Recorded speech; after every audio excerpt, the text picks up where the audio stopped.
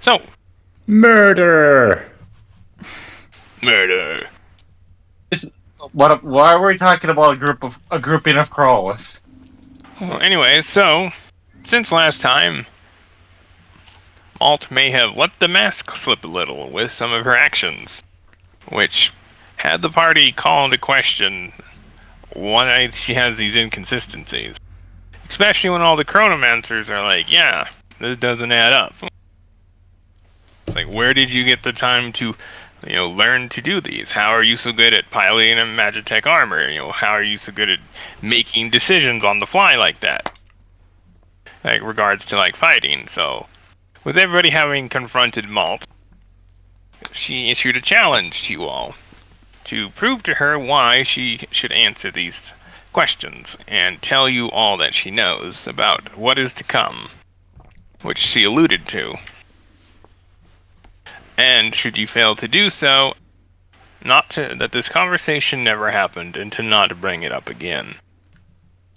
And that she will when she's ready.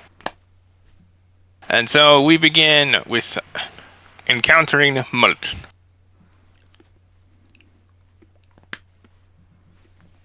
I'm sure you already had fun figuring out stat stuff or whatever for Belinda's borrowed Infernal Iron Machete.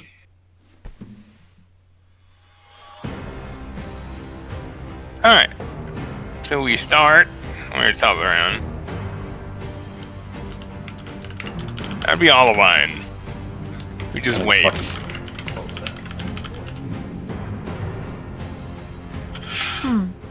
So, Morty. Interesting choice.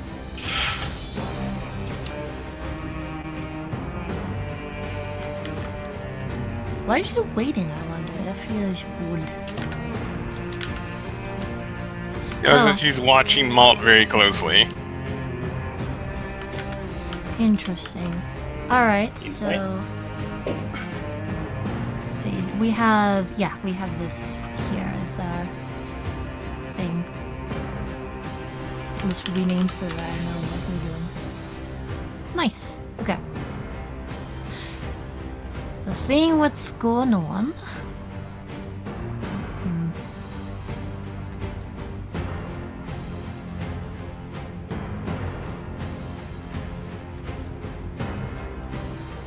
And Malt's right there. Okay. She's starting to. So she stands there. I think Elric would have enough of an inkling of the way that she's fighting enough to warn Morty not to get too close.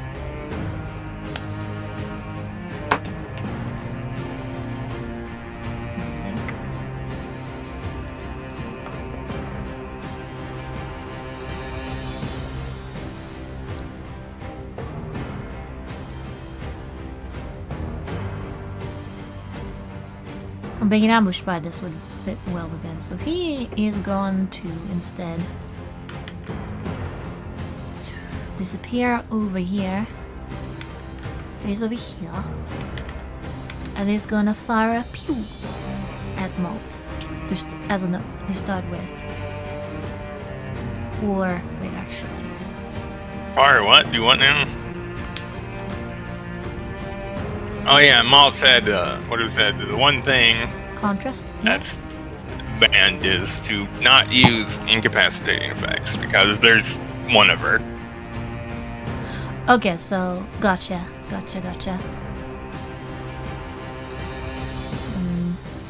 So the best thing in his arsenal, if he can get close, would be Poisson. to bite. So spatial deafness coming up. He's gonna get the dodge action as a part of rolling initiative. Something he can just do. Now let's see. Yeah, she said contrast, so yeah. Let's do the thing. Let's go for a big old bite and teleport behind her like it's nothing personal. You watch as Morty moves. Malt watches him and just turns with him. Yeah, expected as much. However, May I make mine attacks?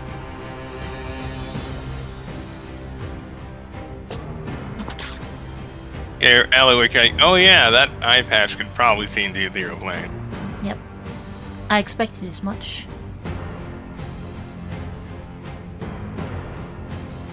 So let's do a bite. No advantage, presumably because of that.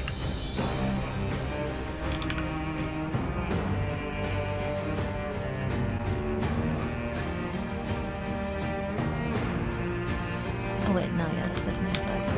Alright. Bite down. 14 to hit. Nope. So as Morty comes down to like chomp on Malt with the bite, she manages to raise up her sword and just parry off his fangs. Okay, bite down the second then in that case. 16! Probably not. Wow, those rough dice. Contrast Once indeed. again, Malt just kind of like knocks Morty away a bit. Pong. 1 and 1.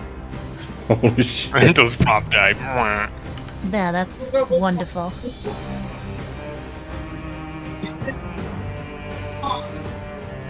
Alrighty. See, how much teleport speed that took? 5, 10, 15, 20, 30, 40. Teleport back. To over here. I think you can do that. Yes, easily. And dodging.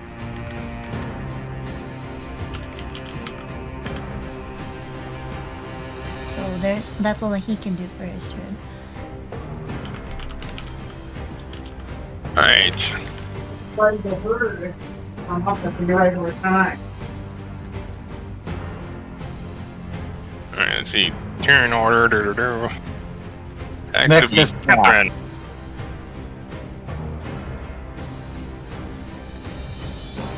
Oh, Belinda's sitting this one out? No, I guess we just didn't put her in there somewhere. No, she's there. Why is she not on the turn order? Next to Indiana. Yeah, but internal door. Somebody Oh, Someone she's up. fetch her up from wherever she should be. Belinda Monty Because Chess. technically she would have went before Morty. But whatever. Can say that she forgorn and then does it after. I was just saying she waits a minute like all of mine does.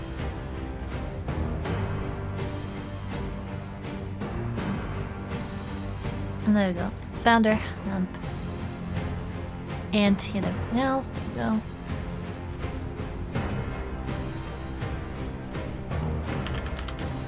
Look. There you go. So that's a fortunate opener.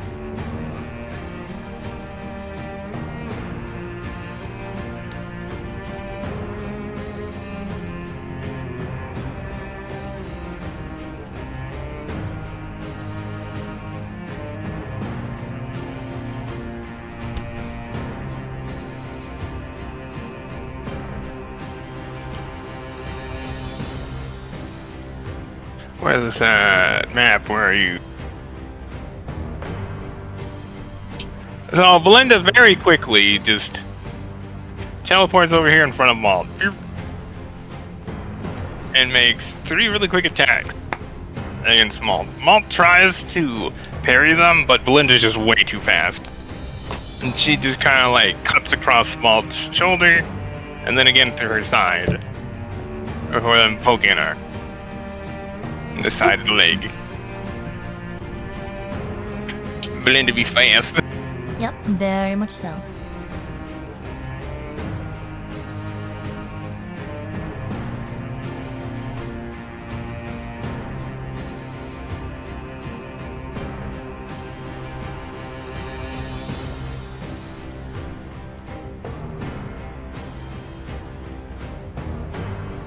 Alright, there we go. And then Belinda's turn.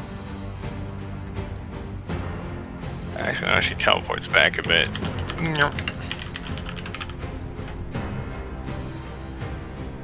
Okay, now it's Catherine's turn. Text you up. Yeah. Text you up.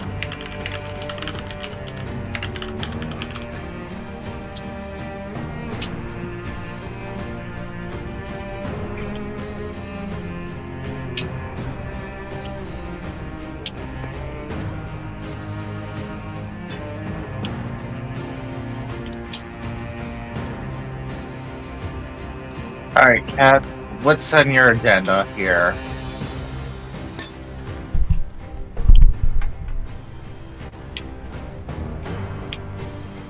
I forgot to move Catherine's sheet over here. Catherine, where are you? Her stealth is so good that even her sheet hides from me. I know, right?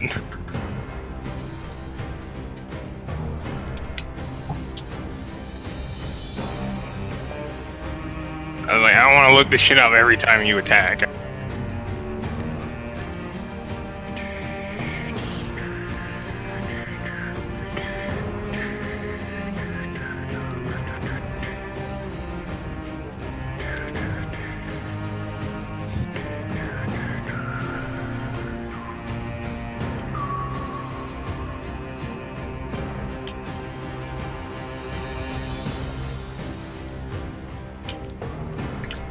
Trust me, my plans are so top secret, not even I know them.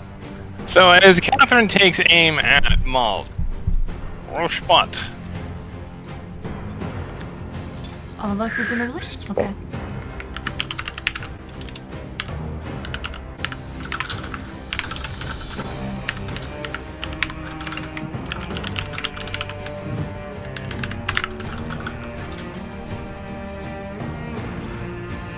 What the fuck, Jan?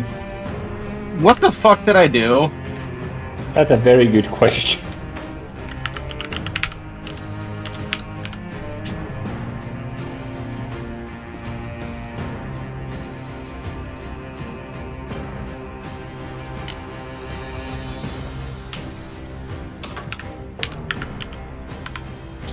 Alright, so...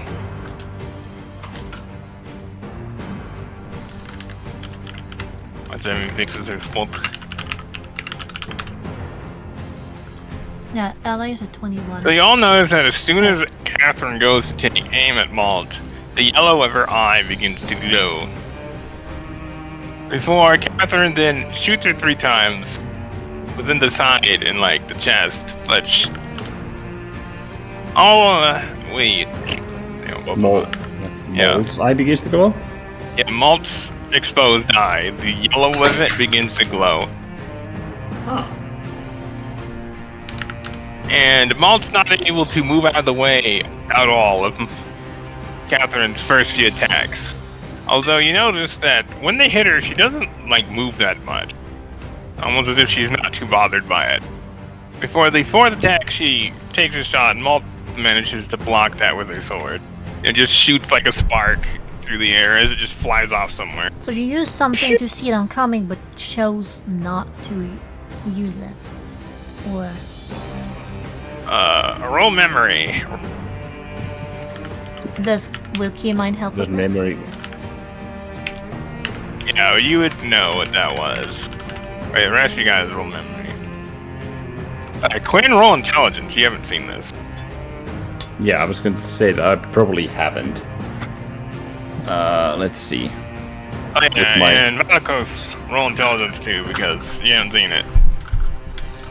Actually, you roll intelligence at advantage because Unicorn Who? and Tiana. Indiana's unicorn, remember? Yeah, mine are gods, so this would be easier for you to notice.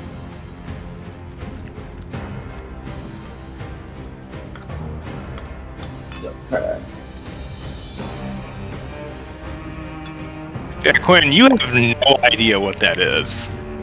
Well, You've I never don't seen have anything like it before. I have no proficiency in intelligence checks. Let's go. 19?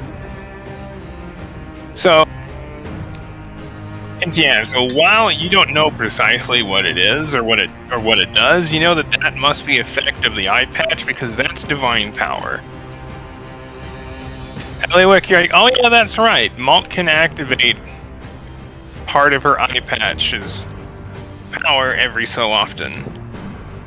And that's what that is, which makes her a lot faster, stronger, and in particular, able to take damage a lot better. So Malt has a bunch of buffs. And that ends Catherine's turn.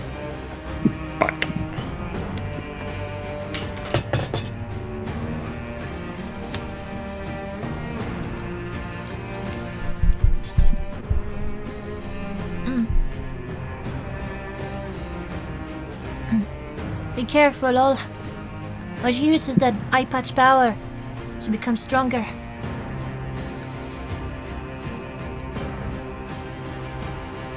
Well, now it would be on. Anyway, turn. Yeah. Alrighty then. The best thing I can do at this point. There's no incapacitation effects. That also includes restraints, or You can certainly try. You know, if you're restrained, you can't really. You're incapacitated to an effect. What about You're all but incapacitated. what about prone effects? Oh, that Nope. should be fine. That'll be fine. It would indeed be fine. The effects that just stop her from doing anything is effectively what she asked you not to do, because that'd make her very, very, very, very easy to beat. Gotcha. Just like hold person, be like, okay, you lose. Dominate person. Stop punching yourself. Why are you hitting yourself?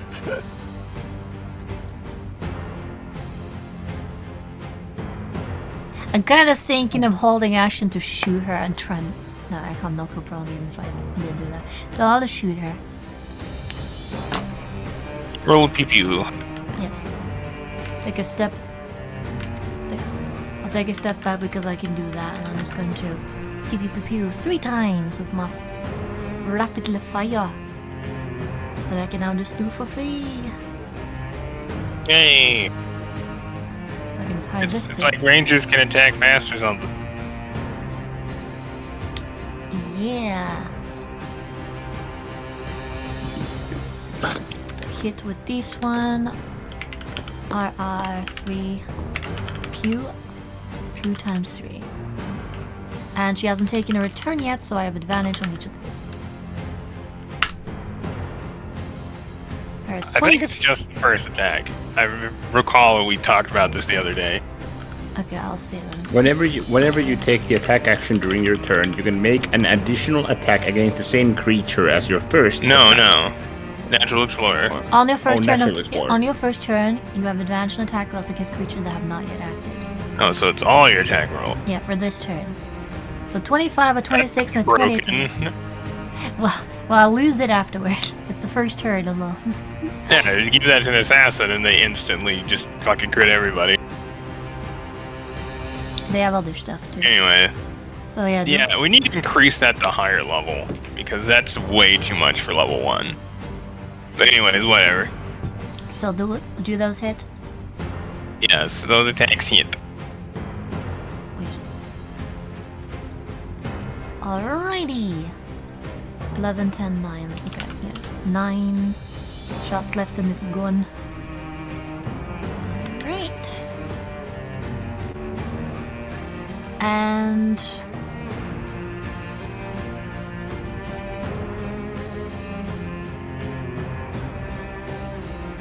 I'm gonna use my bonus action to put on Writhing Tide.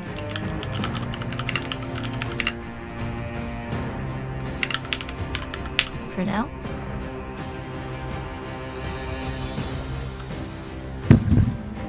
The birds start flocking around me more closer.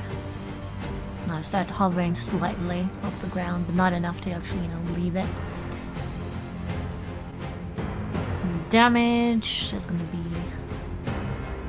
chances of this. Piercing. And then 2d6 force. So 61 pierce and 6 force.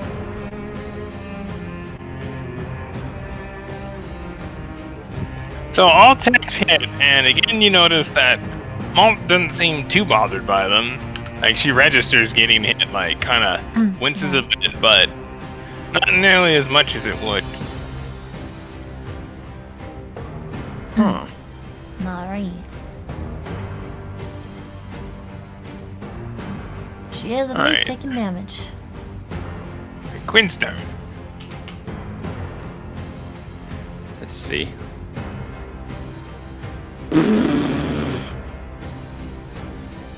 This should prove to be interesting. Well, and I'm here just curious. Okay, you can mitigate all this other stuff, but I think I have something you cannot mitigate.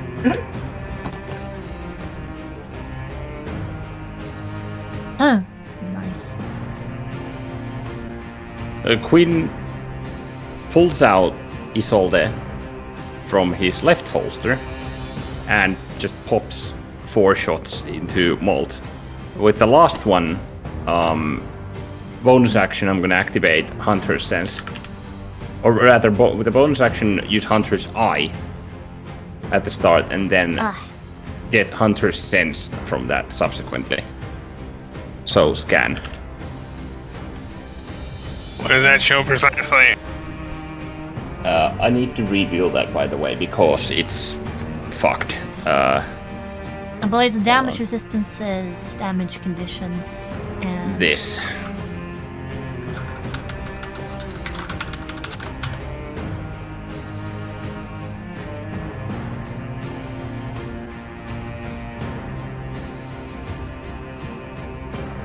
Although, it might need a soft rework, but whatever. Is Hunter's Eye. Hunter's Set.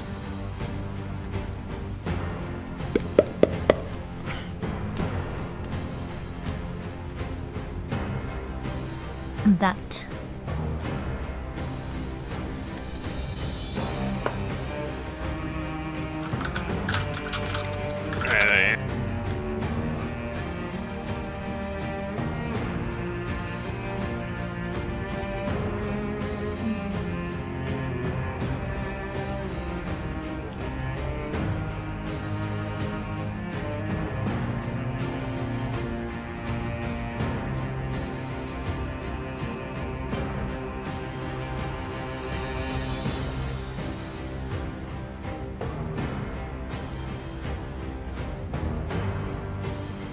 Oh yeah, let's see, what were the attack rolls here? I'm rolling because I was checking what Isolde does. It has additional effects. I haven't used this gun in a long fucking while. I need...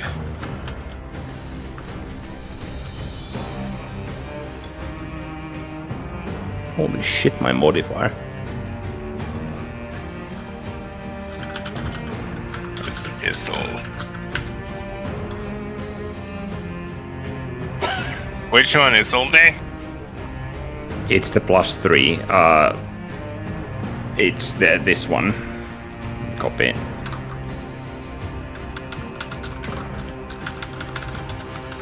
Gotta have a misfire. Gotta have a misfire. Of course I gotta have a misfire. Why not? At least it's on the end. Yep. 3 shots and a misfire. Ah! Alright, these pistols do 2d6, by the way. 2d6? Yeah, for damage. I'll go over more of the stuff they do later. Yep. I forgot about them. No worries. It's 2d6. I'll just fix it here. And Well, 2d... those all hit. Well, 3 of them, because... Well, other Fucking than one. Well, technically, that one would have missed anyway. Okay, that's fair. And Isolde also has... if the ranged weapon attack natural roll is at least 5, it takes cold damage equal to my proficiency die. Yeah, so you'd roll your proficiency die with it. Yeah.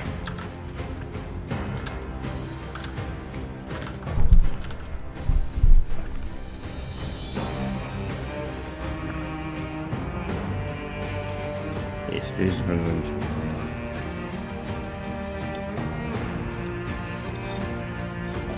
Eight.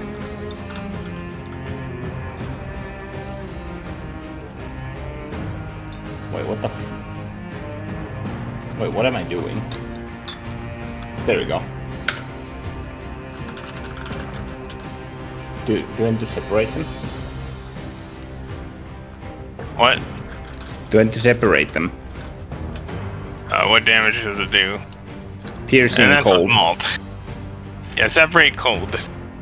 Okay, in that case... Yeah, that's what you get from Malt.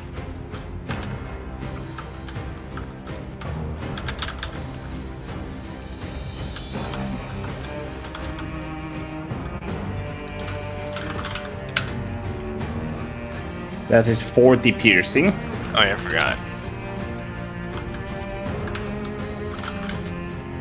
19 cold.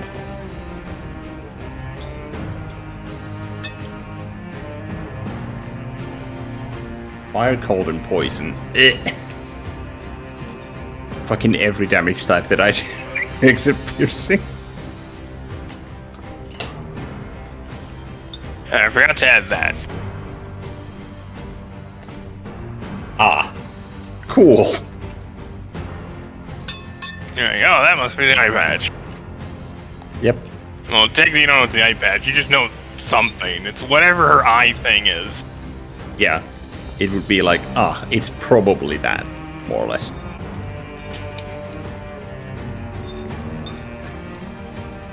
You don't know the source, but you're pretty sure that's what it is. Well, you're one tough short stack, I'll give you that. Because Quinn's eyes glow with this light, kind of dull blue, not quite like detect magic. And went dead. That is Hunter's sense. Right. I think that's how I narrated it. Or originally.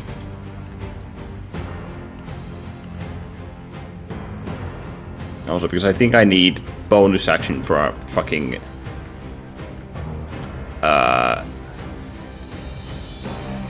for clearing shot as well.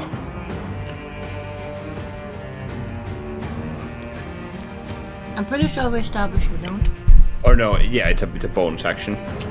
Yeah, it's just a Grit bonus. point. This consumes 1 grit and 1 ammunition. But Yeah. it doesn't use anything more. Which means we can do it now if we want. Oh, it doesn't cost the bonus action anymore? I'm pretty sure we established that, yeah? Last time it came up. Okay. Yeah, it needs to be fixed so it's not a bonus action. Yeah, It's just a did. point of grit. Yeah. So when the 4th shot rings out, there's this sound from the gun. Quinn just looks at it and goes, just like it whispers to himself, "Fuck." Just this So you exasperated. just kind of like point it off towards the ground a bit further away, just kind of knock it, then fire again, and just. Yeah. Just this dejected. Fuck. It's not that encounter if Quinn doesn't jam up at least once or twice.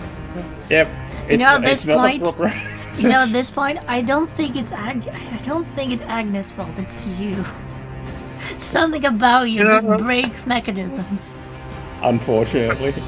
At this point, I think we need to just get all your firearms with infernal iron mechanisms. Fucking let me be like, hey, Fosella. Like Quinn's Give me some of actually, that Eternium. yeah, like Quinn's actually like fires you now see, and he just, with enough use, he just scorches the insides of the firearms. Alright, so that ends your That turn, use. or. Yes. Can't do anything more. Alright. Use the grip point. Alright, so. Intiana, your turn. I go up 10 feet because of the roam, just so I have enough height advantage to get extra level advantage. And time for my 3 pews. Cause I could turn it, because a brimstone blast, I remember you saying that I could make a hellfire, and well, good luck with, I'm curious if that's gonna affect anything. That, and well, because I know just how effective hellfire generally is.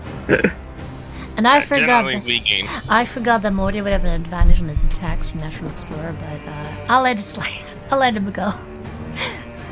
Because it's already been too long. I just derped again. Nah. Honestly, I don't know if you would hit her due to your shitty prof dice. You'd have to roll pretty high. I had plenty of targets. on bet 4. If I just rolled higher on the prof dice, it would have worked. But yeah, I'm not gonna push it. I just wanted to say that. Oops. So, 25, 27, 28. Those all hit. And for each one, Malt makes dex save or will be set on fire.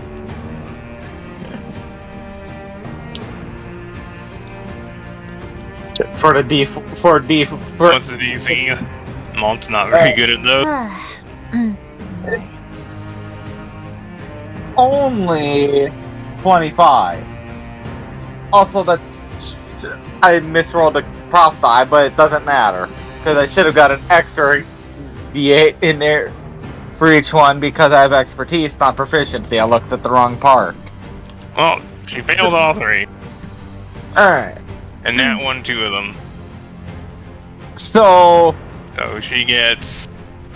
each one would do, on the beginning of each of her turns, a D4 at So base. she gets 5 D4s.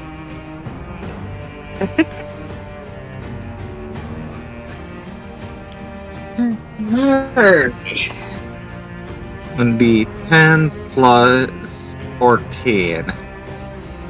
However, instead of that, could I have used this? Here. Basically, upon attacking, make a whistle sound. And give an Indiana an opening. From what?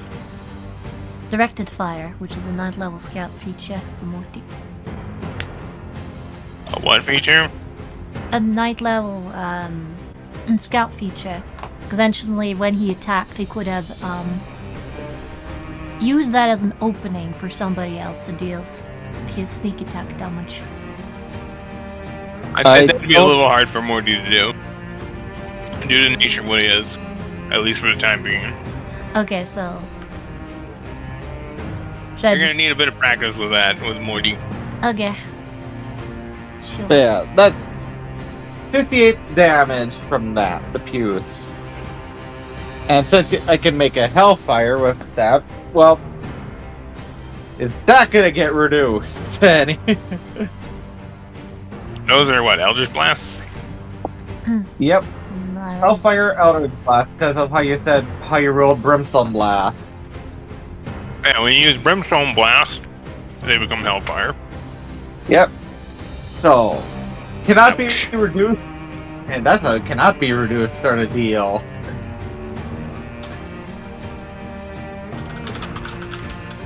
So they don't kind of crash into a punch. Why does it say that hurt?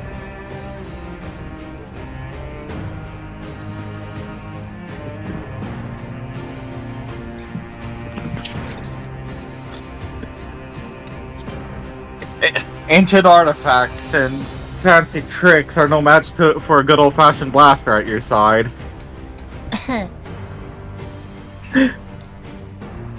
Whole spot. Can anyone else roll 2? Yes. Okay. I almost reversed the D20 and the MI10 around, so it would have been 1D10 MI20. Gotta love the new roll. You notice that Malt just smiles just a small bit at him saying that.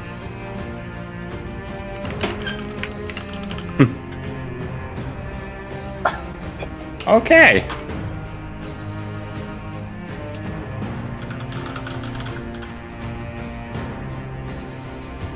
Oh, I got an inspiration back.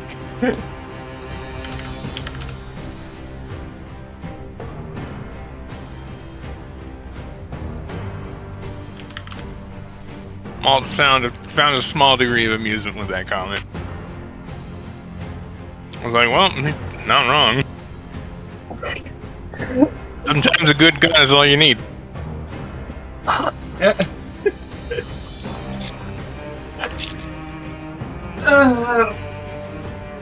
Alright, so that is turn.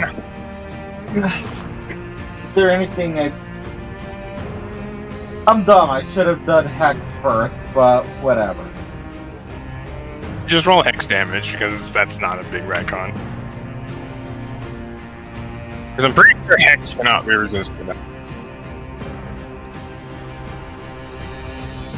Yeah, sounds like it would be. I'm just double checking to see if this would.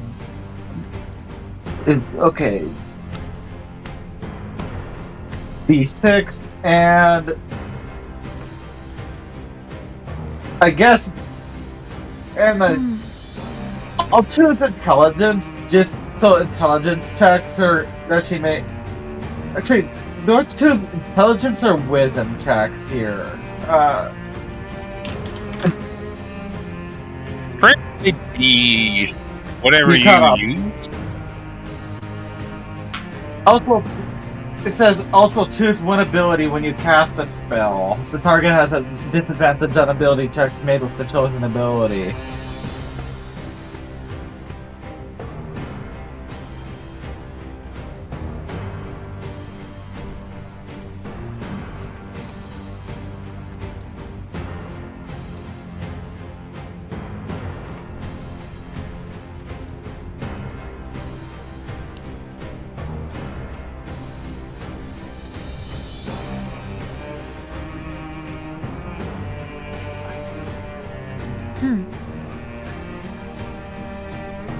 So, well, considering that the hex damage gets reduced anyway, that's either 4 or 2. But it is What damage necrotic. is the hex? It does necrotic. I'd say for you it does hellfire. Which Alright, makes sense. so- Because it makes sense for infernal.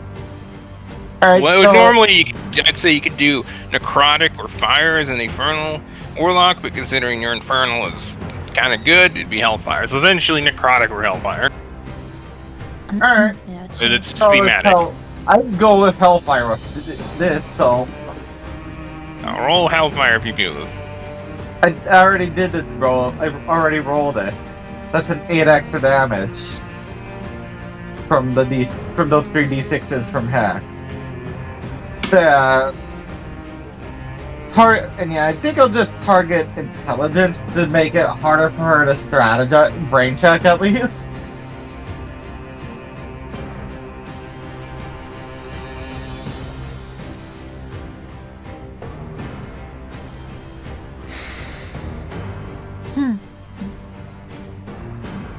So yeah, I already rolled the damage, Azu. Yep.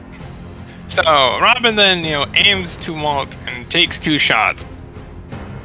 And the spell spread just kind of like knocks her in like the shoulder and then the side. It just take like 2 steps back. How's Robin looking? What do you mean? Like, her state of mind, effectively. Roll inside.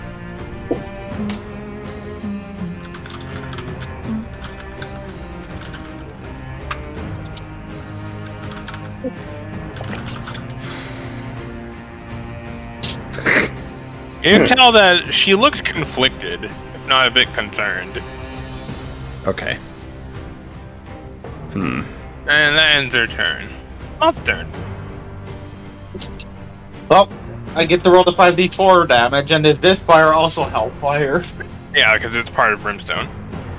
Alright. So yeah, it's like you can't do any big spells with it, but you get a lot of little chip damage that's Hellfire. Yep. That's Damn. 19 extra Hellfire.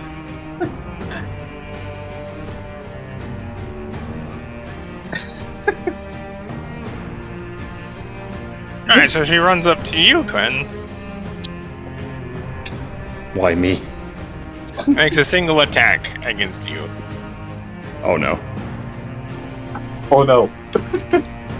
Yeah, that's literally me. Oh no.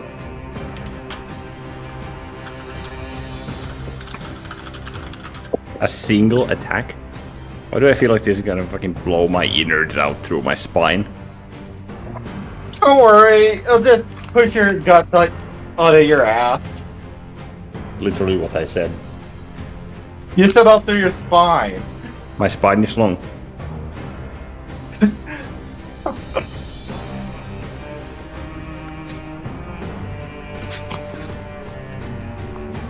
My AC is 23.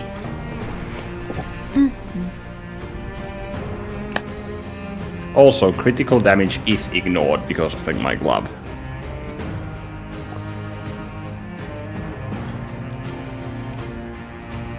Probably a good thing. Yeah. Quinn was like, yeah, this gnome fucking hurts. So all physical damage is halved, and crits are from what? ignored. From the ring that I have. Ring of physical resistance.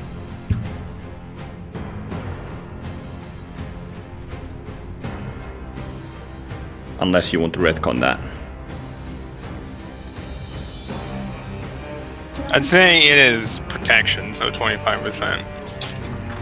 Gotcha. Because this was back all the way back in fucking Keycross. Actually, no, we'll fix that to do something else. Okay, Such okay. nuts. In that case, That's pretty strong, but like I said, it's supposed to be a strong ring, I just don't want it to do that. Because that's like, oh hey, everything's cut in half for physical. I'm like, that's where the most damage comes from. yeah, most of the time. So you then take You wonder 4 why reductions people as she chops the sword down, like, right into you. And you're just like, what the hell is this? Because it's like, she swings it like it's an axe. Yeah. You know, maybe normally a sword, you try to, get the tip of the blade. But she just chops you with, like, the center of it and just kind of, like, digs into your shoulder a bit. And you just kind of look like, huh? Just as she just kind of pulls the trigger and squeezes the trigger on her little handle, actually big handle, and it just shoots into you, and you feel just sharp pain just hit you in the side, as well as, like, a poof of, like, fire. And you take Ow. 4 reductions, 31 damage. I forget. Has Mixed Y'all teams. seen that gun? Y'all have seen that gunblade before, right? Well, So- technically, Intiana hasn't, but Valikos has. She used it in the duel against Ashi. So you know what it is.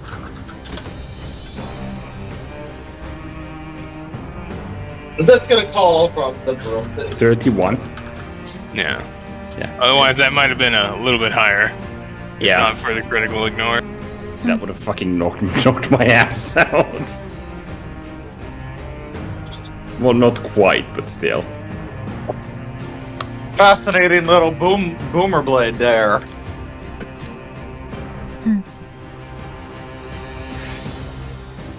That's gonna kick. Ow! So it's like after you get hit, clocks from around you, and then begin to spin backwards, and yay, you're no longer hurt. You're like, oh, so Yay. that's what Olivine was waiting for. Ah, hold action for whatever the fuck this is, because Quinn doesn't know chrono shifting. Well, that's literally what it was. Chrono shift, whatever target Malt hits. Nice.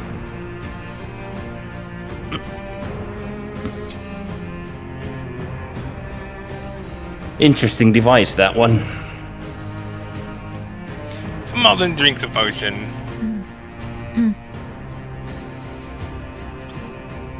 You see, is Malt attempt? Is Malt gonna attempt? At the end of Malt's turn, she can attempt to put out the fire. Let's see. You can do it, Malt. No, that won't do it. Nope. just a roll, I think, like a 19 or higher. Oh my god, that's insane. She's bad at deck saves. She's bad at strength saves, bad at deck saves. Pretty good at con saves. Just don't even bother imposing int saves. Well, I already figured that one out, even if I had him. But yeah, so she then heals quite a bit from that. Like an abnormal amount, or? More than a normal heal potion, that's for certain. Huh. Quinn, roll spot. Just Quinn? He would be the only one that would recognize it. Well, actually, Valicos too. So, Indiana, roll spot. Alright.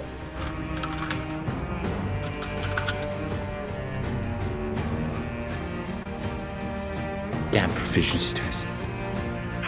So you notice that, and that's definitely not a normal healing potion. Roll memory.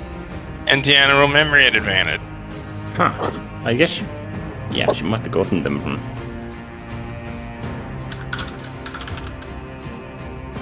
This is the Aether stuff. Alright, back That's around. rude. Olivine, who waits. Malt kind of looks over to Olivine with just a little smile, and Olivine just kind of gives a shrug, like, what?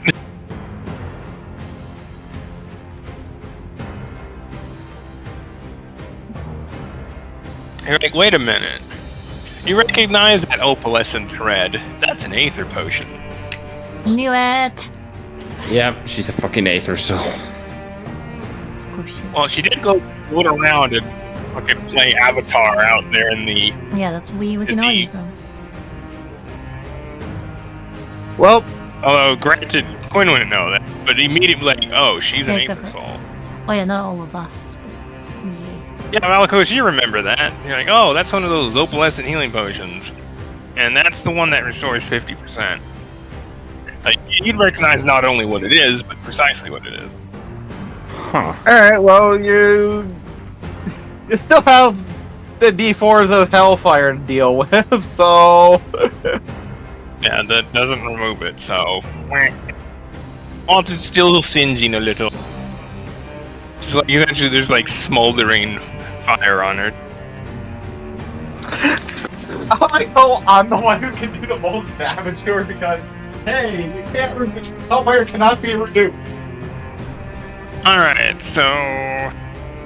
There we go. After all that, it's Morty! You can do it, Spider-Man. Did you forget Belinda again? Yes, you did. Oh yeah, Belinda again. Is she not in your turn order? No, I'm too lazy to add her. Actually, hold on. Belinda, I'll steal you from player. Yes, do that.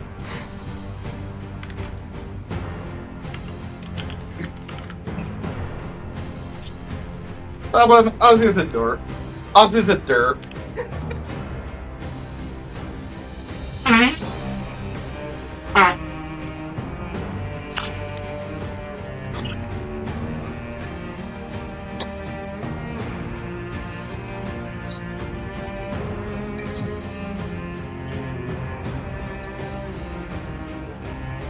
So once again, Belinda makes 3 really quick attacks, and Malt just can't keep up with them. But she manages to get a good clean hit across her chest and side.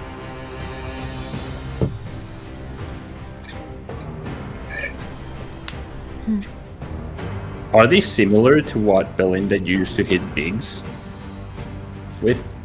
Yeah, you notice that it's like that, but it's not as fast. Okay. You think that whatever it was, it's something that she doesn't normally do, at least not on other people.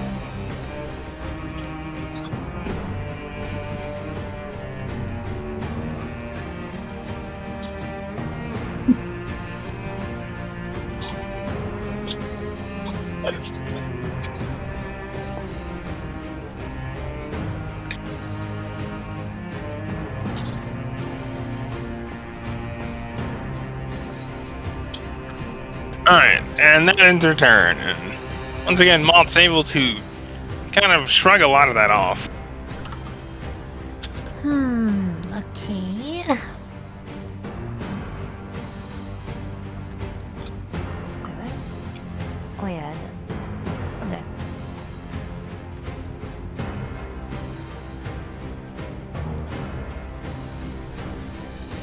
Okay. Gotcha.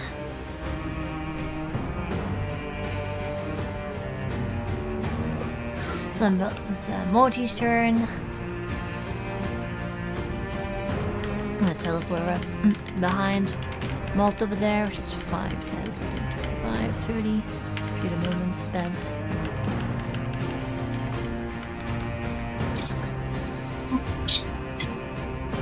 Try and utilize her attack on Queen to get some. To get in close and take a chomp out of her neck.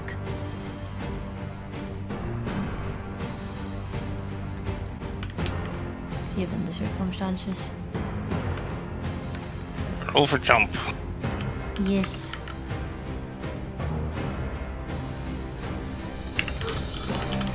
Jumpages. 22 and 21 to hit this time.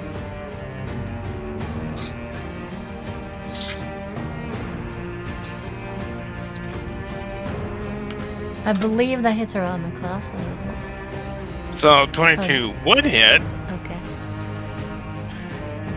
but Malt does something with the blade, right? Like glides her hand across it, and then she moves really quick to be able to block both of those. It's kind of like tink tink. Gotcha. Block dice.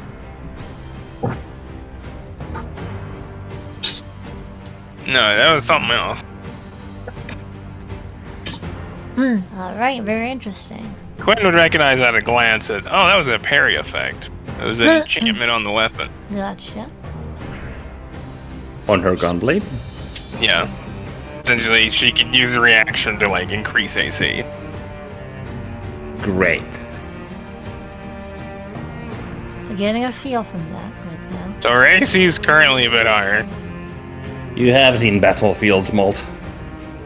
These aren't normal movements. In that case, Morty is going to still teleport. Well, you know that was more the weapon than anything. Because, you know, she's More, not yeah. moving like she was when she was using the armor. Morty's Well, just yeah, going to teleport over but there. like those again. reflexes stay. That ends his turn. You don't know that. I don't. Well, like, you're watching her, you notice she's moving differently. All right, because she. Yeah, never mind then. Yep. Like, as you're watching her, you can like tell she's definitely holding back, because you know she moves faster than this. Yep. I mean, you saw it.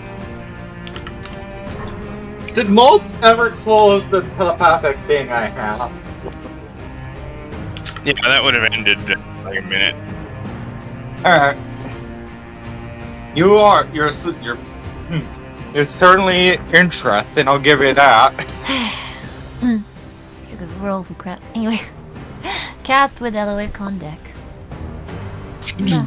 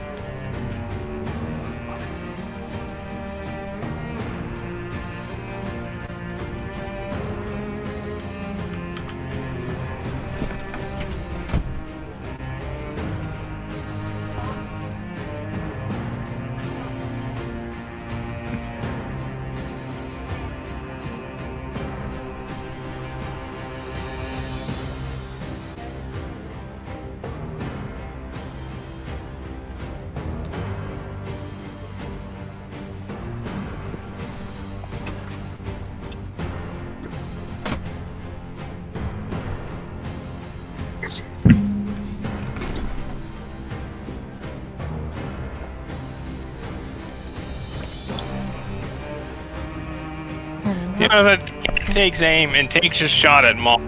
Hits her like square in the chest with like a loud snap. Like if she wasn't wearing armor, that would have been fatal. Just kind of like grabbed her chest there, like that hurt. That like smacked her right in the clavicle. Is your gun, Catherine? Nice.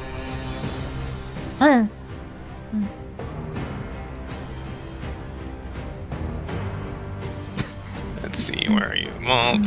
There you are.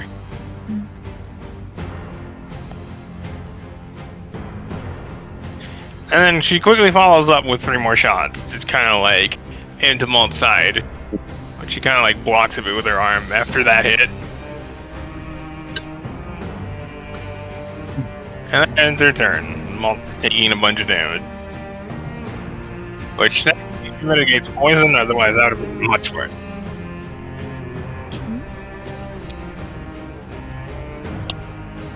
Alrighty. And so, Eliwick. This turn is gonna be very simple. As just around where Malt is, it's gonna be an explosion of light casting fairy fire on her. So only she gets affected. So she's got a dog. What's the DC? The DC would be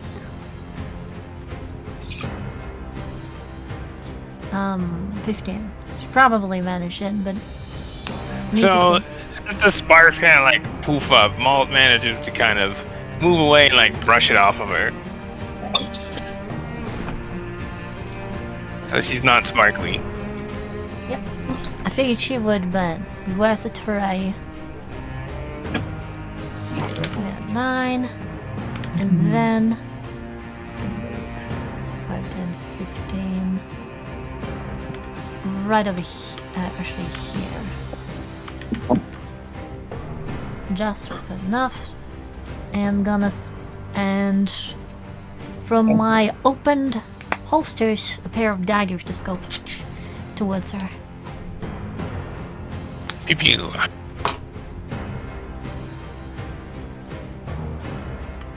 Because action economy go.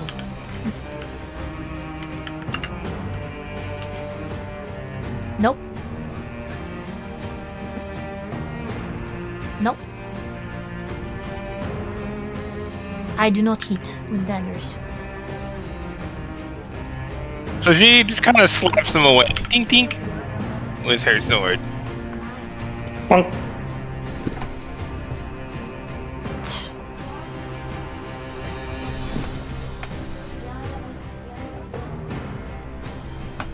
Alright.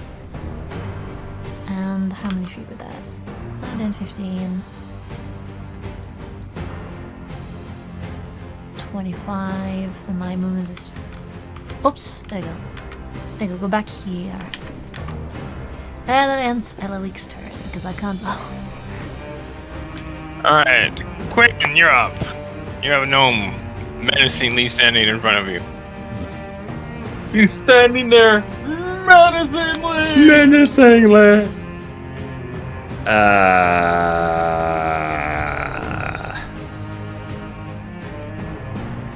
Let's see. I didn't have any. God damn it.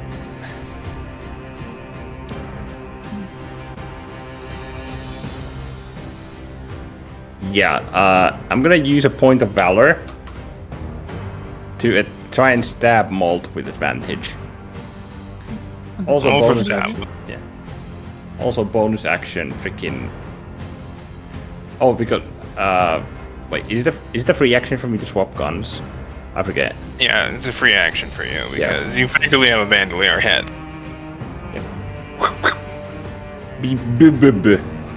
So you quickly stole your weapon before drawing the BB.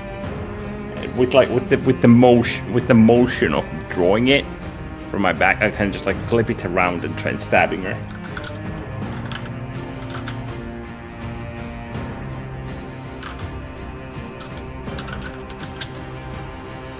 $27? 27 hits. Oh, okay. Nice. So when you take it out and you just quickly, aim as if you're going to fire, but very quickly correct to then stab at her. Malt's just kind of taken off guard, like, wait, what?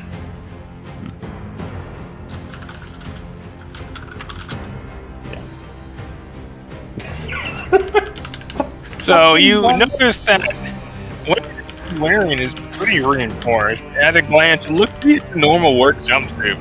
That's definitely got chain under it. Yeah. Seeing as I can't quite pierce like as far as I'd like to, I'm gonna try and fucking flamethrow her.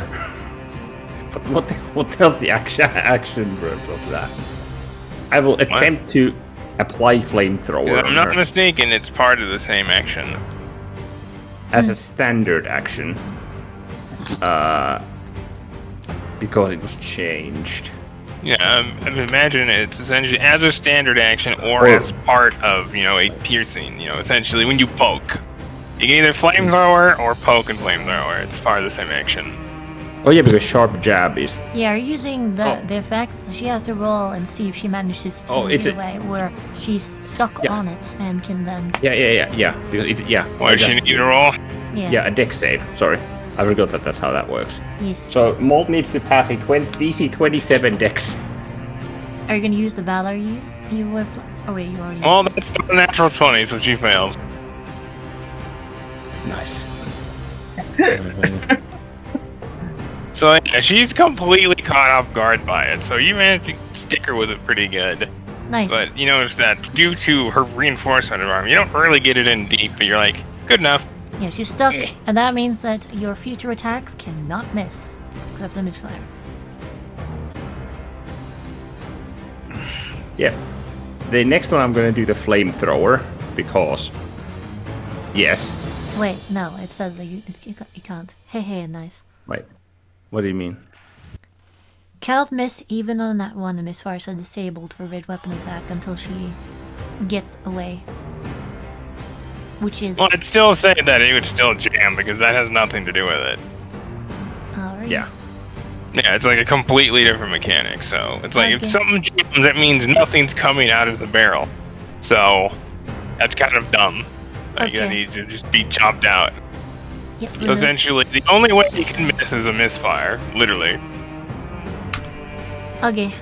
So I remove that those brackets.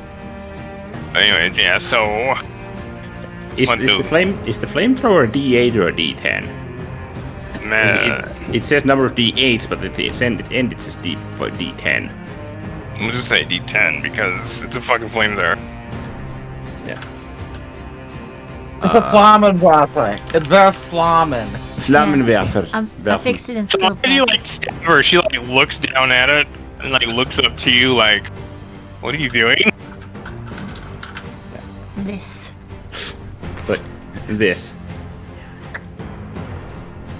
So you activate the flames, and it just covers her, just a torrent of flames just engulfs her since she's so small.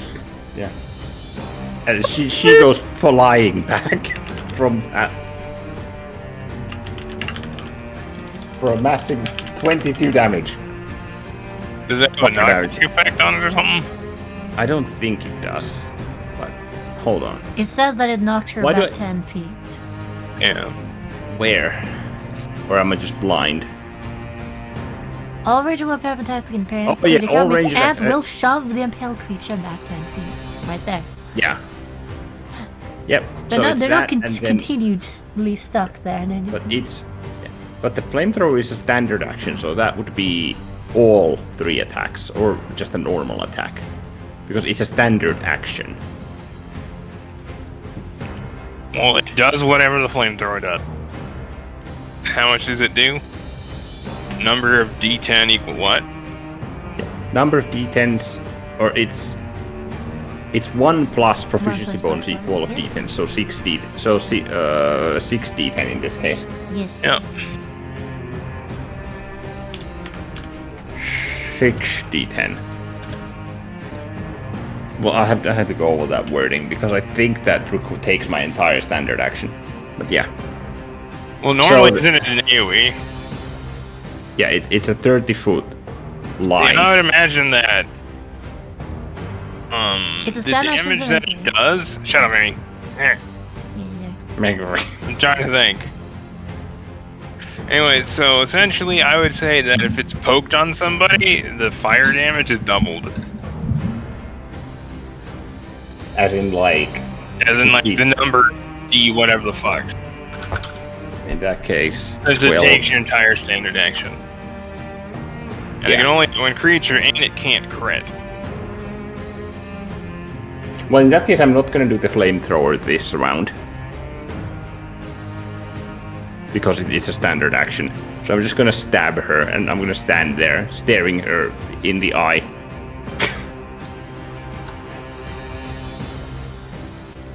But she's not restrained, so she can just get out of it. No, she can just pull out of that. Yeah. As you just like Maud like looks down at like looks at you, and you just like just activate part on the side, and then just release a torrent of flames. It just kind of explodes. Oh yeah, Belinda needs to make a tech save because it's just right in front of you. Oh yeah, Belinda just like just gets the fuck out of there. And let that be a safe, a somewhat safe lesson on gun control. Always be aware of the target and everything behind the target. Well, in this case, it's around the target because it's just fire everywhere in front of them. Well, Yep. that's the whole lesson in gun safety, technically. Technically, that was Belinda's fault because she didn't know. Now she knows. All chronomancers need to learn by experience. Yeah, she just used her time fuckery to just. She could just go to an alternate timeline. So Maud, looking a little singed, just kind of like picks herself up, like brushes herself off. Yeah, she's just singed a bit, but manages to mitigate that fairly well. 2 more shots coming at her. Like, quite effectively took aim during the time that the freaking fire cloud was there. But yeah, understandably because she's resistant to fire. It didn't say well, yeah, it did. It didn't say it except the part where it said it. Oh my god, it didn't misfire. Who are you and what did you do with Quinn? It's a miracle.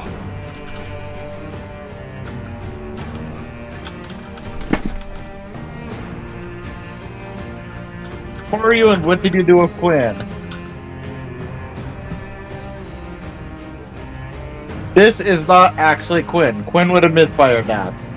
It's an So imposter. the It's first Lauren. attack, Maud like looks up to you, sees you taking it, and kind of like raises her blade and tink, like manages to block the first attack, but the other one goes just below her blade and just right into her chest. Nice. That's... Oh my god. The duality of damage. Oh yeah. Yeah, Quinn like kinda shoots first once, there's just this As it just sound. goes flying off into the forest somewhere. Jesus. Beware of fucking squirrels. You realize you actually, roll engineering. Okay. I think that Quinn's the only one that would realize that. 22 engineering. You didn't notice it at first because it has a interesting finish on it, like some magical like effect with it, but after that hit, you're like, that's adamantine. I mean, that is one heavy-duty sword. Jesus. And she's swinging it like it's nothing.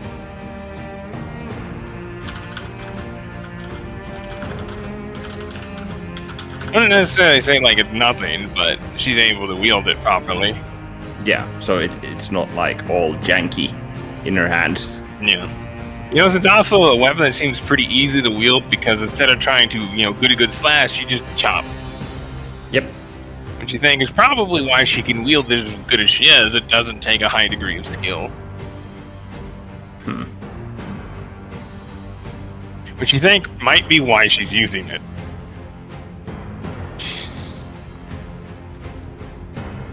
So if I say melee is not her strong suit. Nope. Well, Brawl always was my favorite of the Smash Bros.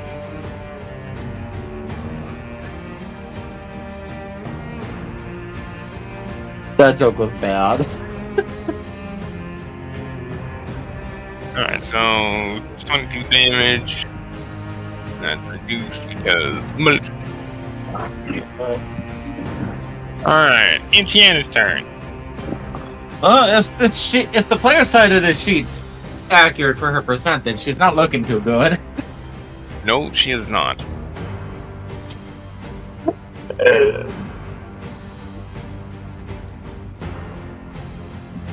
Watch as she goes to 0%, she goes into phase 2 fucking raid boss mode. Because she's holding back.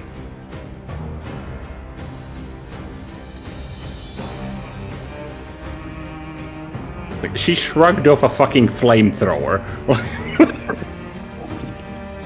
She can't shrug off my fire. Or at least my brimstone blast fire.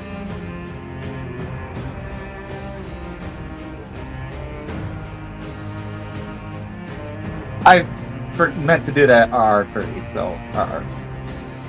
RR37, what? I meant that attack roll there, 38, with a brimstone pew. Alright, so Indiana. Yeah. So well, suffice to say, that hits. I'm rolling these one at a time, right? Now. That was a husky bird. Yes, it was. Not intentional, by the way. We have ladies in our presence. I don't care. Yeah, true. Better out than in, I always say. So, with the first one, 18, and this is again implied brimstone.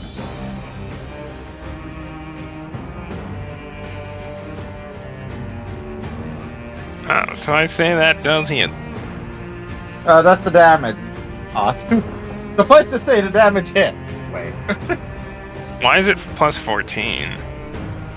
I can apply my. I have two things that let me add my charisma mod to the damage. Oh, that's right, you have the thing and then the other thing. Yeah. Yeah, I remember. I remembered that. You were just testing me. So, yeah. How's she after that 18 Hellfire?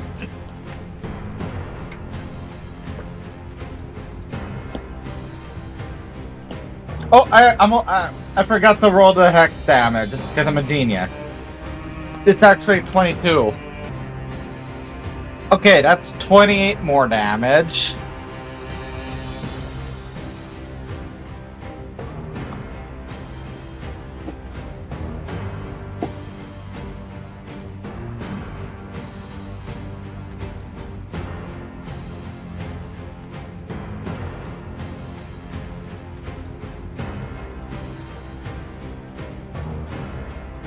Does she block at 34? Nope, it does not. So she Am I tried to good? like stop this projectile coming, but she's too slow. Am I going to need to roll damage here? Because there was an 18 What was the damage. damage for the first one? 18. The first damage was 22. Then there was a 28. So before you take your next shot, Maul holds up her hand.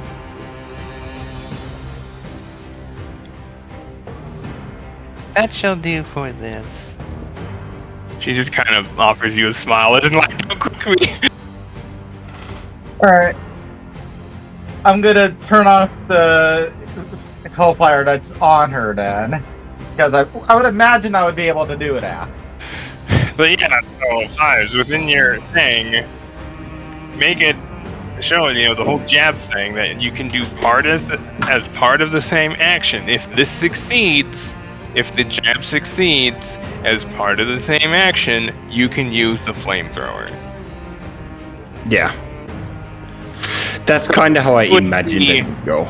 Yeah, essentially, because it takes one of your attacks, and it has to, they have to, for first you need to hit, second they need to do a save. So it's actually 2 rolls, which is why it's so good when it activates. Because there's 2 chances for the enemy to get away from it.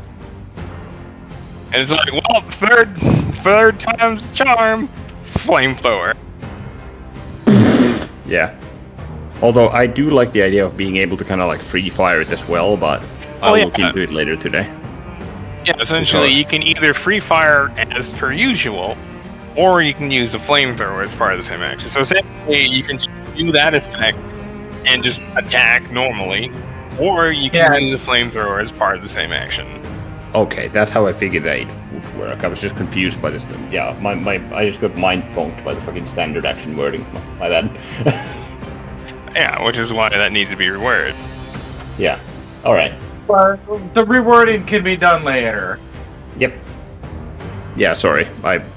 Yeah, that was my confusion. Yeah, with a snap of my finger, the brimstone that was cooking her is gone.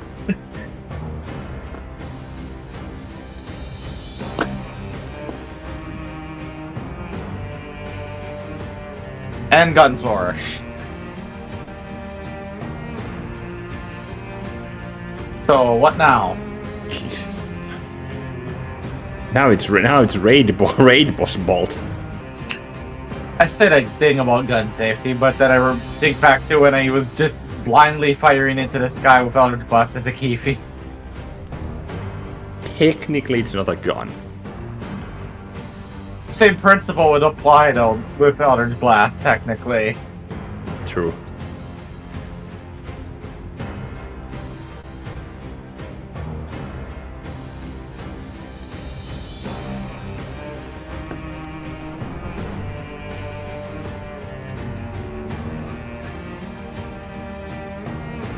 Just always be aware of the target and everything behind the target. So the very, very crispy malt just Extra kind of, crispy. like coughs as she starts like walking down like to the south. It's like one of those like comical like coughs and like smoke comes out. She's just covered in just ash. Yeah, I can see her being covered in soot and ash and just. She's literally smoking. She's literally smoking hot. Yes, malt is. She's a smoking hot gnome. Hot gnomes in your area. Well, you know where one is. Right in front of you. So what happens next? So Malt like wanders off, says, "I'll be right back." Kind of just like wanders off into the forest. You know, for about like 2 minutes. Why? Before she comes back. And she's wearing something very different, which Valikos recognizes. Technically not Antiana, but you still know what it is. And everybody that went down to the mines recognizes this, except for like Catherine, Olivine, and you, Quinn, are like, huh? What is she wearing? Because it looks just like a bodysuit. Oh. Oh no. And you, Quinn, roll logic at advantage because this falls under your like jurisdiction of knowledge. Somewhat.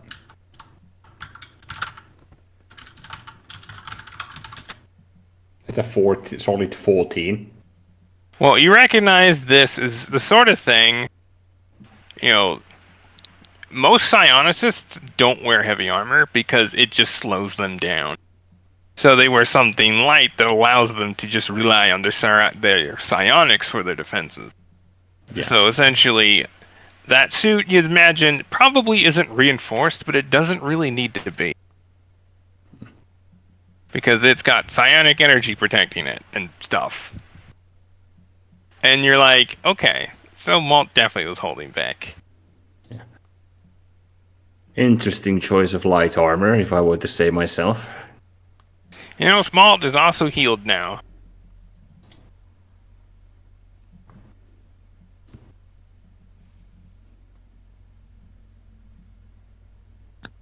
She looks perfectly fine with slightly singed hair, but otherwise pretty fine.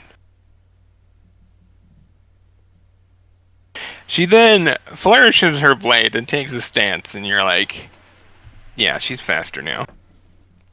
Cool.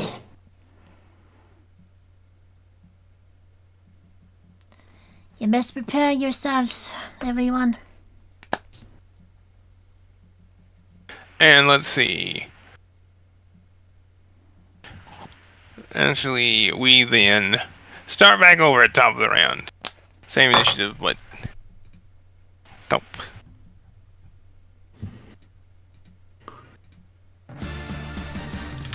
Alright.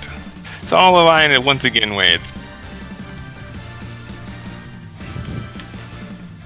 Oh, I forgot to update something. March, where's your sheep?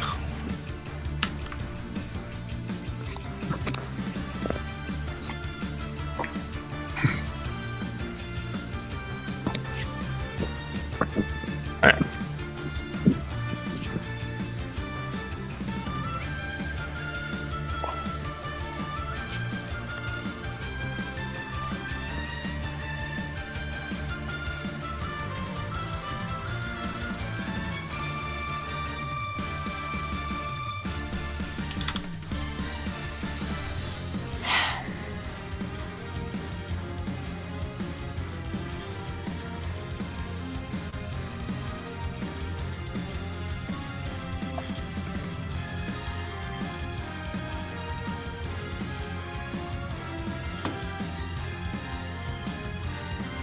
Alright, so Belinda.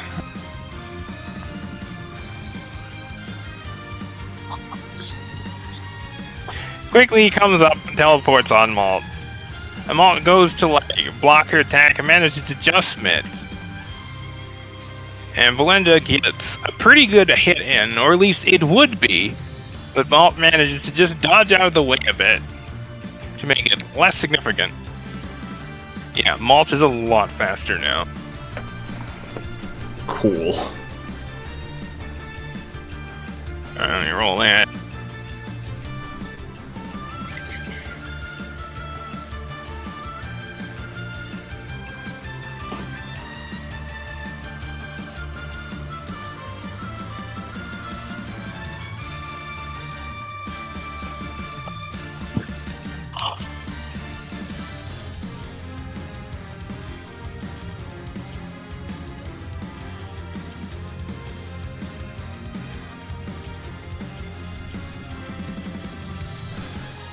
So Malt takes that like it's not bad at all.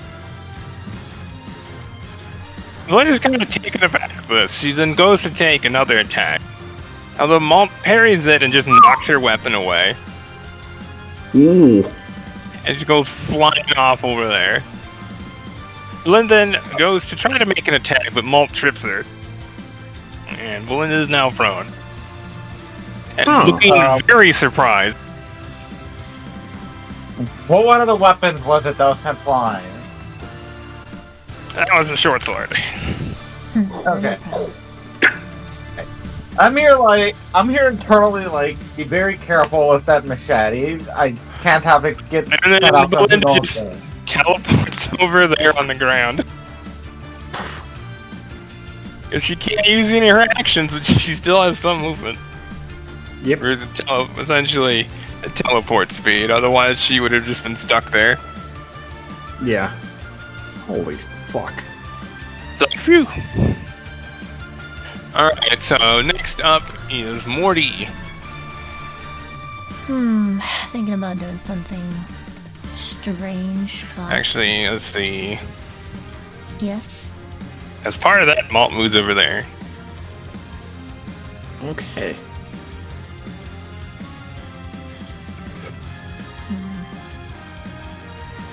Don't have really any melee fighters here, so...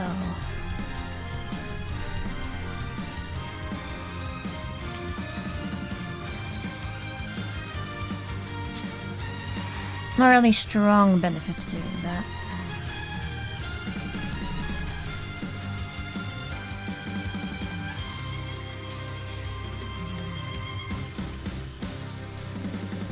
Is she wearing her gauntlets right now?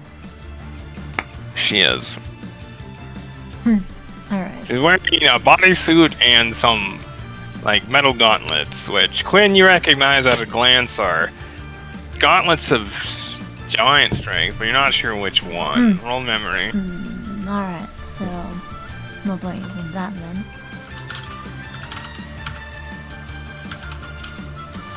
Actually, memory at advantage because this is the kind of stuff you would know. Yeah, I would know my magical items pretty well. 20.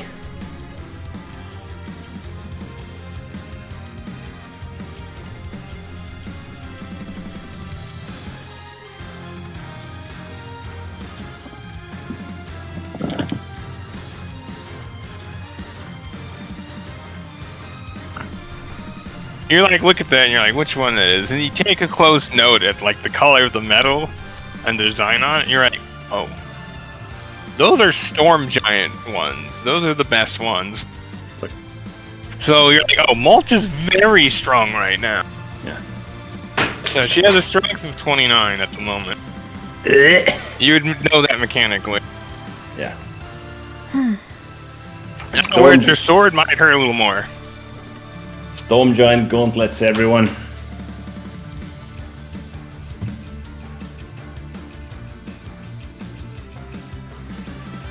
He would effectively say out loud. So anything to change her physicality probably would be less than effective here. Especially being a Probably. breach node. I polymorph her into a squid.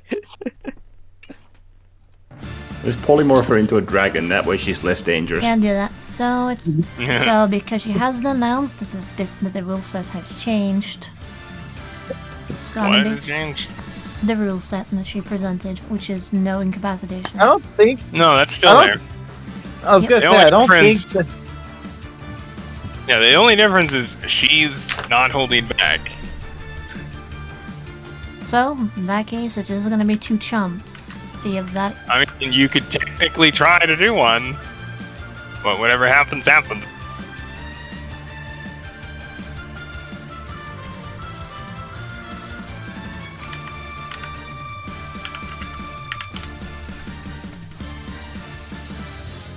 $24 and $27.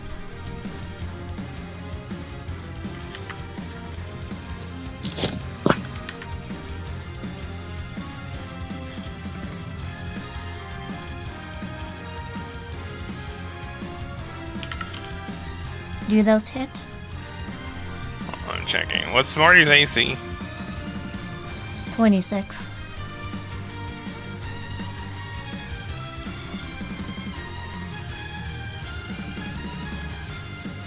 So as Morty goes to like bite down on her, she very quickly manages to just, move out of the way and like knock her weapon aside. Morty is a Not spider. knock her weapon, but essentially knock her fangs aside. Okay. well, that is knocking his weapon aside, technically. Yeah, he knocks his fang aside. Wait, come back.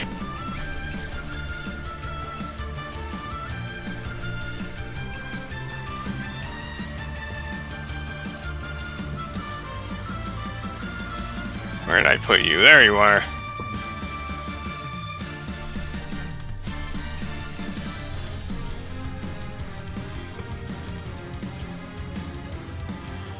Does she attack every turn? Yes, I'm just doing math. Slippery foe. Disadvantage. What's that do? Take the dodge action. Not gonna work. Not that he knows that. Oh no, she knows that. Because as he goes to like move out of the way, she corrects as he moves. Okay.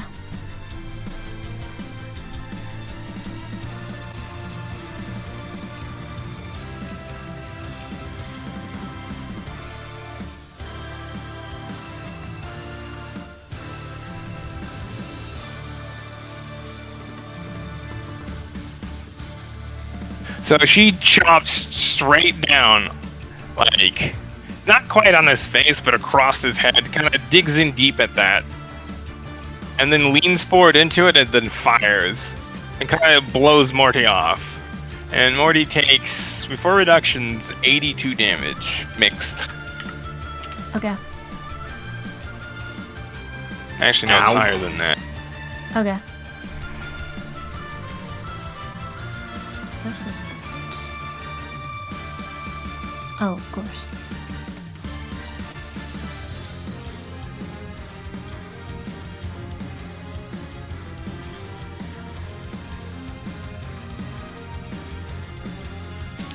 I gotta double check something. Where are you, sheep?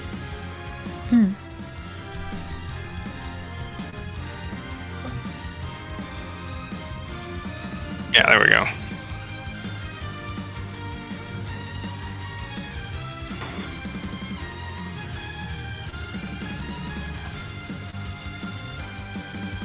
It takes 107 damage. Okay. In which case, he's down. She Wait, kind of like false. looks over to you, kind of like a sorry kind of look, like. Eh. It's like, how dare you? And she's like, sorry, spider. Spooky. Elva grits her teeth. And apologizes over the link even though he can't hear. Alright, so Catherine's turn.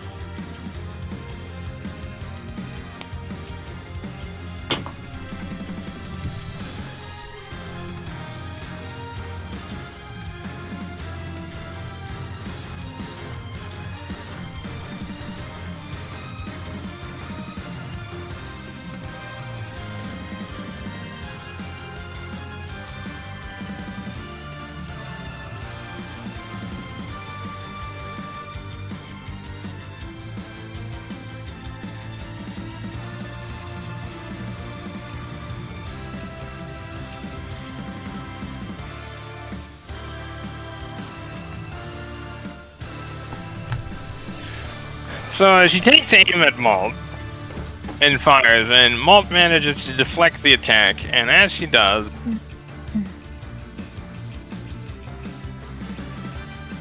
she moves up to her. Catherine kind of like takes a step back and goes to fire, but as she does, Malt swings up her sword and knocks her gun away. And it's over there.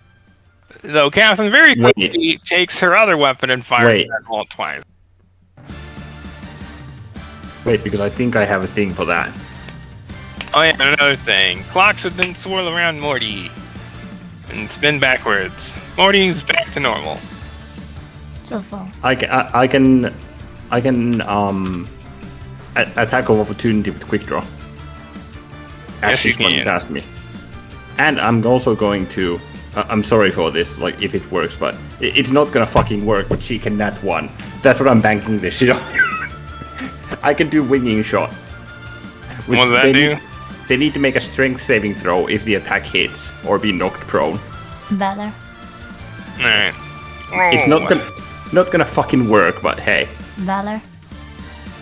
I don't have any.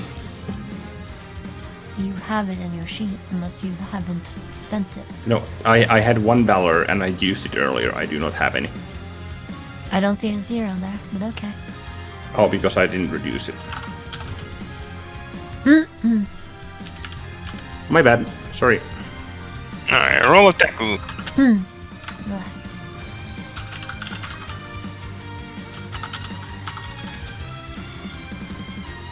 35? 35 hits. Nice. And the DC is a massive 18 because I believe these trick shots are based on my wisdom to say DC. I believe so. Grit. Where the fuck is grit? Well, I know Grit for a stubborn de- stuff. What the fuck? It's Dex? Yeah, still 18. So, like, as Malt steps forward and, like, kind of, like, knocks Catherine's gun away, you take a quick shot at her side, and she slips and loses balance. Which Catherine just fires down at her.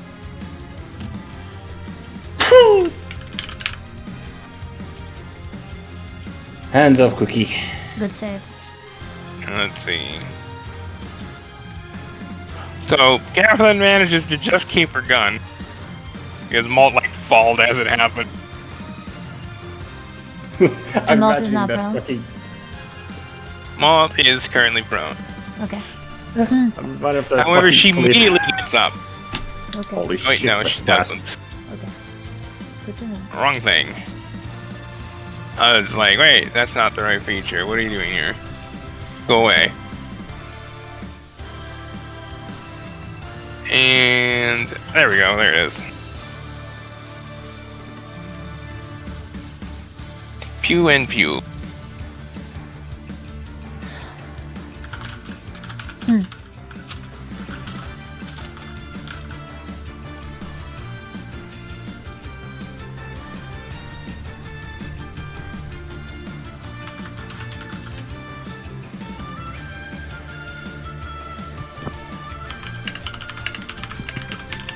Fucking little girl falling over when a dog pulls a bit too hard. Like, Yeah, it's a Go! little bit like. go! So you realize, oh, she's a lot stronger now, but she's still not very used to using it. You're like, Malt is definitely not a fighter, and you're like, something's kind of amiss here. Yeah, because... Yeah. Because she's moving a lot faster, but she's not moving the same as she did before. Is it like she would be like kind of like a different person? You have no idea. Either she is still holding back, or there's something else going on here. So actually, roll insight. Myself as well, because naturally paying attention. Because when she said that she's not holding back.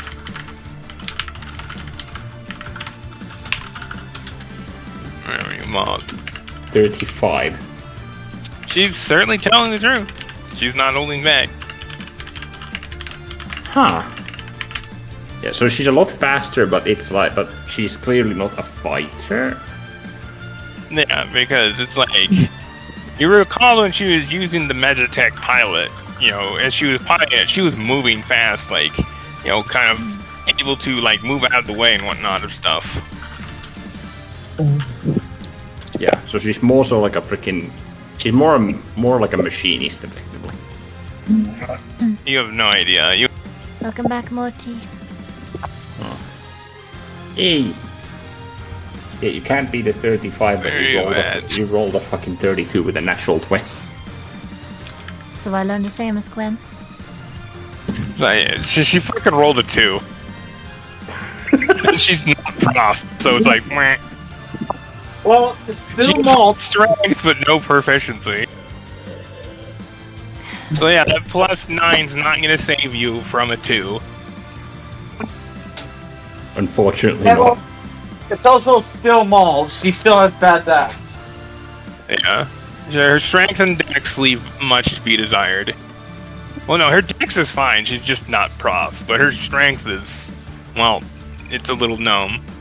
Well, she has the giant gauntlet, so that really that helps some. Catherine, there you are. Hmm. Okay, and Malt, damage, health. There we go, and that ends Catherine's turn.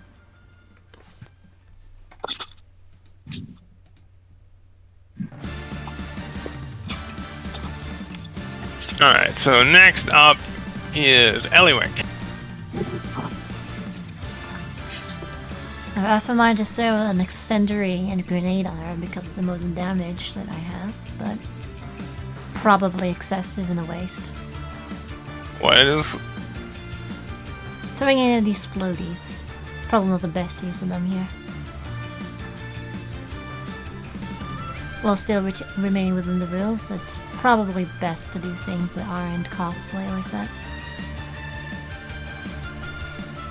Not like it's the first time that I've held back needlessly, but hey. Like I said, it's entirely up to you. Although girls play by the rules, if nothing else, though I'm probably not gonna throw an incendiary explosive. Well, you would know that Malt's not holding back, so neither should you. Alright.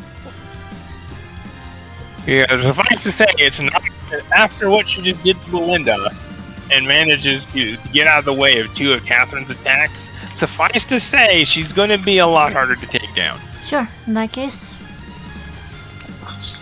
grab an explosive, light the fuse, use my object interaction to light that one, throw 2 grenades at her, such that only she is affected. I probably will have advantage on that because she's prone. What's the range on those things? Are they thinking pairs? Disadvantage. What? No, she has another thing that's similar. So I don't remember what the stats are. I've got incendiary explosives, I've got high explosives, I've got concussive. Concussive, I'm not gonna... Oh wait, no I don't. I used them. But explosives and high explosives and incendiary, I do have. So, what are the stats on those again? Because it doesn't say. Which ones did you use? I The high explodies? Is that the one that deals a lot of damage? Yeah, those would be 8d8 at a distance of, I think, what, 20 feet? I don't know, it doesn't say. 8d8. Yeah, those are 20 8d8. feet. And So, creatures need to make a dex save within 20 feet Yep. around it. yep, she Or has they disadvantage take on that. shrapnel. Yep, she has a disadvantage on that. So I. So you just kind of toss 2 of them down to the south of her bed, and she like looks over like, oh no. Which doesn't sound very convincing, but considering it's malt, it's like, oh no. Can you even angle those in a way that it doesn't like Yes, hit anyone else? I'm not trying to hit anyone else. I'm trying to localize it on her. In other words, Yeah, but, like, put it how? on the fringe. Yeah, but how? If I throw them far enough away, 20-foot radius. 20-foot radius. So let's Yeah, see. but you can't. Yeah, but Morty's going to get always going to get hit. Morty or you. So we can move out of the way. So that helps matters. Let's see, where would it have to center? 5, 10, 15, 20. 5, 10, 15, 20. Just center it over here.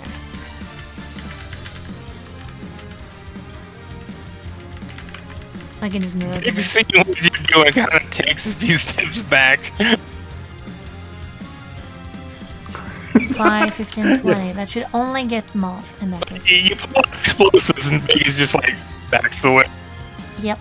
And then after I've thrown it, and by the time the connect, just like, sorry, malt, but you challenged us, and we're taking this seriously. As this, Hi, Dublin. say no. What? What? Body swirl. Alright, so only make 2 dex saves. Because you used 2, right? 2. And I rolled terribly on the dice, so there's that. The Rangers who love nature fucking scourge it with explosives. Well, suffice to say, Malt's not able to get out of the way, and she just gets pelted with shrapnel.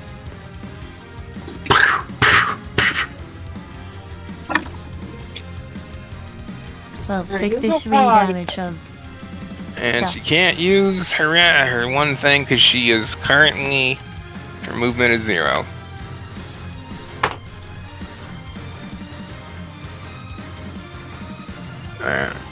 And she takes damage.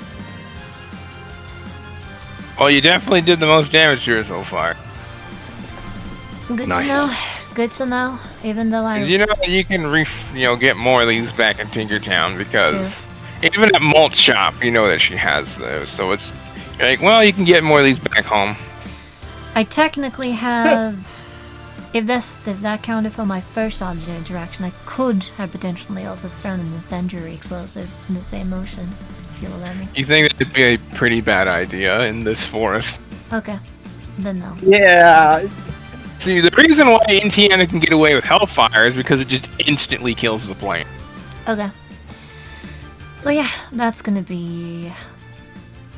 Yeah, there's no time for the fire to spread. The fire just goes poof, and whatever plant's there is just evaporated.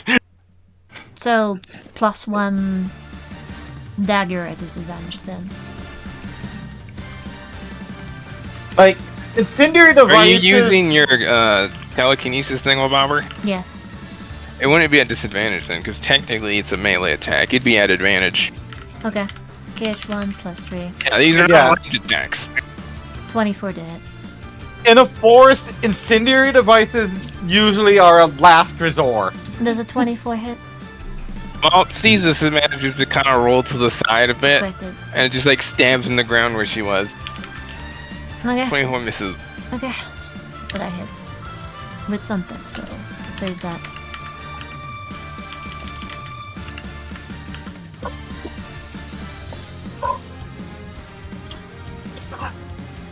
That ends my turn.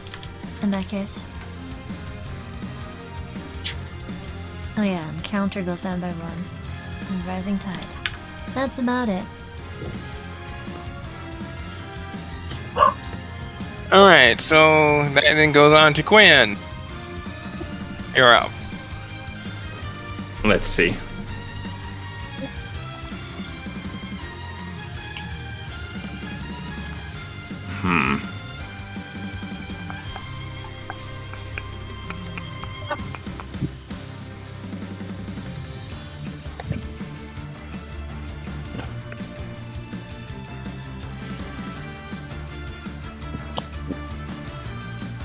Okay. Seeing that, he kind of flips his bandolier around, effectively like, removing his BBB. Also, I don't think I ever rolled damage for that winging shot, because I would have had to soldier back out. Yeah, you need to roll damage, because that hit and she failed. Yep, I tripped. I was like, okay, Mo, you got a +9. You can do this. Rolls a 2. Well, that's an 11. Also, the fucking, like... these need to be rewarded too, whatever. And that one would have just put her deep in the ground. And that one, she does like a half backflip.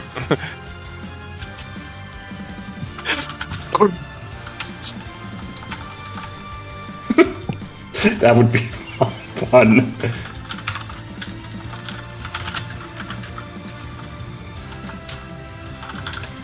"16 piercing and 8 cold."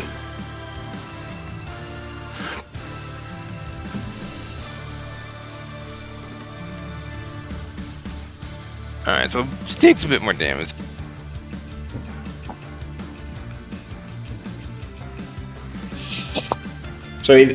So Quinn then takes...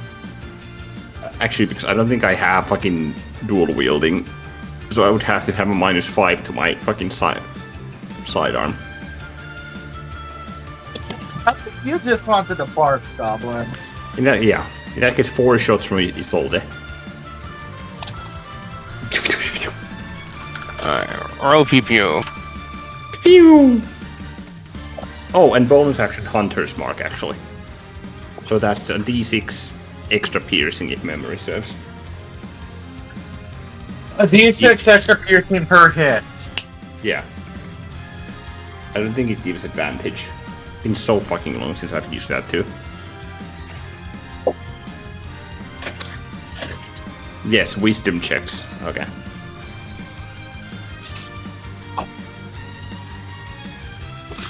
God fucking damn it, stop. Stop being ADHD.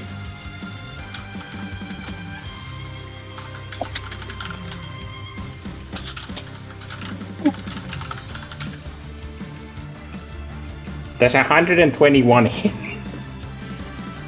Suffice to say, Yeah. 22, 26, 34, 39. first one misses, second one hits, the third one just hits, and the fourth one hits. No crit range, Jesus. I presume. Nope. Not on these things. Good to know.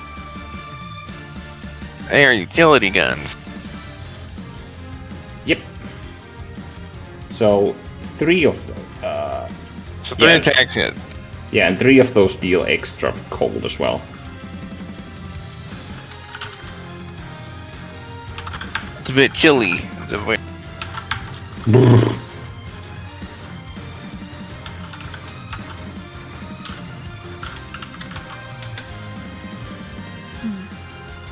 Why? What? Oh, whoops. My bad. Oops. 1d0. Oh, yes. Also, I can reroll that. Quinn's throwing marbles at Malt now, Abu. Just like bounces off her. Just, Take this.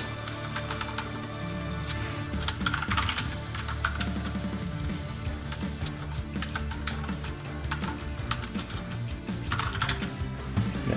46 piercing, 20 cold. As Quinn just like realigns its all there at the midriff of Mold effectively, and just pops like 4 freaking rapid shots into just her side / arm. roll damage. I just did. Oh, I thought you just rolled attack. Derp. Nope. 46 piercing, 20 cold.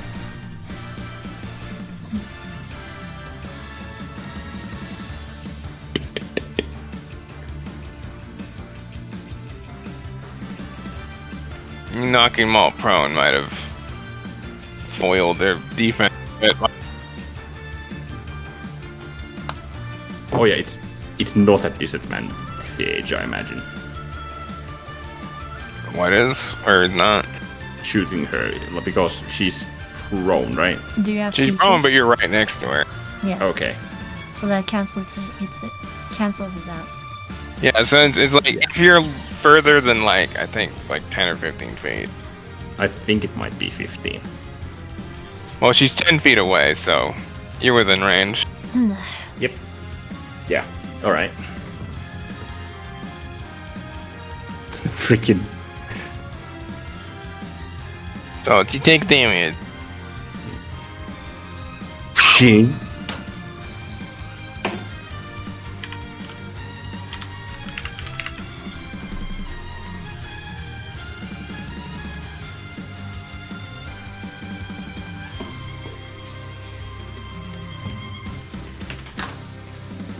For the Freaking chain record. fully mitigates. For the a record. good chunk of that. Ella will probably know that breach gnomes and Malt especially are pretty hardy. Haughty, I should say. Well, tinker gnomes in general are pretty hardy. But as far as you're aware, Malt shouldn't be a breach gnome. Like, that's a completely different profession. I thought we saw signs that she has that Yeah, ability. you saw things. You figured that, probably things she picked up along the way as a tinker gnome. No. I was about to say So con, she maybe has good. some stuff. But suffice to say, constitution is good. Yes, all tinker gnomes are pretty hardy. Yes. Unless they're couch potatoes. Just Which, checking. good luck, because they all have ADHD. Indeed.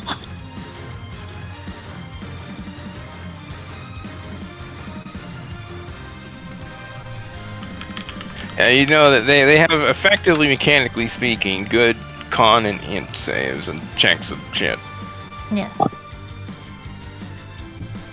I figured as much. So that end Quinn's turn, question mark? Oh wait, I fucking derped Yes. I did not roll the extra d6s.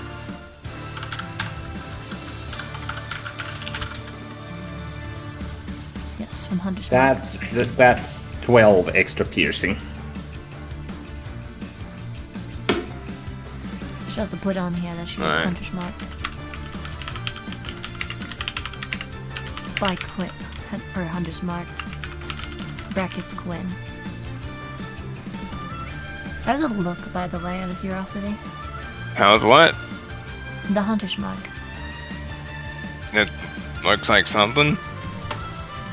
It's up to Ollie. It's up to Quinn. As it looked in Keycross, which is a vulture's claw. Okay, because I didn't remember. I did not remember. Yeah. So, does So that it's end a- your turn? Yeah, it's effectively a 3-pronged claw. Yes. I mean, she'll take a short break till Yami gets back. Okay.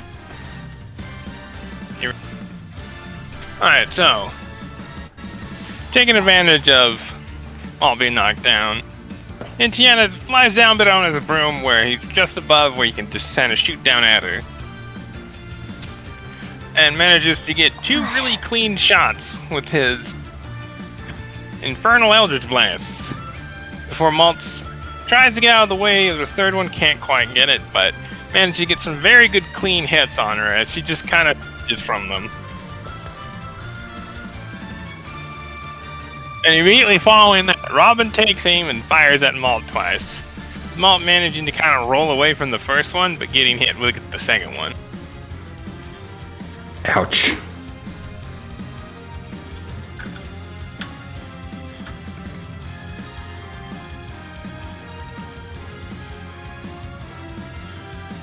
Alright.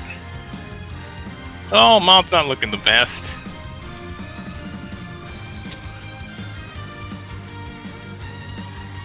Malt's turn. You notice she just kind of rolls away over there. Rolls away. Is that a tax opportunity from multiple people? Or one? Nope. Okay. She disengaged. So she takes and kind of like almost like tosses away her sword, which kind of just disappears like golden energy and just kind of dissipates. Oh She then no. holds out her hands, and 2 horizontal beams of golden energy form, but then get really bright before they then fade, and she now has 2 guns that are similar to Tiana's, but much, much bigger. Shit.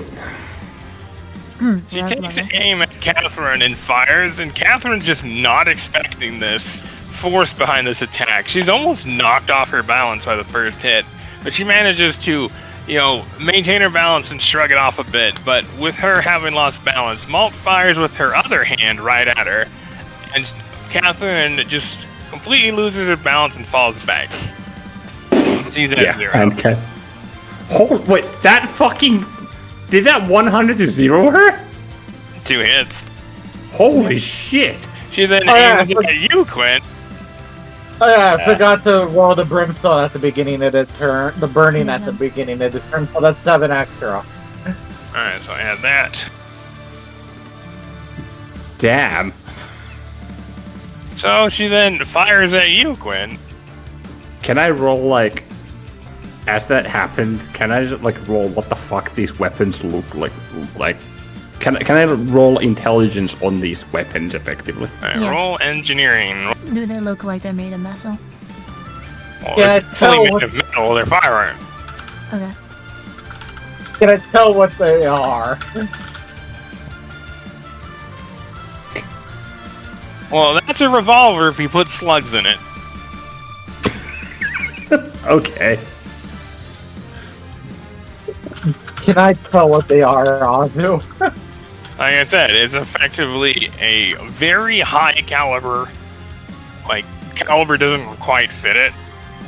But effectively, it's a shotgun, but with a cylindrical barrel. Taurus Judge Pistol? Taurus Executioner? Suffice to say, it looks like you'd have to have insane strength to use those. Because the Which you recoil couldn't. on them would be insane. I'm picturing the dual wield Executioner pistols from Black Ops 2.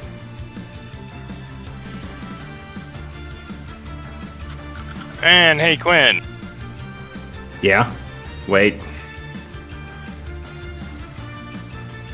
Oh wait, it hasn't gone around back to my turn. It has it. Okay. Yeah. Hit me. Alright.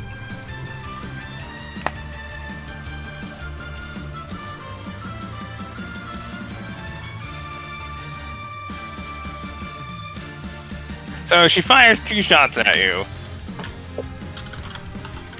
And it hits hard. There's a lot of force behind the projectile. And you notice that as it kind of hits you, the projectiles, some of them bounce off of you, some of them dig into you. And you notice that they're effectively the size of marbles. Oh my fucking god. And it hurts. But you managed to not get hit anywhere too bad. And then she fires again with her other hand. And that one hits a little bit worse. So you just effectively take like a bunch of marbles to your like right shoulder and then like to the calf of like your bottom or your left leg. Ow. And you take, let's see here, 41 damage for reductions and 50 damage before reductions. Mind that you should be at full hit points because you were restored by Olivine. Yeah, true. 41 and 50. Don't oversell your damage. There we go. Yeah, thank you. I forgot. That fucking hurts still. And one swirl around her before instantly dissipating. Okay. And she shoots at you again, Quinn. Wait. Check your features, see if you have anything. I don't think I do, unfortunately. Yes, you do. You have determination. Max out Well, even. I do, yeah. But I think Maybe we might this is the need time to use more. it. Actually, yeah, because I have max. I'm going to impose disadvantage on both her attacks. Check determination again if you wouldn't mind. What? What does this... It makes the attack automatically miss. And What? if it's a crit, it's no longer a crit. Does it? Yep. Well, I'm not worried about the crit part because I have the freaking glove. Well, then it just become a normal hit. Do you want to Yeah. take damage when you're that low? Hold on, Well, it doesn't matter, it's a crit. So it'd be normal damage anyway. yeah, exactly. I'm just fucking looking up Rules. inspiration. Like, he again. doesn't take critical damage, but that does not change the fact that it is a critical hit. Yeah, so Yeah, so he it's did- going to hit.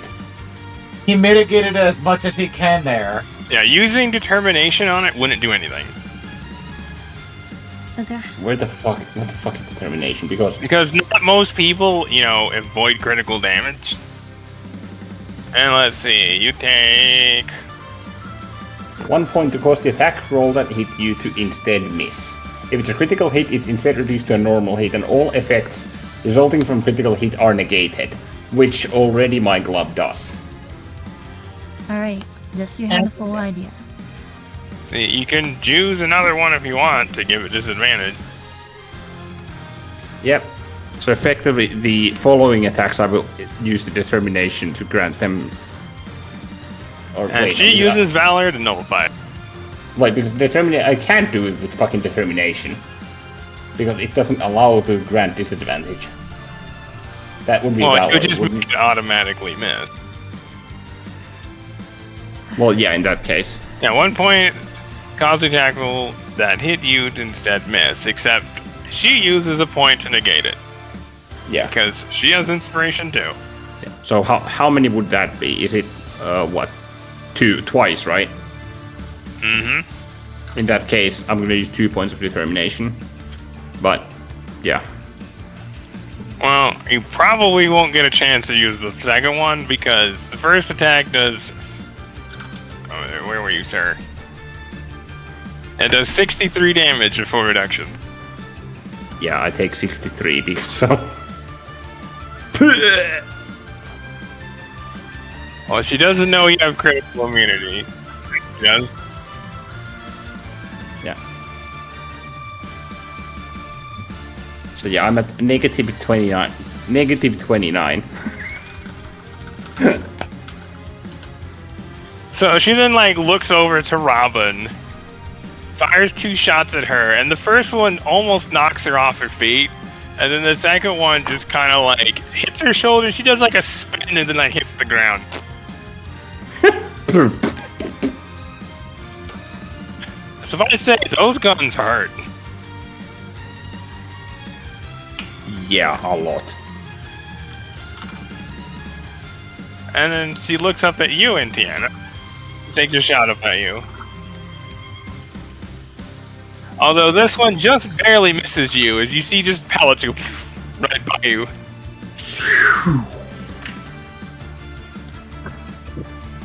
And that ends her turn. Casually knocks out 3 people, almost 4.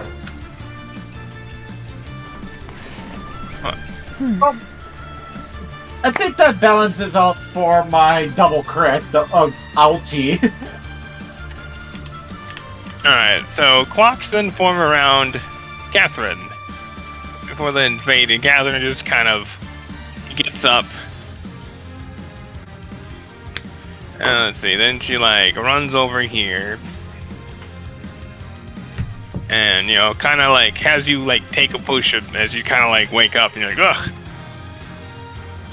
You heal for 54 damage. Nice. Ow. And she runs over here and does the same for her. Ruby. I mean, Robin, you're totally not Ruby. Yeah. Totally not Ruby. Totally not Ruby, don't worry about it.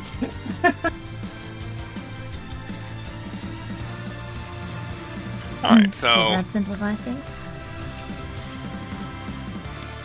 And Olivine kind of moves back.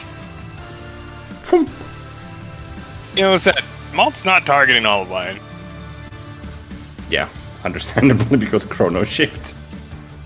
Well, Chrono Shifters cannot Chrono Shift themselves. Like, they're easily the most vulnerable to just being attacked. But that would have no. She's not holding back, but she's being fair. Because if she would have taken out Olivine, she could probably very easily take you out. So it's like, you don't incapacitate her, and she won't destroy Olivine. Alright, that's good to know. I assume Ellie would gather as much too. Yeah. Alright. And Olivine ends her turn, so people are back up.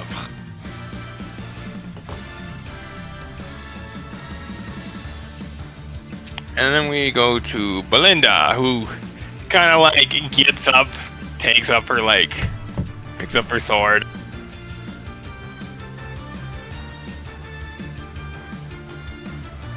Though if this is the case, the way she's running this encounter, can I roll insight to see what her state of mind is? If she's beginning to get satisfied or what? Okay. Roll insight. Meanwhile, Belinda kind of Do you have inspiration? holds out a hand in Malt's direction. Before 2 green beams form on her hands and then shoots out towards Malt. Malt kind of does a double take in direction. Like, are you really casting that? She twin spelled it. Like, after what Malt just did, Belinda's like, yeah. So this is how we're doing things. Yeah, there's no mask to go down. Quinn like looks back, does a double take, like, what? That's fucking disintegrate. Isn't that a little overkill? Against this mold? No.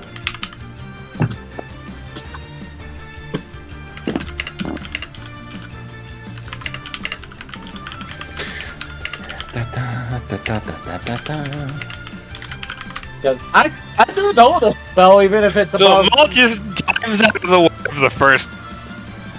But the second one hits her on the side and just blackens all along her side. I rolled like garbage on the prof die, but it's a 27. Yeah, so the other one's then a direct hit.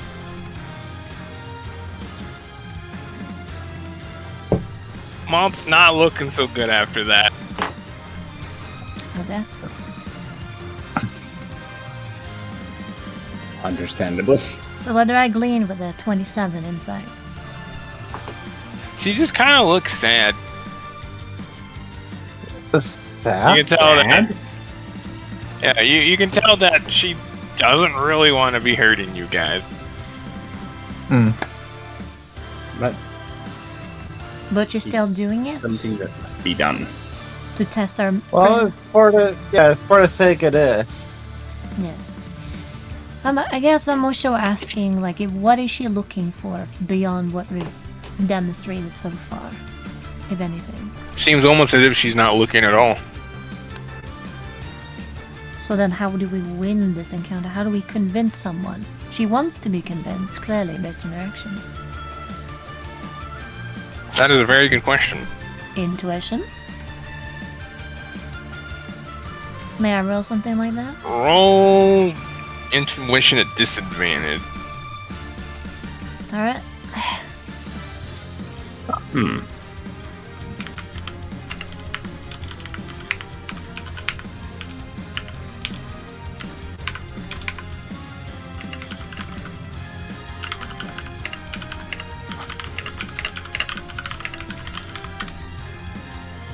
Nope.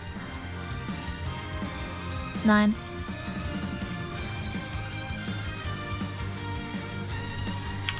You have no idea what Malt is up to.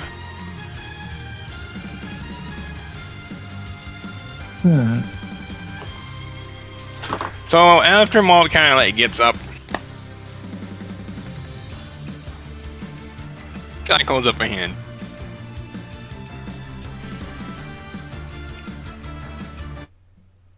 Okay.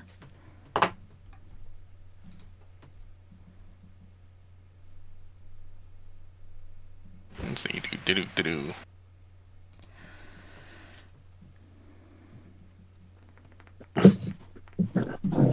So take a short break while I find things and finish things. Alright, let me know when we're ready then. Not looking so good. Kind of gets up, looks around.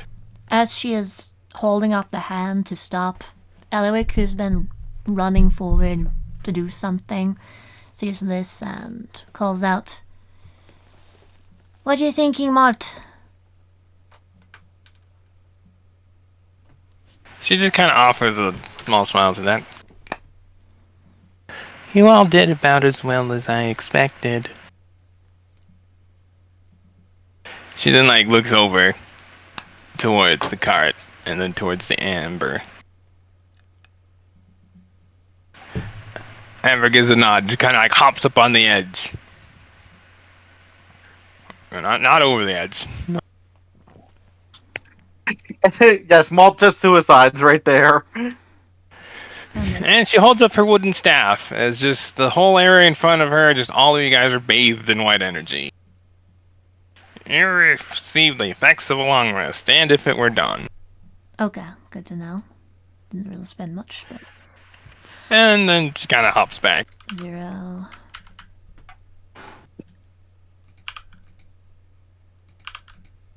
Quinn kind of just looks down at his calf, which turned into a fucking trypophobia nightmare. Potent magic. Malton reaches up, and you watch her actually undo her twin tails. She then speaks up. Oh. However, this was merely contrast. Yeah, saw that one coming. Yeah. And then she kind of redoes her hair with her twin tails again, but this time they're a bit more towards the back of her head, and you notice that she has the full length of her hair behind her.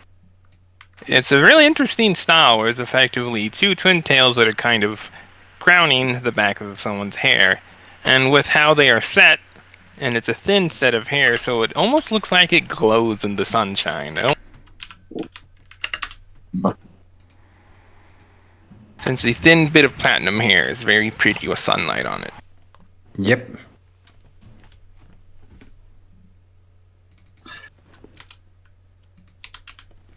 After taking a moment, looking at her hair. I believe this will suffice.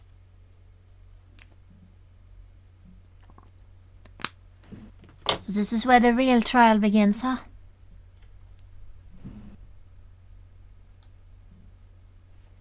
Inside that.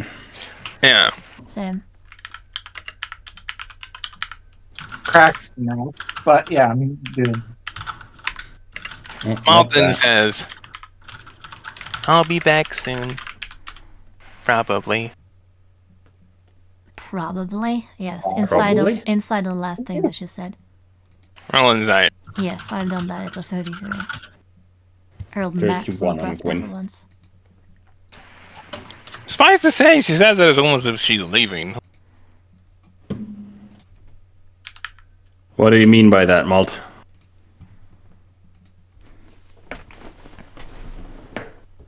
I meant what I said, Malt. No. She then very suddenly, almost as if she like changes demeanors, looks around for a moment and looks at you all. Everyone, roll initiative. What the fuck? No. Turn to someone else. Are you Malt? What the fuck that? She just kind of grins in your direction. Interesting. That was a 28 on my insight for what it's worth, but whatever. And she takes a defensive stance.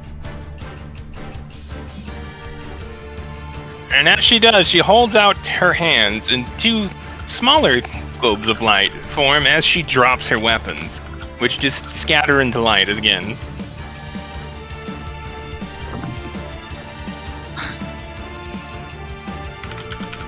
She then speaks up. She always did like her ranged weapons.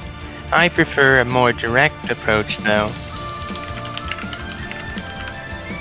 Well, I know she has two daggers, and they crackle with lightning spreading across them. so she straight up does have to have a split personality and that. What did she say? She always liked her Yeah, weapons? she always liked her ranged weapons. I prefer a more direct approach, however.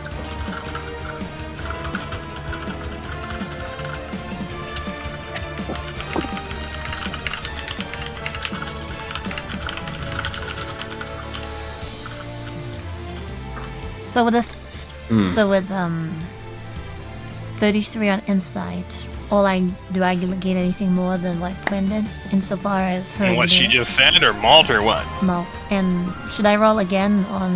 Well, like I this said, new it sounds as if she's going away. As in, like, I'll be right back. Okay. Can I roll Oh, insight on this probably. new entity then? In that case. Yeah, in fact, I'm going to roll intelligence actually because roll this, insight. or no, would this be like intuition? Because have I Roll insight witnessed first. because stuff like Yes. what would you even call this? Sam. Like double personality? Well, It's start with split the insight personality. thing that was set off the vibe. I would Like, also you're not really sure. She's really hard to read right now. Quinn, as you like stop and think about it, you notice that her posture's different, the way she speaks is a little different, her entire demeanor's different. You're looking at a different person. Which, when you consider that Malt said she'll be right back, you think she's being very literal.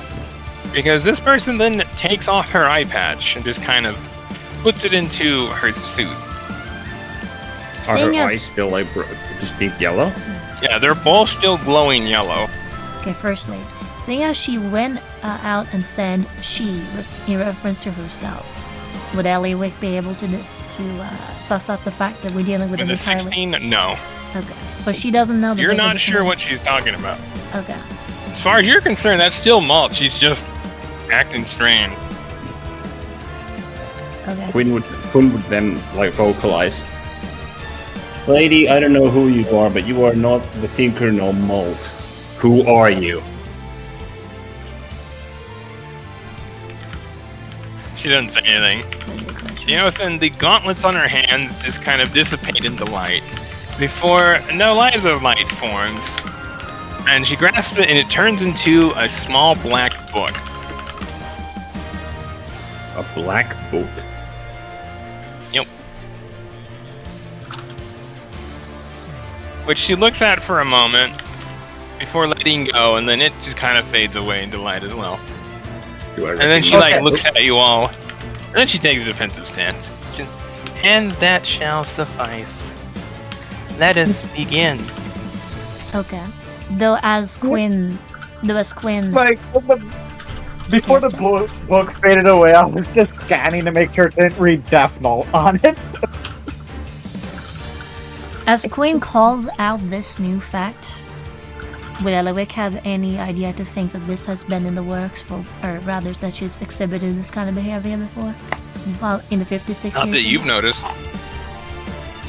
Because I think that Elowick would be, with that information, context, she'd be like, if I Roll felt... memory. Yes. I'm rolling with memory. She would know if something happens to her. 16 memory. You're like, wait, the last time Malt was kinda like this was when she dueled Ashi. Down in the spider area. Yeah, that's when she used the daggers. But I don't think she shifted her hair around. No. Because I rewatched that shit. So that's what. So this is effectively 100% of whoever this is. Yes, you think Malt changed her hair specifically to emphasize that, actually. So this is Yeah. the only So, time. where'd your intuition rolly thing go? You're gonna roll something after insight? Oh yeah, intuition on what this person, like what Roll what the intuition. deal here might be, because like I don't think I've ever encountered anything like this during my time as a handler. Yes, but suffice to say that instance with Yeah. that duel is the only instance where Elowick is certain that this has happened before. Yeah, but you didn't think it was someone else because it just seemed like Malt, but just more serious. But you also recall she didn't really talk much either. At least that one time. 20. Actually, no. With that, roll memory again, Eliwick. Okay. D20 plus. You're not sure about the origin of this Quinn because there are a couple different things it Highest could one be. inspiration. But you're absolutely certain that this is a different, person, a different consciousness. Inspired memory. Yeah. So 16 And you again. recall once, oh yeah, there was that time against the adamantine golem that she showed up like this too, but that was very brief. And you recall that the golem could not hit her. Alright, so very much so. Okay. The 2 instances. Yeah, but the first one at the adamantine golem was very brief because it was about to just blow fire on you all. And then she did something that drew its attention to her, and then she held it away long enough for you guys to kind of get out of the way. This It was that just also, before you beat it. was that also what happened?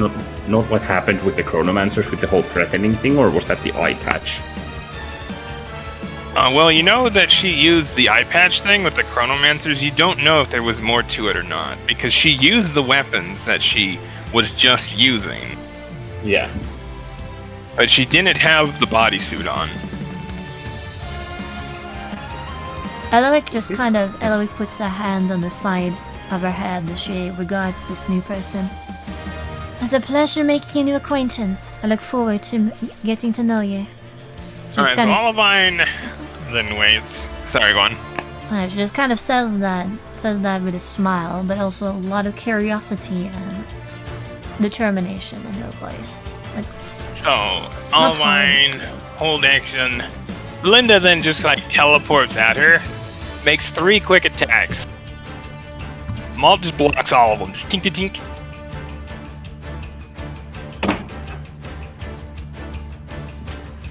Linda just looks dumbstruck. Understandably. She then kind of teleports back. Alright, do these daggers seem next special? up is Morty. Do these daggers seem special at all? Well, they have lightning kind of going across them. You can tell that that's Magitech, but it's some pretty advanced Magitech. Hey, hold on, roll memory at disadvantage. Okay. 1 plus. Oops, plus 3 plus 6.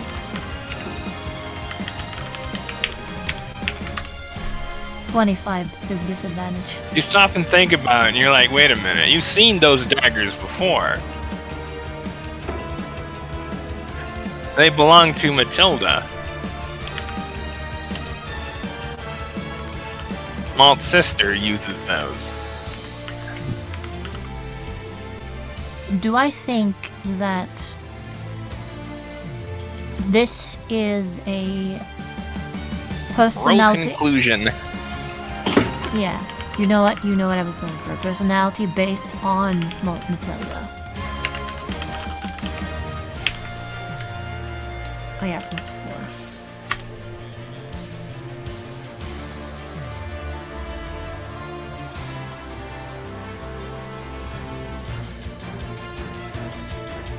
I mean, given how much you meant to her, I would imagine this is not a difficult conclusion to draw. Well, you know that essentially, Malt was always around. You knew Malt very well. But Matilda, you only seen a small handful of occasions. True. And it kind of seems like that, but you're not sure if this is her or what the case may be. You just recognize the daggers and know that Matilda used them. And effectively that only she could use them. Eloic is just gonna speak out loud. Those were Matilda's, weren't they? She then looks your way. That is correct. Now I think I might know who I'm dealing with. It's been a while. She just doesn't say anything. I roll insight on that too. Alright, so Morty. How does she doesn't say anything. Does she say I'm bothered by it? Does she say neutral? She just returns her attention to everybody else. Okay. As in, she just doesn't respond. Okay, fair enough. Oh yeah, now I've said that much at least. Fair enough. Let's see. Knowing that's what happened, and I presume You don't presume anything with those rolls. No, I wasn't gonna talk about that. With his skill and experience in ambushing, he probably would be able to tell that this woman has no breaches in her defenses presently. She is very much alert. Morty would tell that this woman's very on guard. As he looks at her and tries to think at an open, he can't find one. That's So what I she's figured. going to be aware at any point he attacked. That's what I figured. And you notice that she's not looking She's not looking at what? at Morty. As Morty kind of approaches and kind of looks around a bit.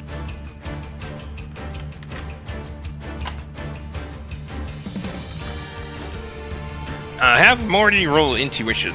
Okay. One thing I was thinking is hold action, but yes, I'll roll intuition. D20 plus 4 plus D6 intuition. 14. So as he looks at her, he kind of has a realization. He thinks that, oh, maybe the reason why she can't see me is because she doesn't have that eye patch on.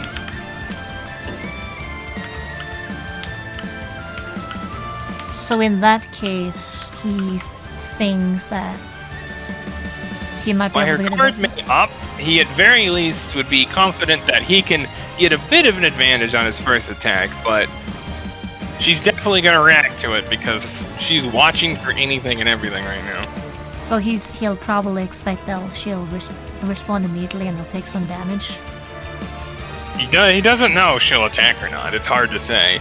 But he doesn't think so because this doesn't look like a stance made to, riposte, but one to just guard. So he doesn't think that she'll attack back. Then he'll teleport in behind her and... Yeah, because the stance that, Malt was using earlier was definitely, ready to attack back. This is just defensive. Okay, so... Then I'll make at least one attack against her. He should have double advantage via that because Natural Explorer hasn't taken an action yet. And Action. Facebook. Roll straight. Okay. Good to know. She negates up to 2 instances of that. Bite. 18. Nope. Not gonna work. So as he goes to bite down her, she does a cartwheel to the side, and he misses. Win. Alright. Roll conclusion. Hmm. 13. Eliwick, you're not sure what to make of that. You don't notice anything amiss. I thought it was more to you. Actually, conclusion at advantage for Quinn. Okay. That's a 20. You can tell just from that one bit of movement that this is very different. Like, this is more akin to what she was doing while fighting piloting. Her movements are quick and very, like, decisive and deliberate. This is most definitely a different person. Yeah. This one is a fighter. Like, somebody very used to combat. So this one was what, who was in the mech, effectively. Yeah. Or this consciousness, rather. Alright, so what then do? Well, my opening Or attack for was... Emmy. Well, my opening attack... Modis opening attack didn't work at all, so... Can you make another attack? Nah. So what more you do? Teleport away. I'm not... Okay, so he just... whoop. I'm not giving him the bother with the second attack. Alright, Catherine's turn.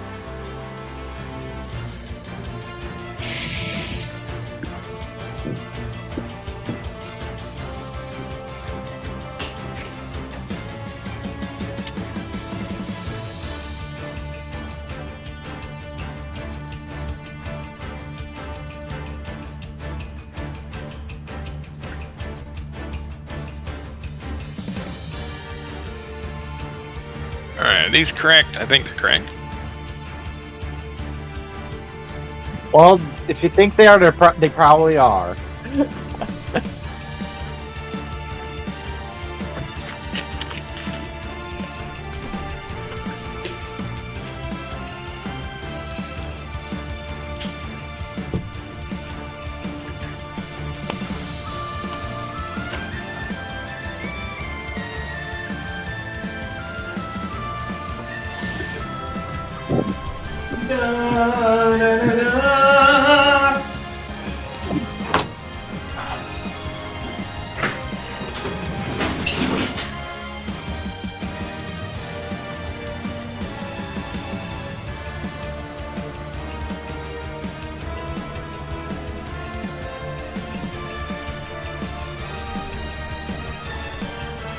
So as Catherine like takes aim, and she gets a clean shot, like looks like it's going to get her because after, you know, avoiding Morty's attack, however, she very quickly throws down her body weight, and the bullet just misses. And as Catherine fires 3 more times, she almost like dances through them. Catherine just looks as dumbfounded as Belinda. She just evaded all those attacks. Logic or insight on the movement. This would actually be an insight. Same. Because Queen's more so observing right now. Actually, also roll spot.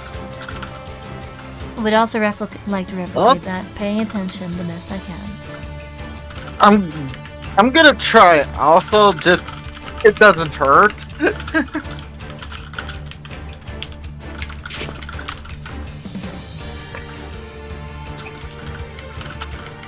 Alright, you both can tell that a lot of her movements are not just her movements, but it's almost as if she's anticipating things. Like, that's not just fast movements, that's psionics.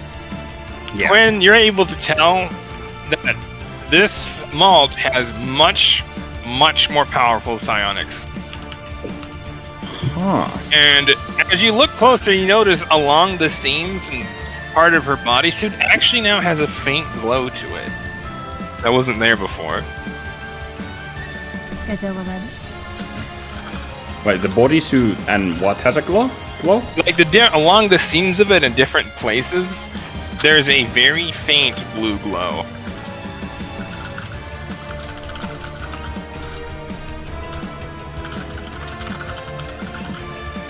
I don't suppose And we can Eliwick, sing. you're not too sure about that one, as this isn't your department. Quinn, roll engineering. What? Do I get anything out of my eye check, by the way? Yeah, you notice too that her movements are too clean. You know, normally when you're trying to dodge something thrown at you, you move as quickly as possible. However, she's not only moving quick, but she's moving anticipating the next attack's coming. You're like, yeah, that's definitely psionics. And then you also notice that there's something up with her bodysuit. You're like, wait a minute. It's almost like it was turned off and has been turned on. Quinn, you realize that too, and you think that maybe, just maybe, that whomever Malt was before could not use it to its full extent as she can now. Yeah. So essentially, this belongs to this person. Yeah, it's effectively, yeah. So someone with very high tier psionics, effectively. Roll conclusion at advantage.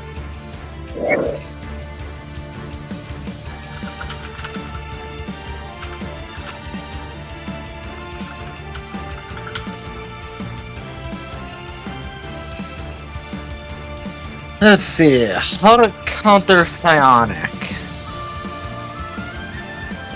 You know, Let me she's see. on guard on purpose.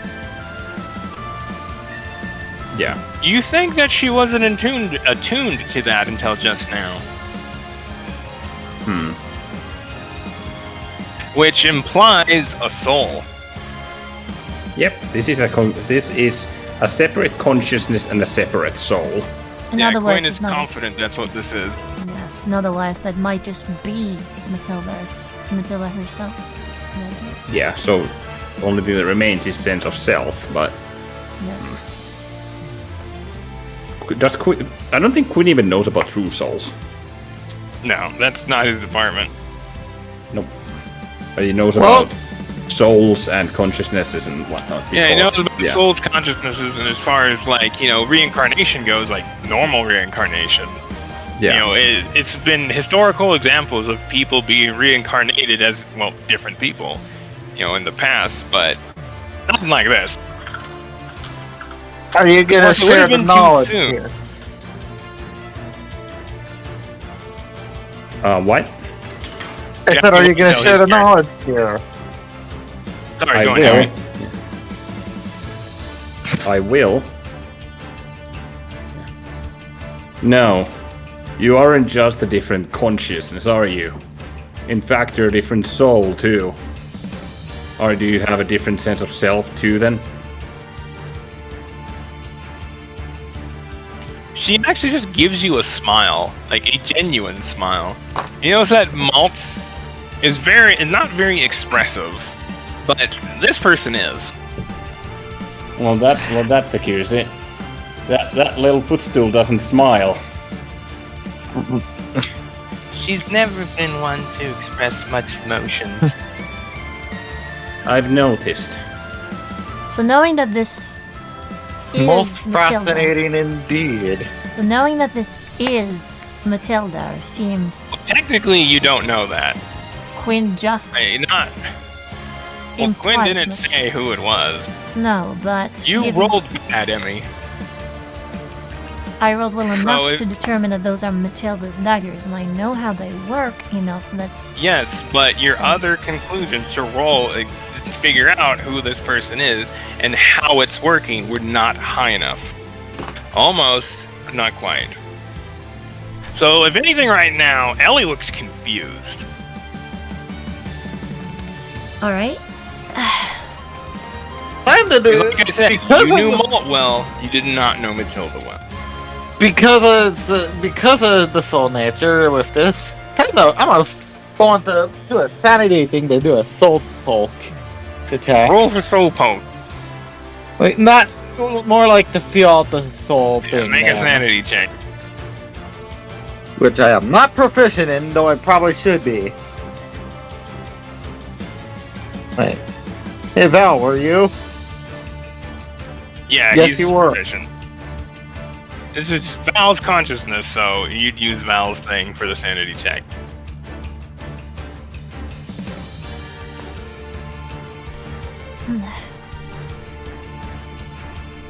That's 20. Or 1d20 plus 1d8 plus, not exclamation point.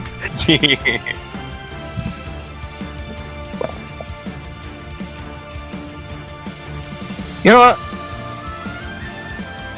I'm gonna throw that one the one inspiration I got to get an extra. Well, it's still a 21. Still a 21 then. That is definitely a different soul and consciousness. However, you would have never noticed this without knowing to look for it. There are two souls there. One's just hiding behind the other. Two souls, one. Two souls and two consciousnesses. Definitely Although the other two souls. consciousness is currently not there, but the other soul is. So, definitely two. Yeah, Two different people in one body.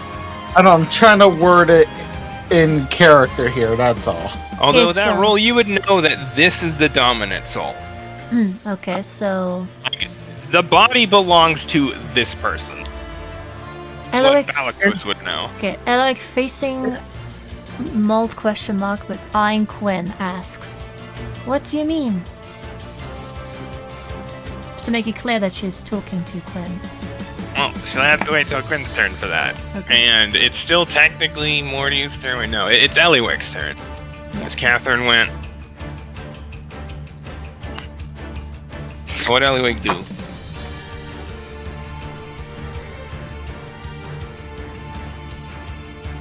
Yeah, so as soon as she hears that and says what she's just said, she's going to head on over. Let's see, 5, 10, 15, 20, we're there. Bonus action, bring back up Riding Tide for duration.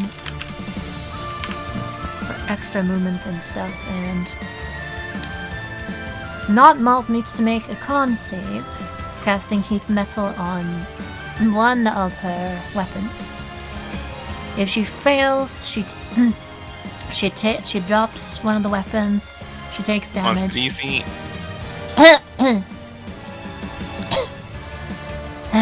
Let me check again. DC 15. However, if she succeeds, she takes fire damage and she manages to hold on to the weapon, but she has disadvantage on attack rolls with it and ability checks. Let's see here.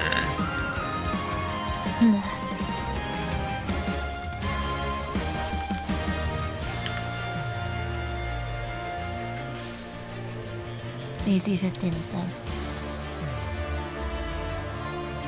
I'll say her left, or whichever seemed to do the most damage. I don't know which one that was. They look like they're the same. Okay, so whichever then. On that object.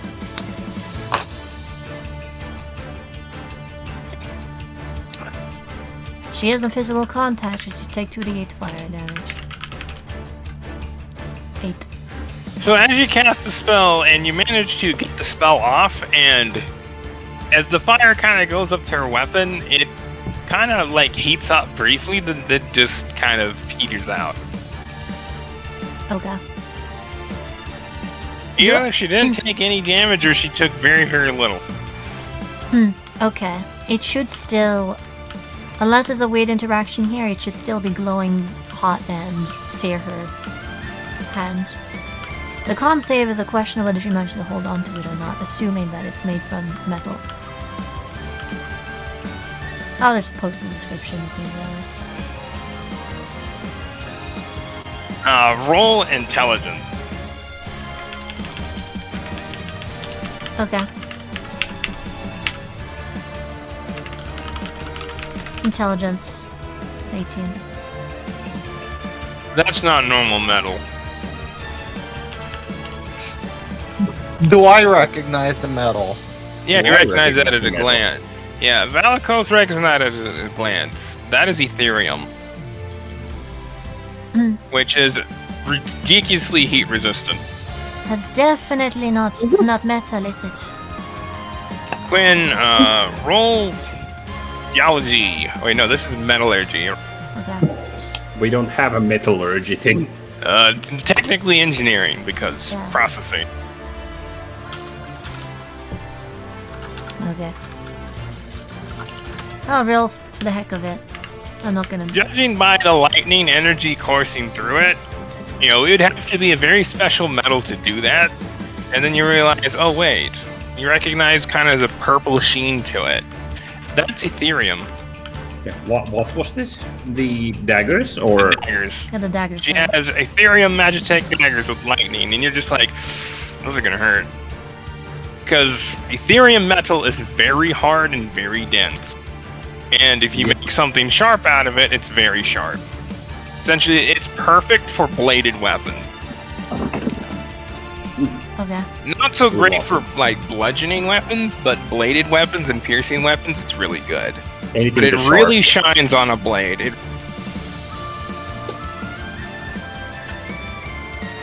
Well, glad we'll learn that. So I can't. That doesn't work, and that's all I can do. I If just it have were an just eyebrow. any other metal, it would work, but remember, it took Oswald and, what's his face, the other dwarf, like a week of throwing fire at it to smelt it. Yeah. Yeah, to smell the small fucking. A crude ingot.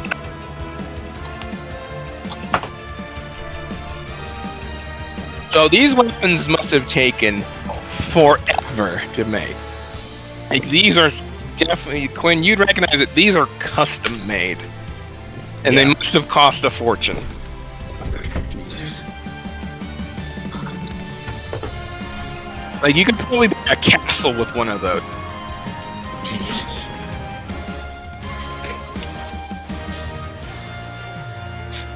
You certainly get more and more fascinating the more you two get more and more fascinating the more this is dragging on. Suffice to say, one of those daggers could fund the freaking castle in the Red Dragon Empire. You know, she kind of like looks at one with a bit of a frown. They were kind of expensive, yes. Ethereum tends to be. She then like Well- looks at you. You have a good eye. Sort of my job, but thank you.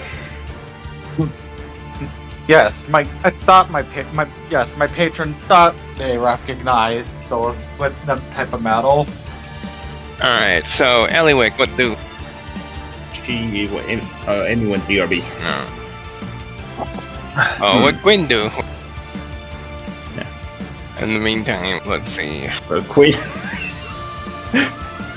So this is gonna be funny. Quinn, you know you're in for a bad time, but now she's actually, you know, evaluating you guys. I would like to make 16 attack rolls against this person. Because that's something I can do. I have base 3 attacks. Freaking rapid fire increases that to 4. My glove has a feature which allows me to make twice as many attacks as I normally do. But the attack mod decreases by an amount equal to my proficiency bonus. Yeah. And action surge, which would mean 8 Which would plus 8. do it again. Yeah. So yeah, 16 attacks. Dance, bitch! Allow me to test your reflexes a little bit then. He flips freaking BBB over his shoulder and freaking Roll like firing. 16 attacks at double disadvantage. Yeah, makes sense.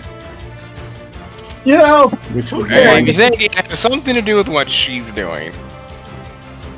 yeah. and I'm like, who cares? It's cool. Yep. Pop, pop, pop, pop, pop, pop.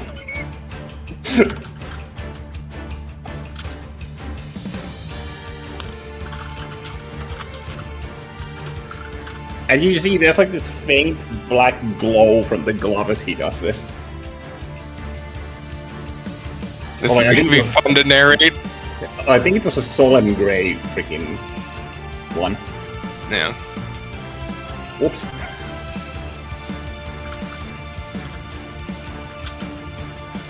Wait, wait, what the fuck did I roll?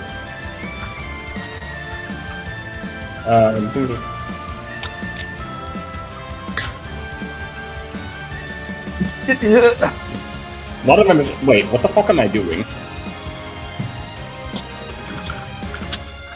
If I have meta magic adaptation and Yeah, there's gotta be a double disadvantage.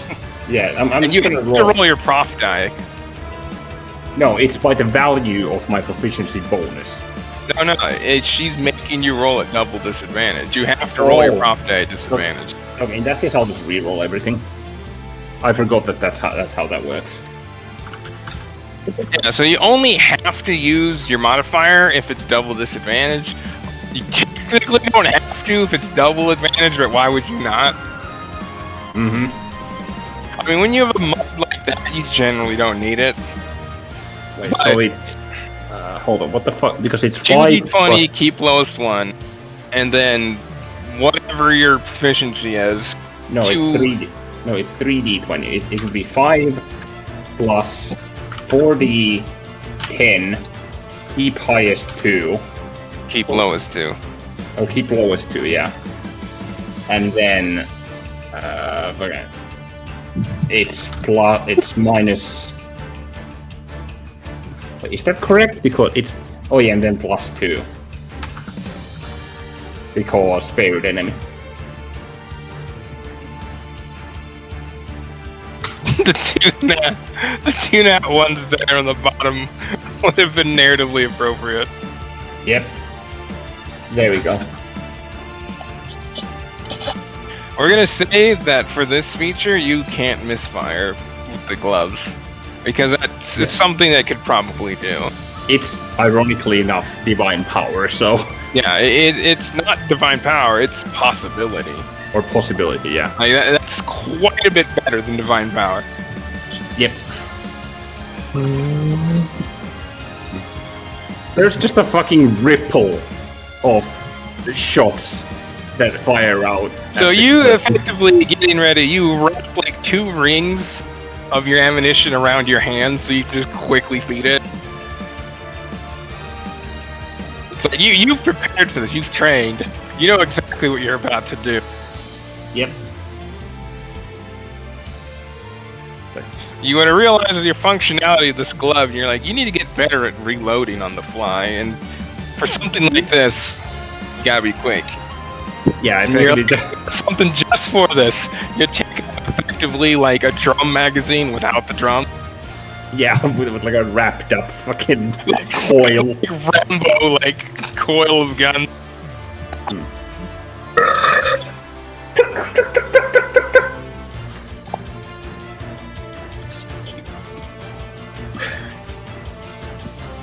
And this thing is loud as well. Fucking roll to not go there. Yeah. How bad is your tinnitus gonna be? What?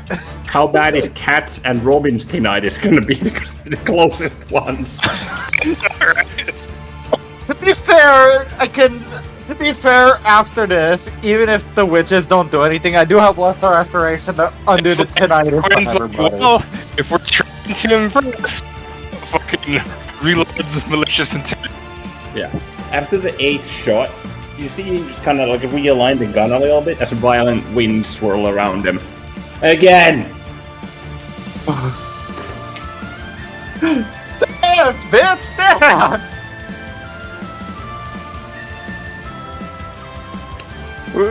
I wonder, is Emmy still recording? I think she was, right? I didn't even hear. Yeah. I didn't even hear Emmy go BRB, to be honest. Yeah, so as you do that, She typed in and you chat. begin to attack, and she notices you take things out, she kind of her eyes widen a bit before she then corrects her stance. Also, roll smart.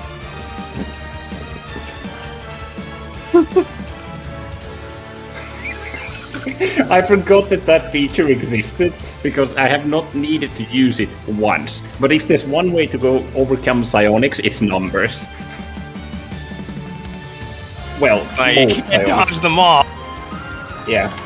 Well, with with the possibilities given, this is the best shot I have. So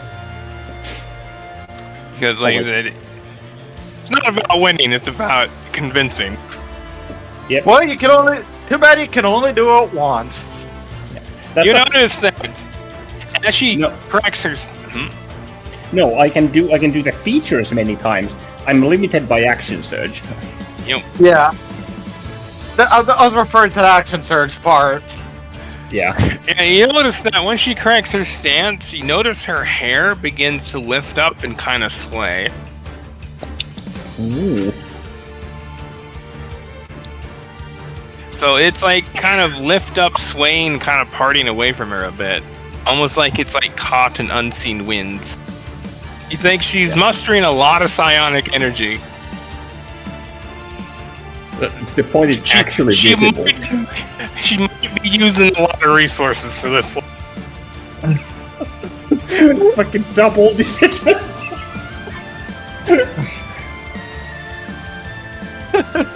Well, you can tell that she's dodging. Yeah. As soon as, like, immediately after Belinda, she would have dodged and then just ended her turn. Yeah. You think that she's taking this opportunity to watch you guys and just see what all you can do against attacking her. She's like, okay, I'm gonna make myself as difficult to hit as possible and see how these guys do. And you're just like, okay, loads bazillion ammo. Yeah, when Quinn takes out more than one bullet, it's like, oh shit. So Quinn makes a lot of Welcome back. attacks. Made 16. Are you still recording any? Yes, I didn't stop recording.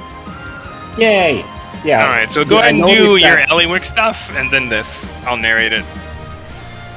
Well, there's nothing else to do. I spent my turn seeing that it wasn't normal metal, and I commented as such, and Alright. that's it. Quinn would have So- said, yeah, Quinn would have said out loud after that it's like about Ethereum. So Elwick would have heard that. Which I don't And I know did if I put- know anything about. If we know anything about. And I did quip that my patron thought recognized it.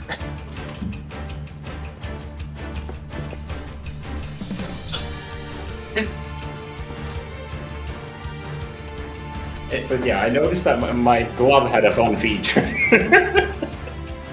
And well, no one's gonna raise an eyebrow about a Warlock patron being able to recognize that kind of metal. Yep, because Ethereum is not that big a secret.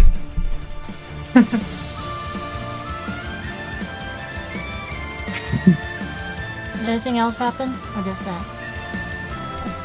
Actually, now that, So- now that I think about it, it's actually solemn gray, which the gem emanated, not black. So Black. as you just fire at her a whole bunch, she goes to like evade them before realizing like, oh shit, I can't dodge all of that. So she starts dodging and attacking the bullets. Oh. You know the scene from GGO of SAO? Yep. That's it right now. I got Her fucking, flying in all directions as she's dodging and attacking these things. I got fucking Kirito. I was picturing more the scene And then where- when you realize not a single one of them hit her. But she looks a little winded after that. You saying that reference, I was picturing the scene where Neji's fighting Kidomaru or whatever of the Sound 4. 8 trigrams, Yeah. 128 palms. She kind of shoots you a bit of a wry smile. I was not expecting that. Quinn would point his weapon, and if he reaches his gun Just pouch, glowing red. but no, he's like, he says again, and he reaches into his gun pouch. I would like to roll deception Roll deception. to think that I'm actually doing it again. Do you have any inspiration? Unfortunately, I don't. Yeah. But yeah, it made me think of 8 trigrams, 128 palms on all those fighters or whatever that Kidomaru's from. Which, that fight, All the Zone 4 fights are underrated.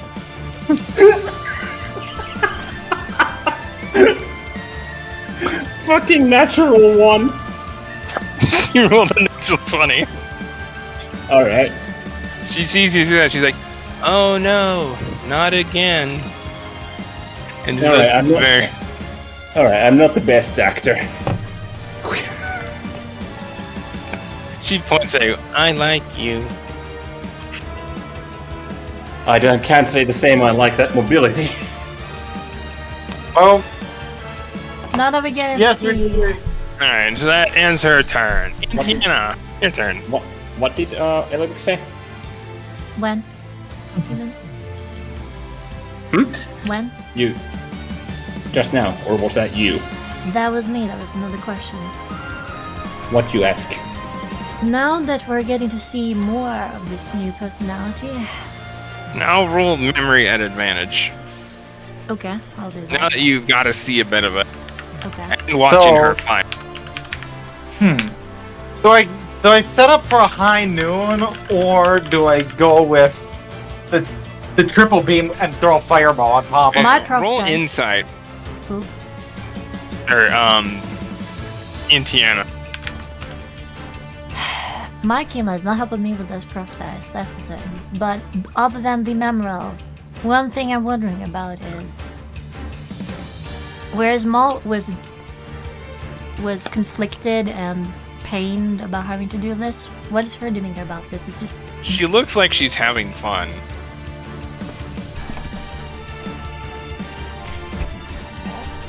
I'd See, imagine... if at first she started with a very kind of serious kind of expression and like a demeanor, but she just seemed kind of amused, you know, as she's fighting you all.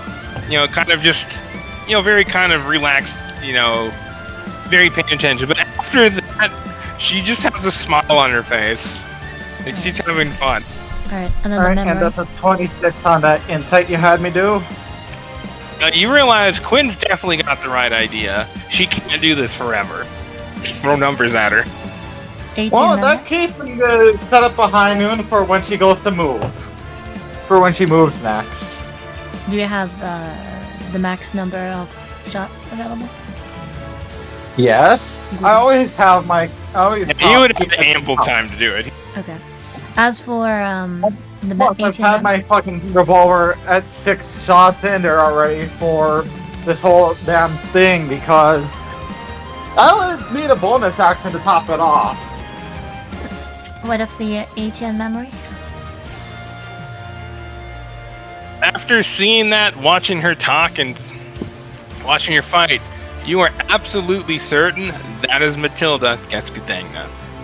Okay.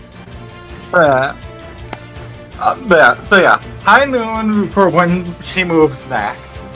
You know, she kind of like looks up at you, like giving you a bit of like a skeptical look, like I'm watching you. That really is you, isn't it? Isn't it? She doesn't respond. I knew it. So All right, so Robin.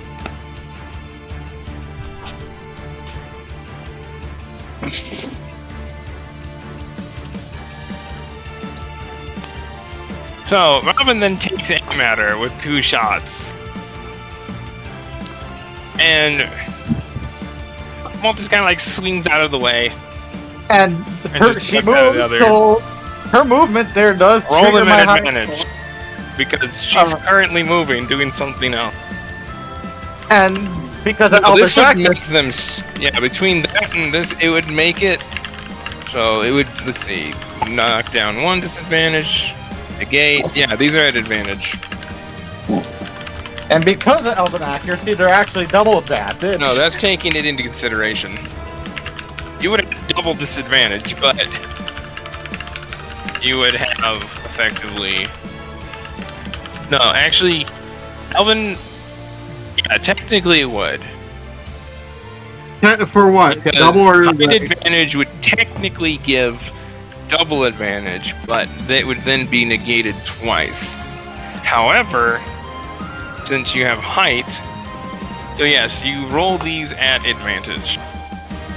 Alright, so 2d20 then. Because of all this Yes. stuff. 2d20, keep highest 1. Can I roll more thinky checks, or should I wait until Eric's turn comes around? And- Wait until your turn comes around. Right now, you're just kind of thinking about what you've already concluded. Alright. And as I'm unleashing it, I'm gonna equip Dance Dominant 1 Dance.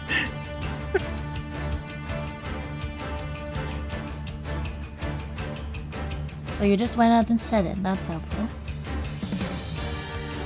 I could tell what one it is because of that check. Yep. Yeah, but Eric's listening to every word as well, so this is just more and more context piling on top of it. That's helpful. Well, one of these is a crit.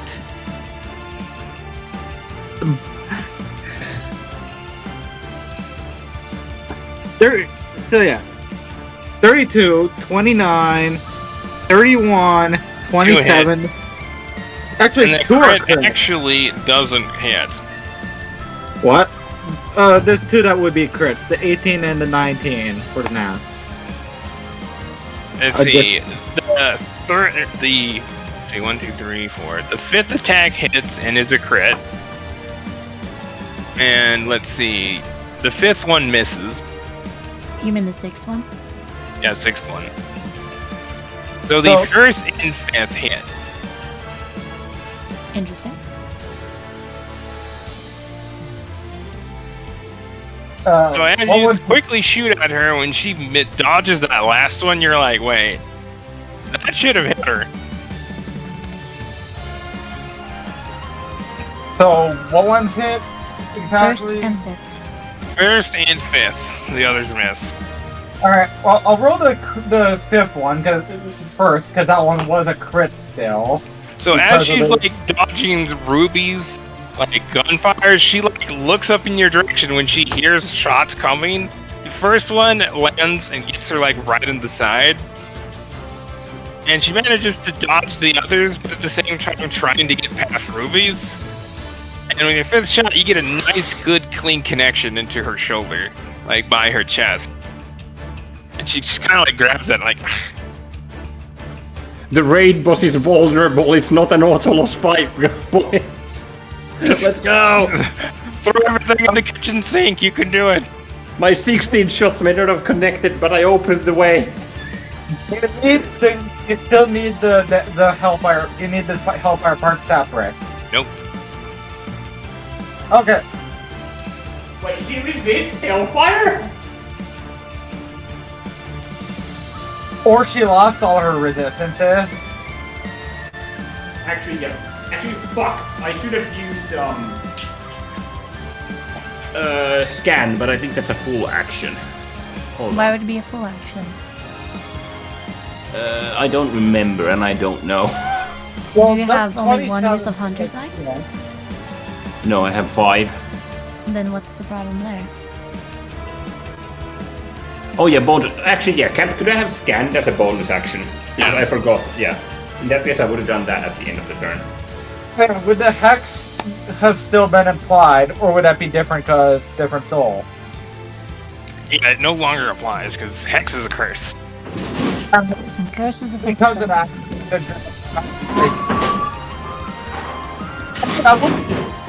I would have dropped the hex immediately as I recognized that, and for the bonus, I would be setting up the high noon reapplied in this time, if it matters. Oh, it's extra damage. So,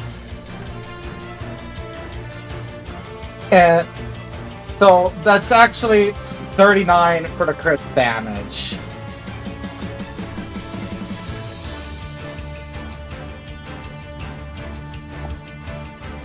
And 14 for the non-crit. Okay. I'll add that in a minute. I noticed the Matilda's at 100%. So. Oh, wait, yeah. And no one's hit her yet except just now. Oh, yeah. Malicos. Never mind, I forgot that She's Amber dodged was like 25 attacks. I forgot that Amber had hit as well. That was right. No one hit her until I hit her twice because she had to go through all those movements. Yeah, it's like you may be fast, but you know, That's still a normal mortal body. You can only move so fast, lady.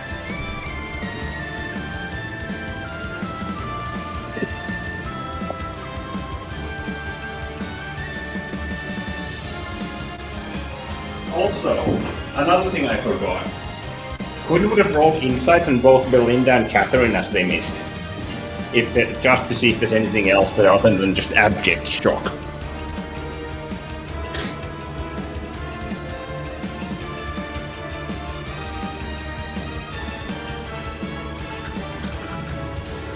Sorry, repeat that. I was typing thing. Quinn would have incited both Belinda and Catherine to see if there's anything else there other than abject shock.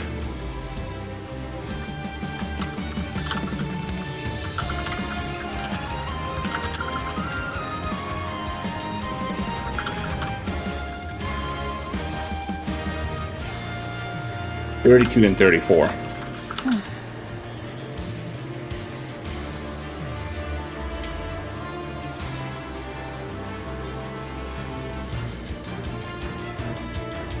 Yeah, Belinda's like, how did you get past that? She's just like, she was faster than a chrono shifter or a time traveler. Like, Belinda could not find an opening, despite trying many different times in different timelines. She could not get past Matilda's defense. Jesus. So, I actually found a way to get past it. Well, psionics. Of what Quinn did. Well, psionics is the trump card to... Well, it's the trump card to Aether, but not to Chronomancy necessarily. So, that's some fucking psionic energy power right there.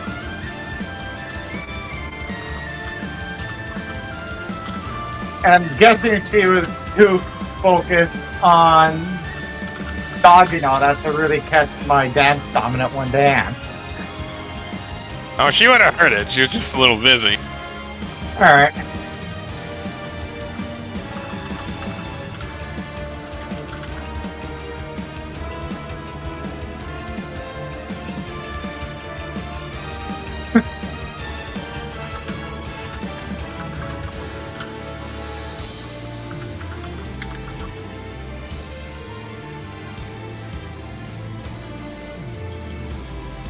Too bad it's only a 6 iron. And Yeah, now it should be a 12 iron.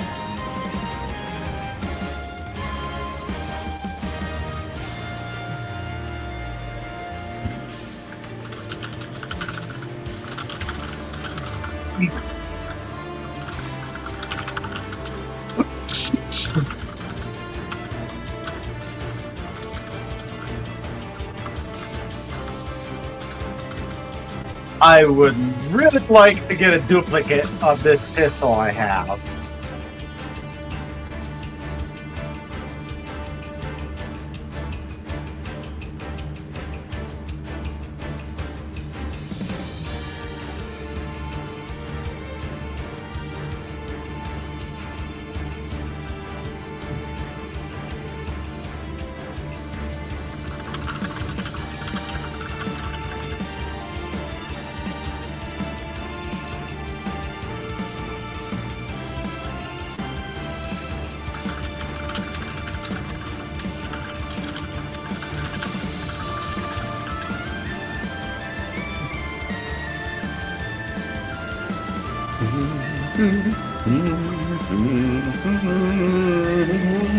I'm sorry, but For the Dawn is too fucking good.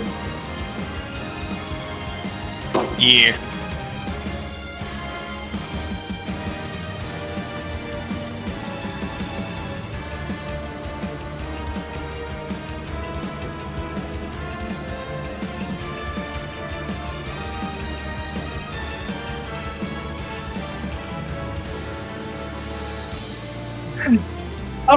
I'm like imagining little singed black spots on the ground in the spot where the shots missed.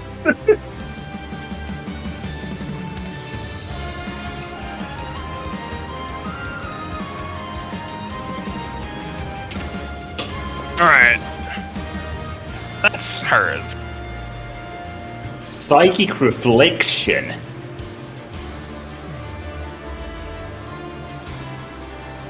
Well, it's a good thing none of us are using that. Oh, you resist unstoppable. Holy shit, fuck. And true damage. What the fuck is this fucking footstool? A hero, that's what. Yeah. A what? A hero. Mm-hmm. What's this No, about a this hero? isn't Malt's body, so she can't use it as well. What's this about a Euro sandwich? Matilda's a hero sandwich. Did you say that this is not Malt's body, or this is in Matilda's body? Essentially, Valakos would have been able to recognize that this is Matilda's body. So right now, the actual owner is, in the driver's seat. Yeah, So that that's why would I then said mean... once dominant, one dance. So that would... Eloy doesn't know this yet, but that would imply that it was Malt who died, not Matilda. Die for the shit. Yep. Well, that makes things interesting. Yeah, so only Valakos knows this detail. Which he'll be able to share after the fact. Because they could be like, oh yeah, my Peyton's dragging on them. One moment.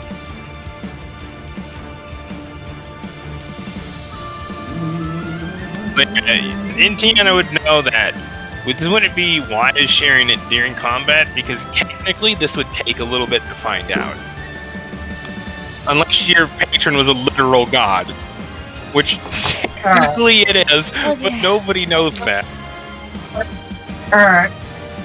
Well, it would have been, in fairness, when I got dance dominant one dance, it would have been more under breath anyway. Just having a little fun with them. Yeah. Well, even then, it's like... Alright. I'll just, just to be safe, I'll cut it down to just dance. Dance, lady. Alright, where was your... damn, how much damage did you do?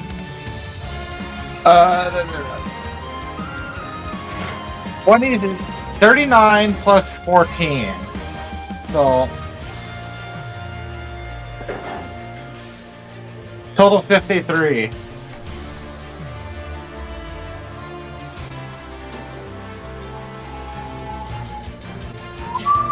Well, you've dealt damage to her.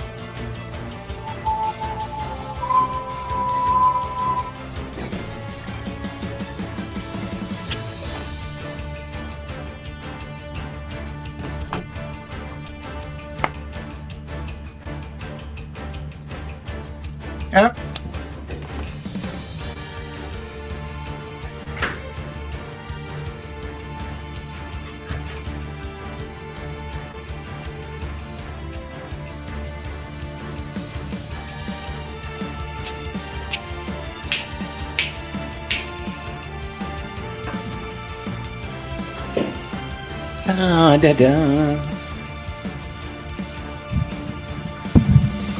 Is it Robin?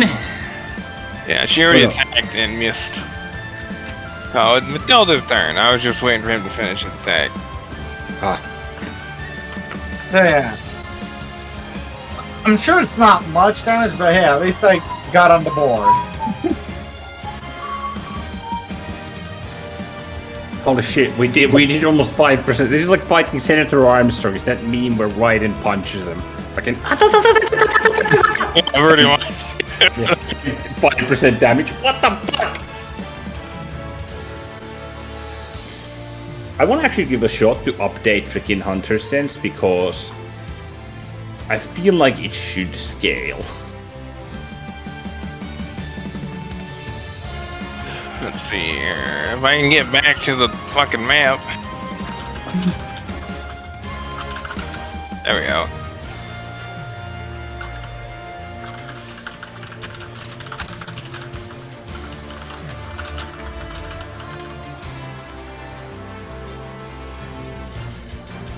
So, after you guys all attacked her with like a bazillion zags,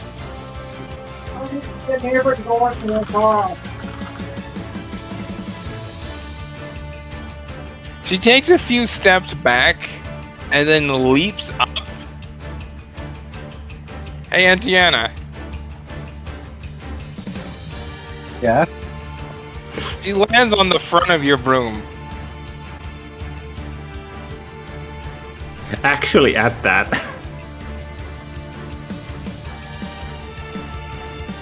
And she very quickly makes 3 attacks at you.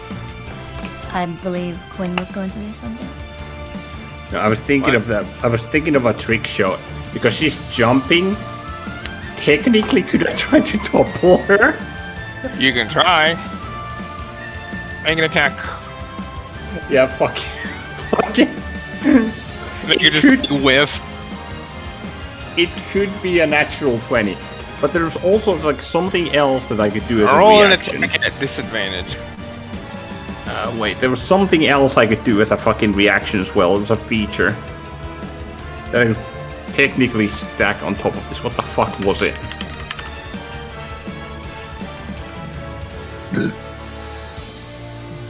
Oh my god, what was it? Are you talking about Hornbreaker? Or not Hornbreaker, but... No, it's not Hordbreaker, it's the other thing.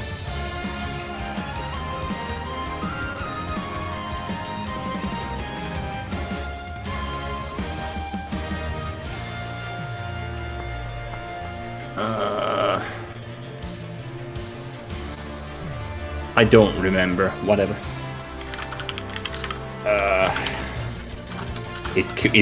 There's a possibility that it hits. You can just I'm control rolling- every yeah. action. Yeah, I could. Hold on. What the fuck did I do? Well, I'm not super concerned about the lightning part of this. Probably.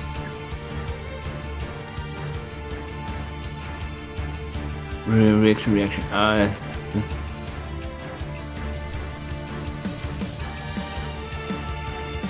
No, it's Alright, okay. so Never mind. she takes both daggers and just stabs them into you at the same time. Well, I can throw a blade ward at bare minimum. Quinn's still rolling them to hit the Rex. So you go on to make the sigils and barrier forms and she goes right through it like it's not even there. Well, it's worth a shot. It never That's hurt. There's a 26 hit.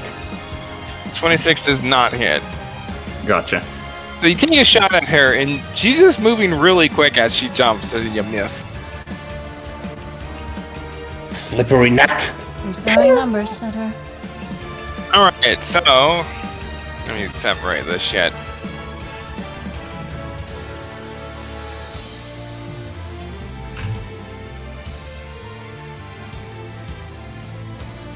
The nightmare of a Alright, you sniper take- having to hit. Before reductions. Let's see here. 36 piercing damage.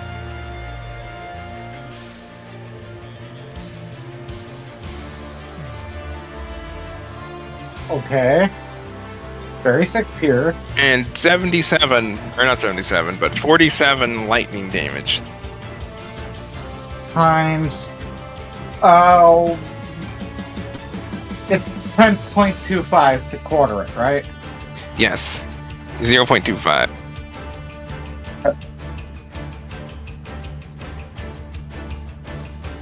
Fill up. And then the other attack hits you at the same time, dealing 83 damage also before reduction. Is that of the That's 83 before reduction. mix? Oh yeah, and mixed damage. Let's see here.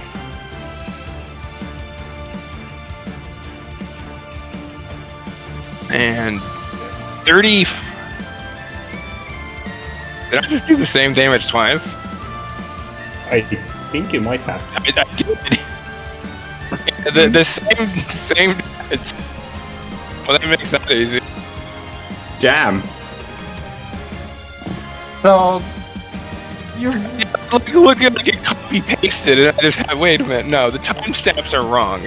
So that's not a copy paste. I just rolled the same thing.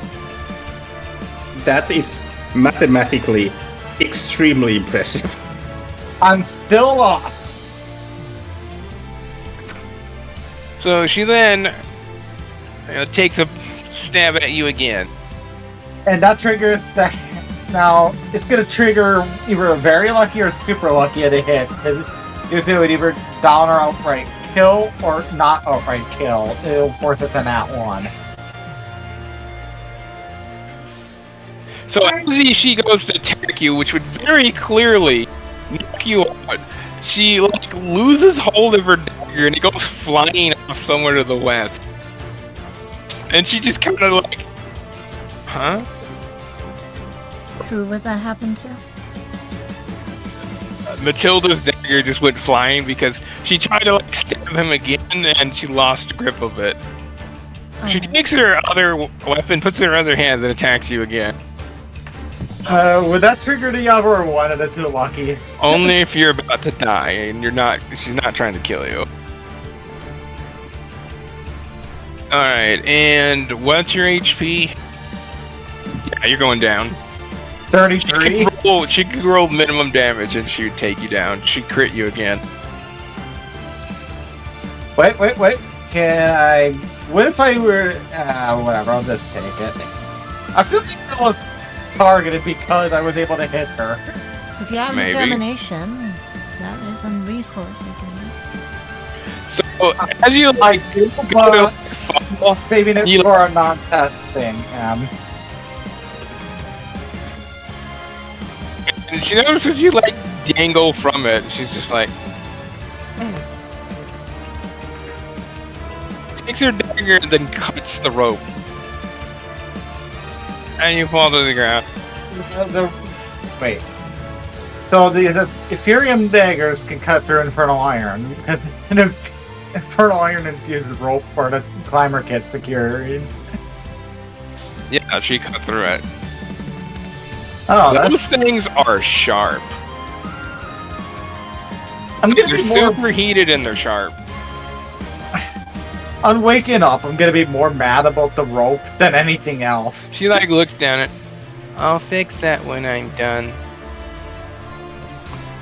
Oh, well, But you then fall and you fail one death save because of ground. And she kind of like runs way the fuck over here and like grabs her weapon.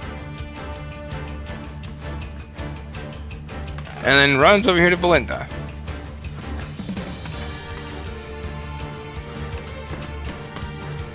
that was spiteful. No, it was good prioritization. She was looking at you with like a smile as she attacked you, like, oh, you. It's Harmonia!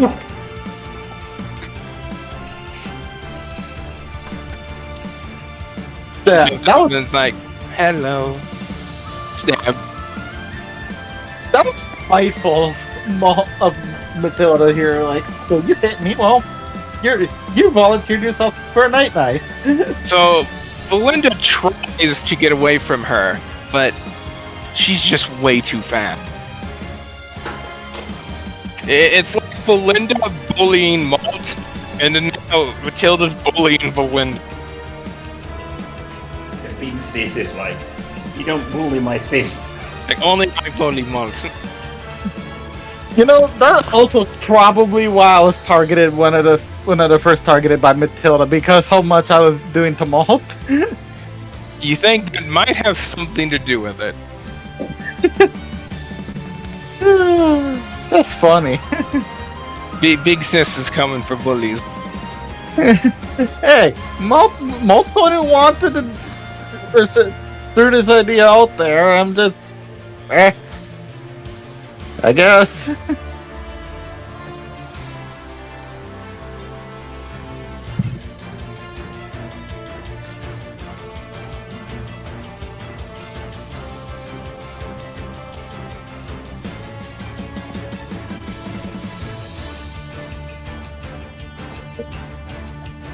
Alright, let's see here.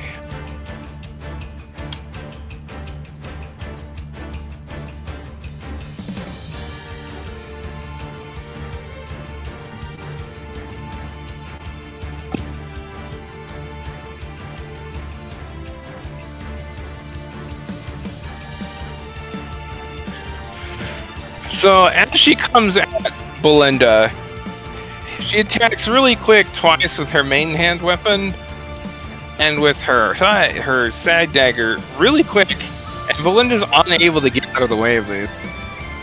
As she just kind of like cuts into her side, and then across her calf, and then up along her other side. The wind swirl around her before instantly dissipating. And she attacks Belinda again. This time, stabs her like right in the chest. Belinda like clutches at it as she like pulls the dagger out before she then swings around and stabs her in the side. Clocks in form above Belinda before then swirling back. And Matilda just smiles. And then attacks her really, really fast again. So Belinda just gets cut up. And then eventually, Belinda just kind of falls over. Belinda went down after being brought back. Essentially, mechanically speaking, she used the emergency chrono shift. And then Matilda just knocked her out again anyway. Okay, so that was she her round, reduced her HP to 0, and then reduced her HP to 0 again. She did 600 damage to Belinda. Jesus Okay. Christ. Okay. She's so not that done was- yet. Okay. Jesus. You're not the only one that can do more than 10 attacks. Oh yeah, Quinn, you would have noticed this, that she made 7 attacks, and then used Action Surge. Holy fuck. You know, I like it more when it's not used against us. So 4 attacks coming up, man. Yep, apparently. Well, she used the overwhelming majority of those on Belinda. Still. That's a fucking 25th level Chronomancer. She leaps down here at Catherine. And takes 2 swings at her with both. She actually just kind of like turns her daggers and just stabs them into her together at the same time. Dead.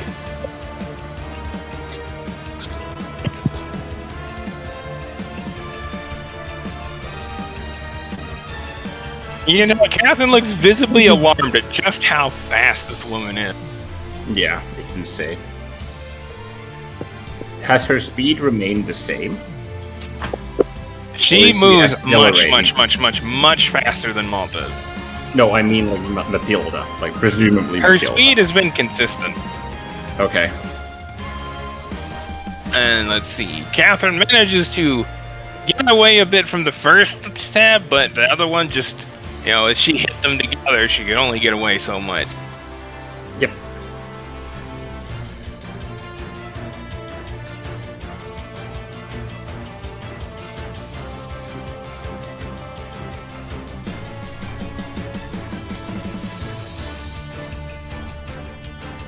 And that then ends her turn.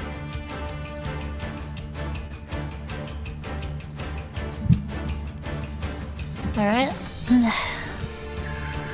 Okay, so Round 6. next would be Olivine. Yes. Wait, how? Top of the round. Oh, is she at the top of the round? Or is she last? She is a time traveler. Or rather, she's a chrono shifter, sorry. No, I mean Matilda. Yeah, Matilda. I mean, no, we went to the top. I forgot. Yeah, it's So- like according to this, it's Olivine, Belinda, Matilda, Morty, yes, Catherine, Eloise. You're right. Yeah, Yep, right. She's higher than that. That would be Morty then, in that case. yeah. Next would be Morty. Yeah, because Olivine fixed a problem, which became another problem.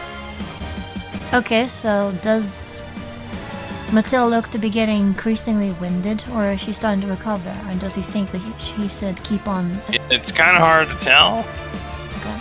But she clearly looks to be a bit more winded, so she's used a lot of resources. Like, Quinn made her, like, have to try really hard. Does Morty think that he could probably... that it would be a good idea to push momentum to try and tire her out more? Roll intelligence. Okay. Straight intelligence, I guess. So. Oops. Yep. 11. Well, based on what they're doing, I think a strategy might be to attack her while someone's attacking them. That's what I'm Essentially thinking as well. overwhelmed with numbers. That's what I'm thinking as well. So he's just going to. Yeah, because she's fast, but she's still immortal. That's one of the So you things. can only move so fast. That's one of the things I was thinking of. So he's just going to phase over there, and he's gonna hold action to attack her as soon as somebody else does. Well, you can tell that she definitely does not know you're there. Yes, So she cannot see into the ethereal plane. yes, and he is very stealthy. So he makes no sound. Alright, so Catherine's turn. Holding action. Death save. Well, Catherine's not dying. I mean, is there death Didn't- saves besides the death save I took from the fall damage stuff? Catherine is not at Oh, 0. right. Catherine is not at 0. Wait. Didn't she just stab her to 0? Like, or did she just take a lot of You're damage? talking about Belinda. No, but I mean after Belinda. No. Well, Catherine got knocked out 50% of their HP. Oh, okay. Sure. So, Catherine very quickly takes her dagger, like, takes her firearms and just, like, takes 2 shots at her, point action. blank. And Matilda just deflects both with her daggers, like, literally 2 feet away. Held action.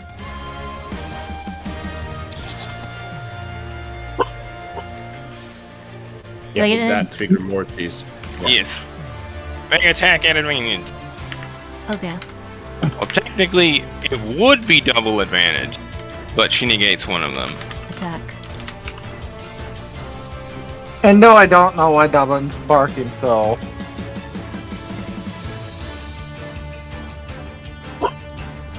Queen called out her mitigation, right? Mitigations, right?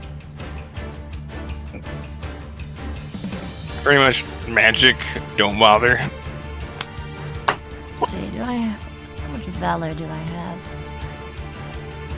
I can valor dump. This will be a time to do it. 1 point of valor to force a critical hit because Roll the attack. okay. Attack. So technically, this would be at advantage. 29. 29 misses. At So least taking advantage of the opening, you go to attack, and she appears to notice you just in time to kind of move away. And she's like deflecting one of Catherine's attack. and before this is a Sans genocide route. The first time you hit her again, she just dies. What? I mean, compared it to the Sans Oh, yeah. genocide run or something. Yeah, Sans. Okay. I may as So well I take. should say she is very difficult to hit. Yes. I may as well take my second attack with Morty here. Try and course correct. Not that I think it's gonna work, but hey, it might knock down her Hey, resources. Quinn, roll logic, 17. and then conclusion. Only Quinn? Misses. Yeah, only Quinn would be able to deduce this.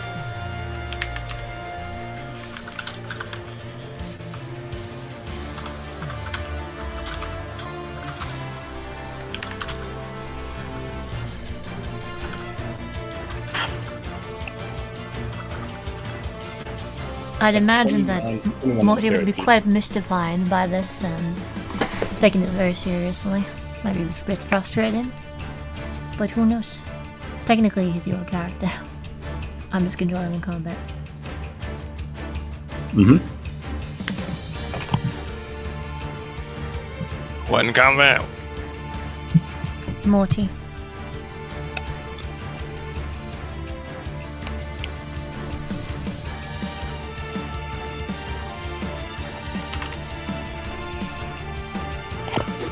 You notice that so far when you've seen her go to move, and she's really quick. So, you know, that things that would normally hit somebody will not hit her. And you're like, huh. Mechanically speaking, you get this. Alright.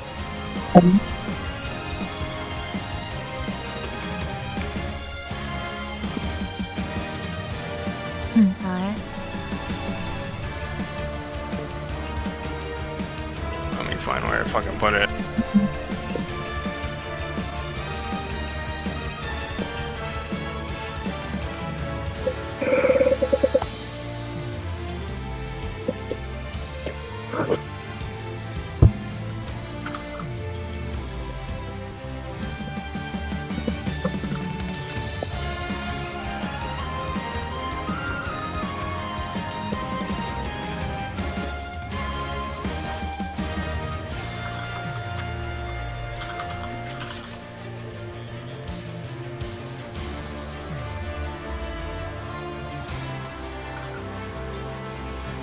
Here we go.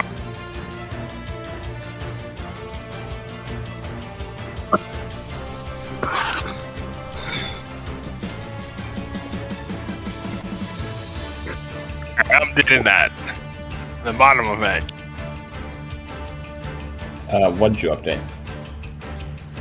That thing. Oh, you mean the fix that would automatically hit you? Okay. So In like other words, critical Vin hits, doesn't work. vid, etc. Okay. Yeah. Good to know. So even if you roll a natural 20, if the total doesn't hit her, you won't automatically hit her. Ugh. In other words, your armor class is higher than 29 as well. Okay. What? Her armor class seems to be higher than 29. Alright, what did you It's so- guys... yeah. Oh yeah, a 32 just hit. Jesus. I just remember that from looking at the Valicos' thing.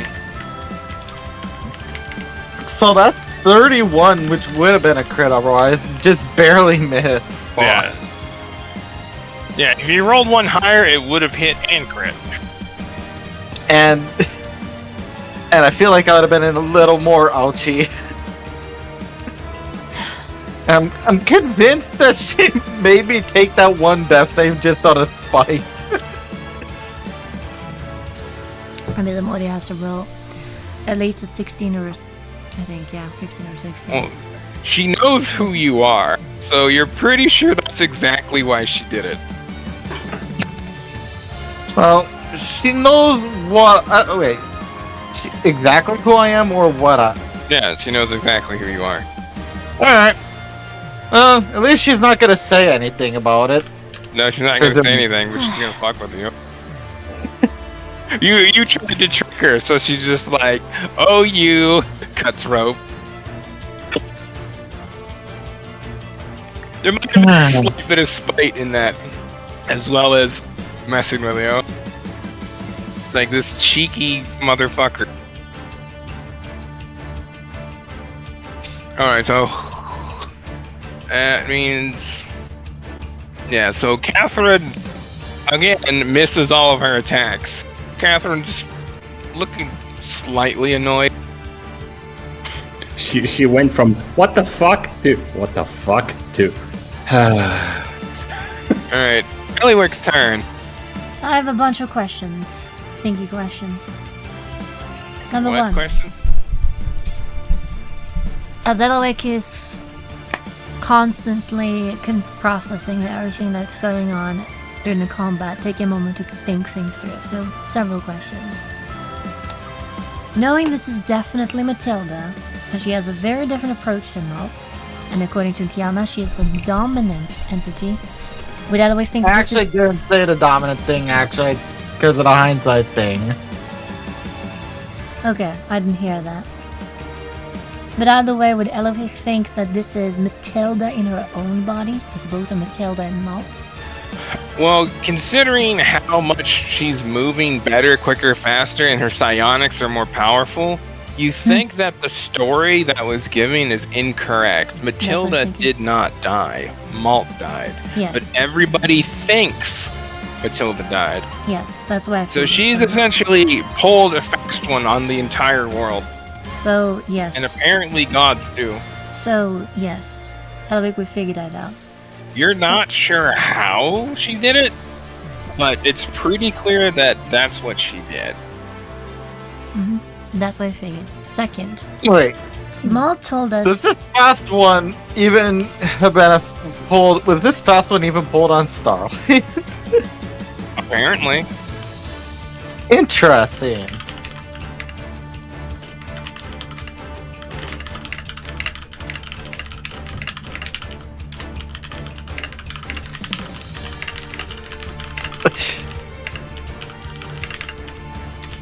You have no idea how that happened. Number 2. Maul told us she was working on something big and seemed really angry about something, seemingly to get revenge on someone that wronged her, which would make sense if Maul wanted to avenge the loss of her sister. But if Malt is the passenger, not Matilda, is she angry about losing her own body or something else? And do they seem to be working together on this scheme, or do they have separate intentions based on what we're seeing here? Well, based on how well they're working together, it's probably the same goal, and you imagine Matilda's just as angry, if not more. Yes, because Malt Matilda lost her sister. Given that the twins are showing so much of themselves here, third, and revealing so much of their hand, is this actually an exercise of showing who the pair really are? And it's not so much that our combat performance actually matters so much in the situation, as it's about how we're handling these revelations? Well, it's definitely a bit of both. And 4, knowing all of this, is it actually Malt we need to persuade, or is it Matilda? It's Matilda. Matilda 100%. Because here, you think like 99% of the time, who's been around you has been Malt. Matilda has only shown up before you all twice. Well, technically 3 times. So it was during the fight with the Golem very briefly, during the duel with Ashi, and then piloting the Magitech armor. Those are the 3 times you have seen Matilda. In each one, they were very brief. Alright, so in that case, knowing all of this to be true. So you've been interacting with Malt this whole time, pretty much. Yes, but knowing all of this, what would Elifik think might be compelling enough to persuade the real owner of this body to let us Well, you in? don't think words are going to do anything, because based on Matilda's reaction, she's effectively been listening, perhaps even watching this whole time. But essentially, just so we're on the same page, actions, of course, speak louder than words. The question is she looking for us to show that we can take her down? Within the limited You scope? have no idea. I don't think that's gonna happen. You think that based off of, you know that this woman before you came to this side of the world was a hero amongst the gnomes. Okay. So is this actually a? I guess what I'm asking is You a don't puzzle? think you get to stand a chance? Yes. That's what what's dawning on everything. The question is this a puzzle, or is it a shotgun to a puzzle, jigsaw puzzle? What is she? Well, this looking is like, for? how bad can you scratch the paint of the guy's car before the owner finds you? Yep. So essentially, she's trying to see how well you can get through her defenses Gotcha. before she takes you all down. I gotcha. That's what it is. Alright. And, make her work for it, like Quinn clearly did. Gotcha. It's just like her resources are just. Well, Quinn and Indiana both did, technically. Yeah, it's like you've made her blow through a lot of resources. It's just like, this is getting a little tiring. Like, sure, You Quinn could made it. technically probably beat her if you were to exhaust her, but you have no idea what that point would be. Hey, Like- let's get to 500 psionics points. Let's go. Now she Quinn only has 400. probably. Quinn had the means to do more than I did, but still, 6 shots all at once is still pretty fucking fast. Yeah, while being attacked, so it's technically 8 attacks coming at her at once with rubies. But yeah, so based off of all that, I'm gonna say that you used your turn doing that. Yeah, the thinking? Okay. Yeah, because that's a lot of checks and a lot of thinking. So yeah, Eliwek is just kind of observing, thinking this, drawing these conclusions. Because you think that this will be handy when speaking to her after this. So essentially, you're doing this part, your part here, not so much by fighting, but concluding what happened. Gotcha. So I think that Because after she's it's not just concluded, looking for fighting, but she's looking for you guys to realize things. that is what I was thinking. So this And the fact that you realize that Matilda survived is probably going to be the biggest key to convincing her that you know what happened. You don't know how it happened, but you know what happened. that's what I was thinking. Which is yes. Matilda survived and Malt died. Everybody thinks that Matilda died and that Malt survived. However, that is not the case. She has Malt's soul, ghost, whatever the fuck with her. And she's been allowing it to take control this whole time. So everybody thinks it's Malt. You know, you look at her psychic, you know, it's Malt in all ways. But this physical body is not Malt. So you're just like, wait, how is she fooling stuff? Because you know to get into certain places in Tinkertown, they have a retina scan. They scan your eyes. Well, isn't it still Mold's eyes? No, No. this is Matilda's body. Remember, Malt is the passenger, not Matilda. Yeah. Oh, right. So you're just like, how are they okay. fooling those? Like that should have like exposed her immediately. Reprogram her, program into eye scan to register. I don't know. Yeah, you have no idea how they're pulling this off, but they've got everybody fooled, and that's all you really know about this. So you don't have no idea there.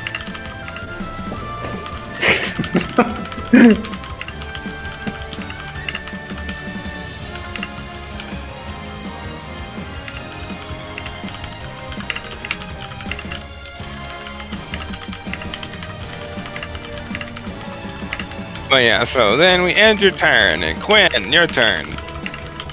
Now you like, look at your BBB, the barrel's just like red. It's got like heat waves distorting around it. You know, might not be a good idea to use that for a little bit. If I were to stab her with the bayonet, do I think I could inflict like fire damage on her with the heat? You're heated barrel? pretty sure it would, because the bayonet's also glowing too. Also, And another also, question. She doesn't have reinforced armor, so it's a matter of if you can hit her. If you can hit her, it's gonna hurt.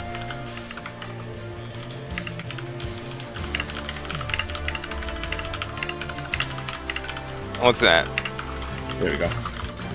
Another question. How well do I think would I be able to pilot the Magitech armor? It's very possible. I You're wanna keep- very familiar with Magitech. You'd have to go take a look at it. But first off, action on Belinda Montich's healing potion. So you give her a healing potion. And roll see. roll helium. So now Belinda's gonna have a extra high pitched voice. And squeaky Belinda. That sounds like some Belinda's shit. been having one hell of a week. Oh yeah. Yes, she has. I'm 85% sure Belinda just wants to go back to the fucking beach now. I know, it's just like, I've already lost a day vacation to this bullshit. I will give her a potion of supreme healing.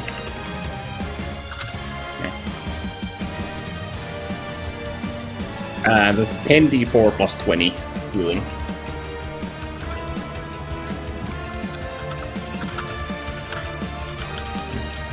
And as she Where's your can sheet? Forgot to move it.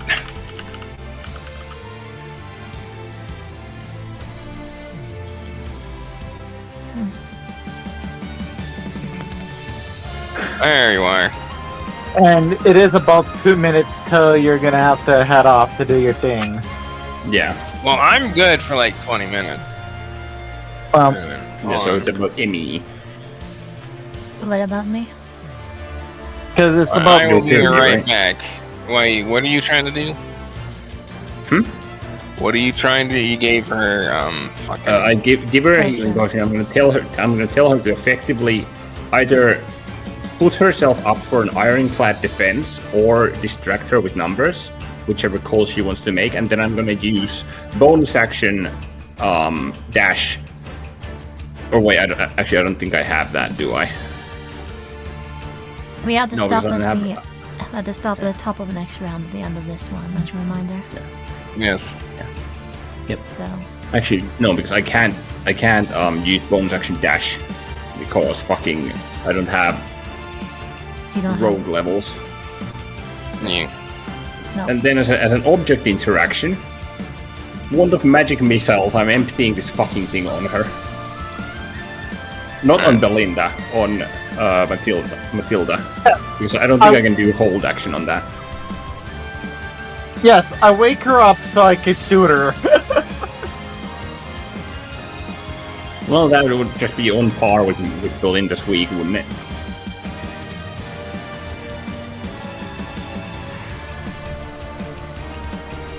I like how you felt the need to clarify that, as though that's something that someone would do. That's just called being a dick at that point. Although that does sound funny, I'll have to chalk that up to things to eventually do. Just like something that they don't know. 31 force damage. It should be interesting to see how she reacts to just happens damage.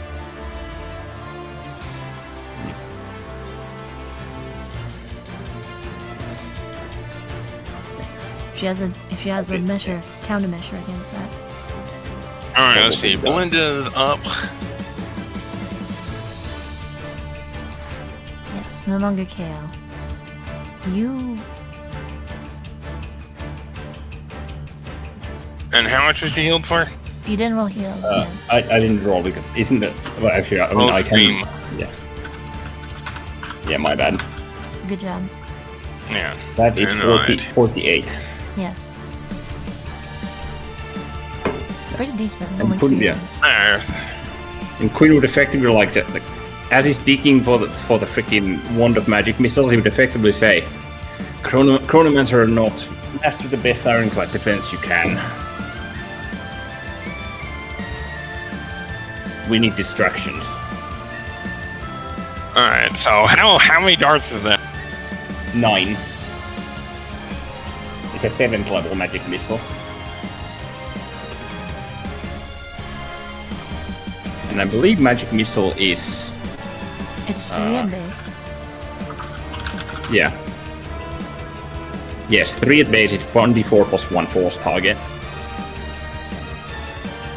So she just gets simultaneously hit by 9 darts of just... So as all these darts are coming at her, she like looks in her direction. You know, kind of holds the dagger down a bit and like sticks out her finger. And she very quickly just with her finger just pokes all of them. And they don't seem to do anything. So what is this Wait. ability? Is she immune to fucking... She's resistant to magic. Unless she's got Oh. a Rakshasa blood or something. Because immune... Fucking derp. Immune to effects that would automatically hit you. Okay. I'm fucking stupid. I wouldn't have done that. Oh well. Quinn actually just like... His eyes widen a bit, and then he face palms to himself. Well, you'd think if anything, this is testing that theory. Well, yeah. It's like, But okay. But the thing is, his hunter sense hasn't let him down once. So he's like, Yeah. of course that's the fucking deal. Well, the one that technically it has once before. Well, from The her difference- perspective, you know, if you're effectively proving that you've noticed. Yep. Because it's like, and you throw a bunch of shit that would miss, and she's just like, poke, poke, poke, poke, poke, poke, poke, poke. My question is, seeing this, how does it She looks work? to you. Roll insight, Win. Yeah. But my question is, seeing this, how does it work precisely? Essentially, she's using her. She is such strong psionics that she is very difficult to hit. That she can react even to an attack that most people could not possibly react to. So to hit her, you have to get a good, clean, solid hit. Essentially, to overcome her defenses, you need technique. Like Where's raw Iridan? power, you can't bulldoze through it. Where's Iridan, fuck's sake, when you need? She kind of like flashes you a grin. Like she sees what you did there. She knows that you now know. Quinn just has this kind of, not annoyed, but more so just a calm demeanor about him, since he's in analysis mode right now. You think that's why she just kind of poked at him, because it's like he's on to me, so might as well do this. And yeah, it has that sense has let you down once before against the guy who is immune to everything in the basement. No, because that's not again. Sabathiel was on brand because it states in Hunter's Mark that if they're protected from divination, then it shows that everything's neutral. And granted, fair enough, he was so. Yeah. I did not remember. Hunter's Mark. Yeah. Hunter's Mark is absolute. Yeah, so the only thing that could fool his hunter's marks is gonna be like gods. No, above God. Like, effectively greater beings than above, because it's a higher power. Yeah. Fucking, it's a power provided technically by a higher being, as far as I understand. So it would have to be a greater being or above to completely just fool it. Not negate, Yeah, more or but less. fool it. Yeah. Yeah, I did not remember the thing saying that it could be thwarted like that. So Yeah, it says that. Because essentially rangers and druids, well, rangers in particular draw their power from the goddess of nature. Druids draw their power for whoever they worship.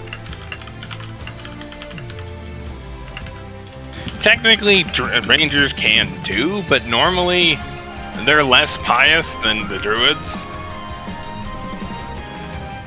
But anyways, so yeah. What Quinn do? Well, I expended my movement, expended my standard action, expended my bonus action. So I'm gonna stand there and I don't know. I was gonna say pray, but Quinn wouldn't do that. So he's just gonna keep observing the fucking Matilda. Because I really can't do anything else. He's effectively kneeled down by Belinda, helping her up.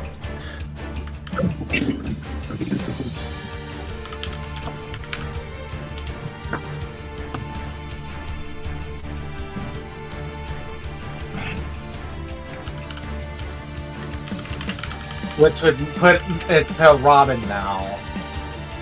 Who takes 2 attacks at her and completely misses. Ruby's just, Robin, totally not Ruby. Is looking very annoyed. Because, Robin's a very good shot. But she just cannot hit this woman. You know what would Cheat for you. fucking great shot. Pretty much at that point. It's like, dodge this, filthy casual. Here it is, you fucking casual. Boom! All the projectiles at once. Alright, back to Olivine, who undoes into you're back to how you were before you got shanked. Thank you. No, get KO. So, Yeah, and Belinda's just gonna hold action. And Bring this again, to Matilda. we're I at the believe- top of the rounds, remember? No, hold on. I'm gonna end after this because Okay.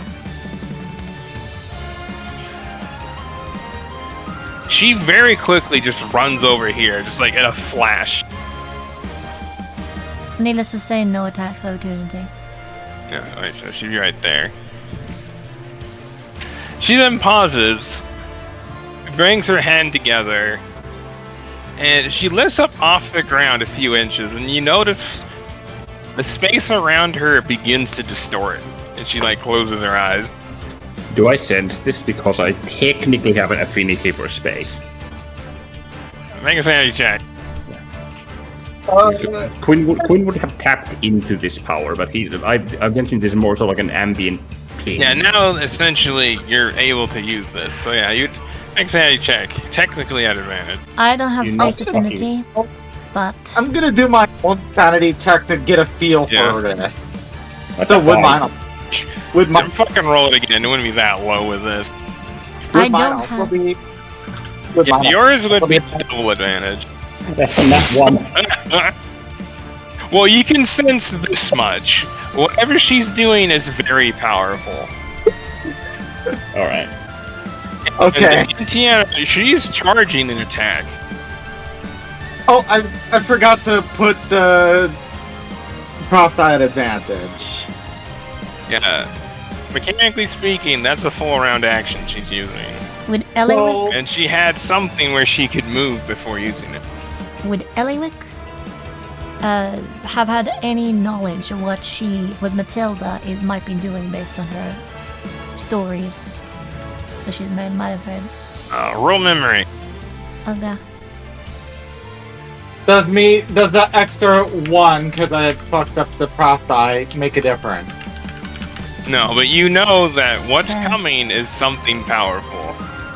And you think back to stories about Matilda, and you recall someone making mention on a couple occasions that she had, like she's like the strength of like 50 gnomes, kind of just hyperbolic, like, oh, she's powerful. Although you do recall one thing is that she has an attack that could level a battlefield.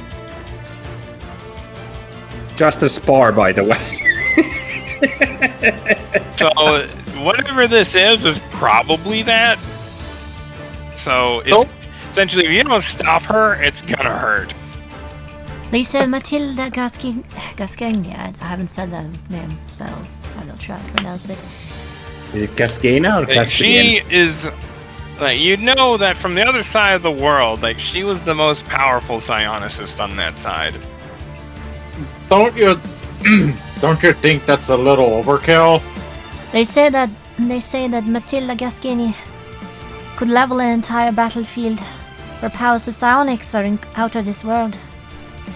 You We- think she's doing this to see if you could stop her before she would unleash it? Like, Lip would think that immediately. She's not gonna actually do it. But essentially, it's like, okay, can you stop me? You're probably the gonna way. want. You're probably gonna want to stop her. Is all she'll say. If we don't want to be atomized, yeah. Yeah, so the longer she does it, the more the space around her distorts. Like, when she first did it, it was around her, and now effectively it's... Let's see here. Though as Does she's saying, It's like Does- there. Does Clack sense this? Make a sanity check, from wherever you are right now. Kind of training your new recruit.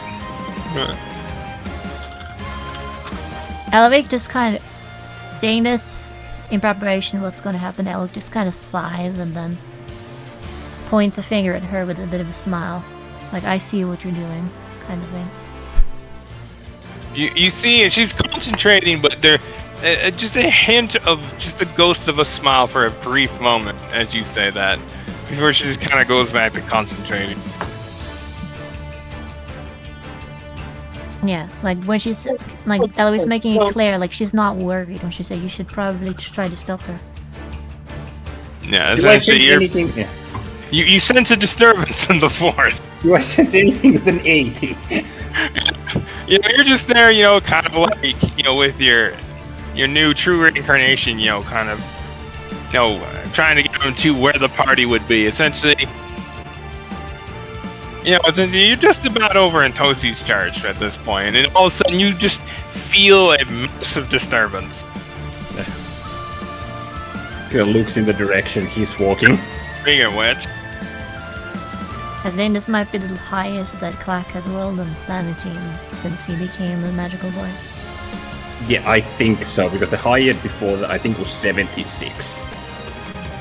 Black has a tendency to do really poorly on sanity with his real mods.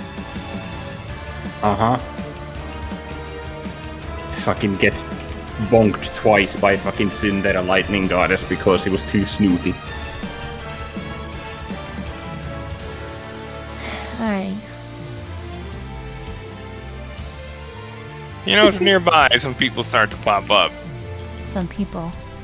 Oh, hey. Hello, Itoropia. Hello, Starlight. Where's Lucky Days?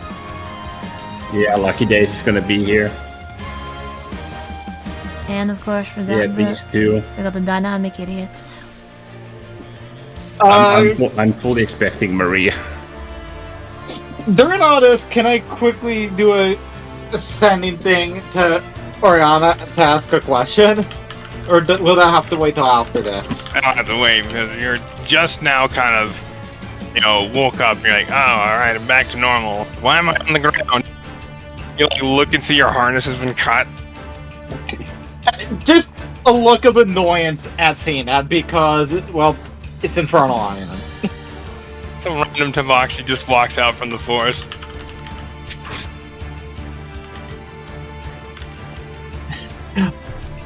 All this shit, and I'm more just looking annoyed because my fucking harness was cut. If any.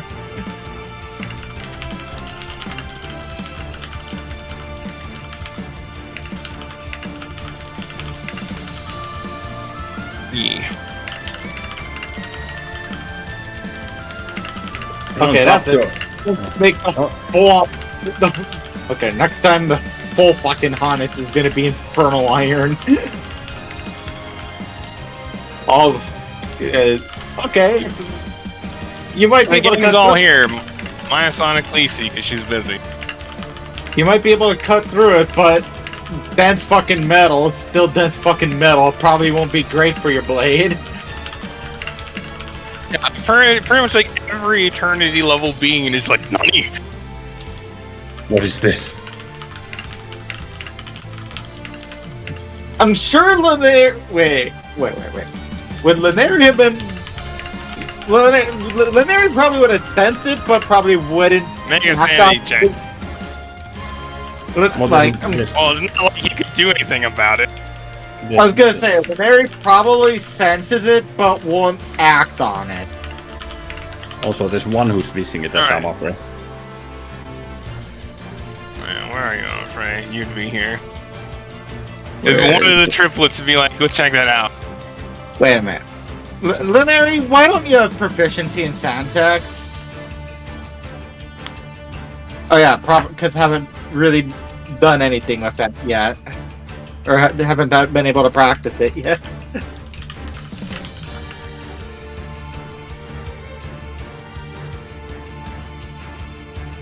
I'm guessing that no. You like sneeze suddenly. You have no idea why. I'm just gonna go back to what you're doing.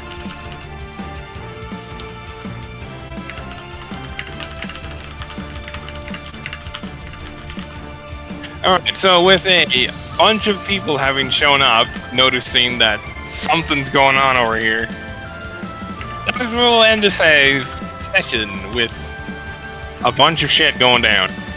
In Whose turn? Yeah. Whose turn is it next? Is it Morty. Morty? Yes. Okay. Alright, I'll pick you from there next time.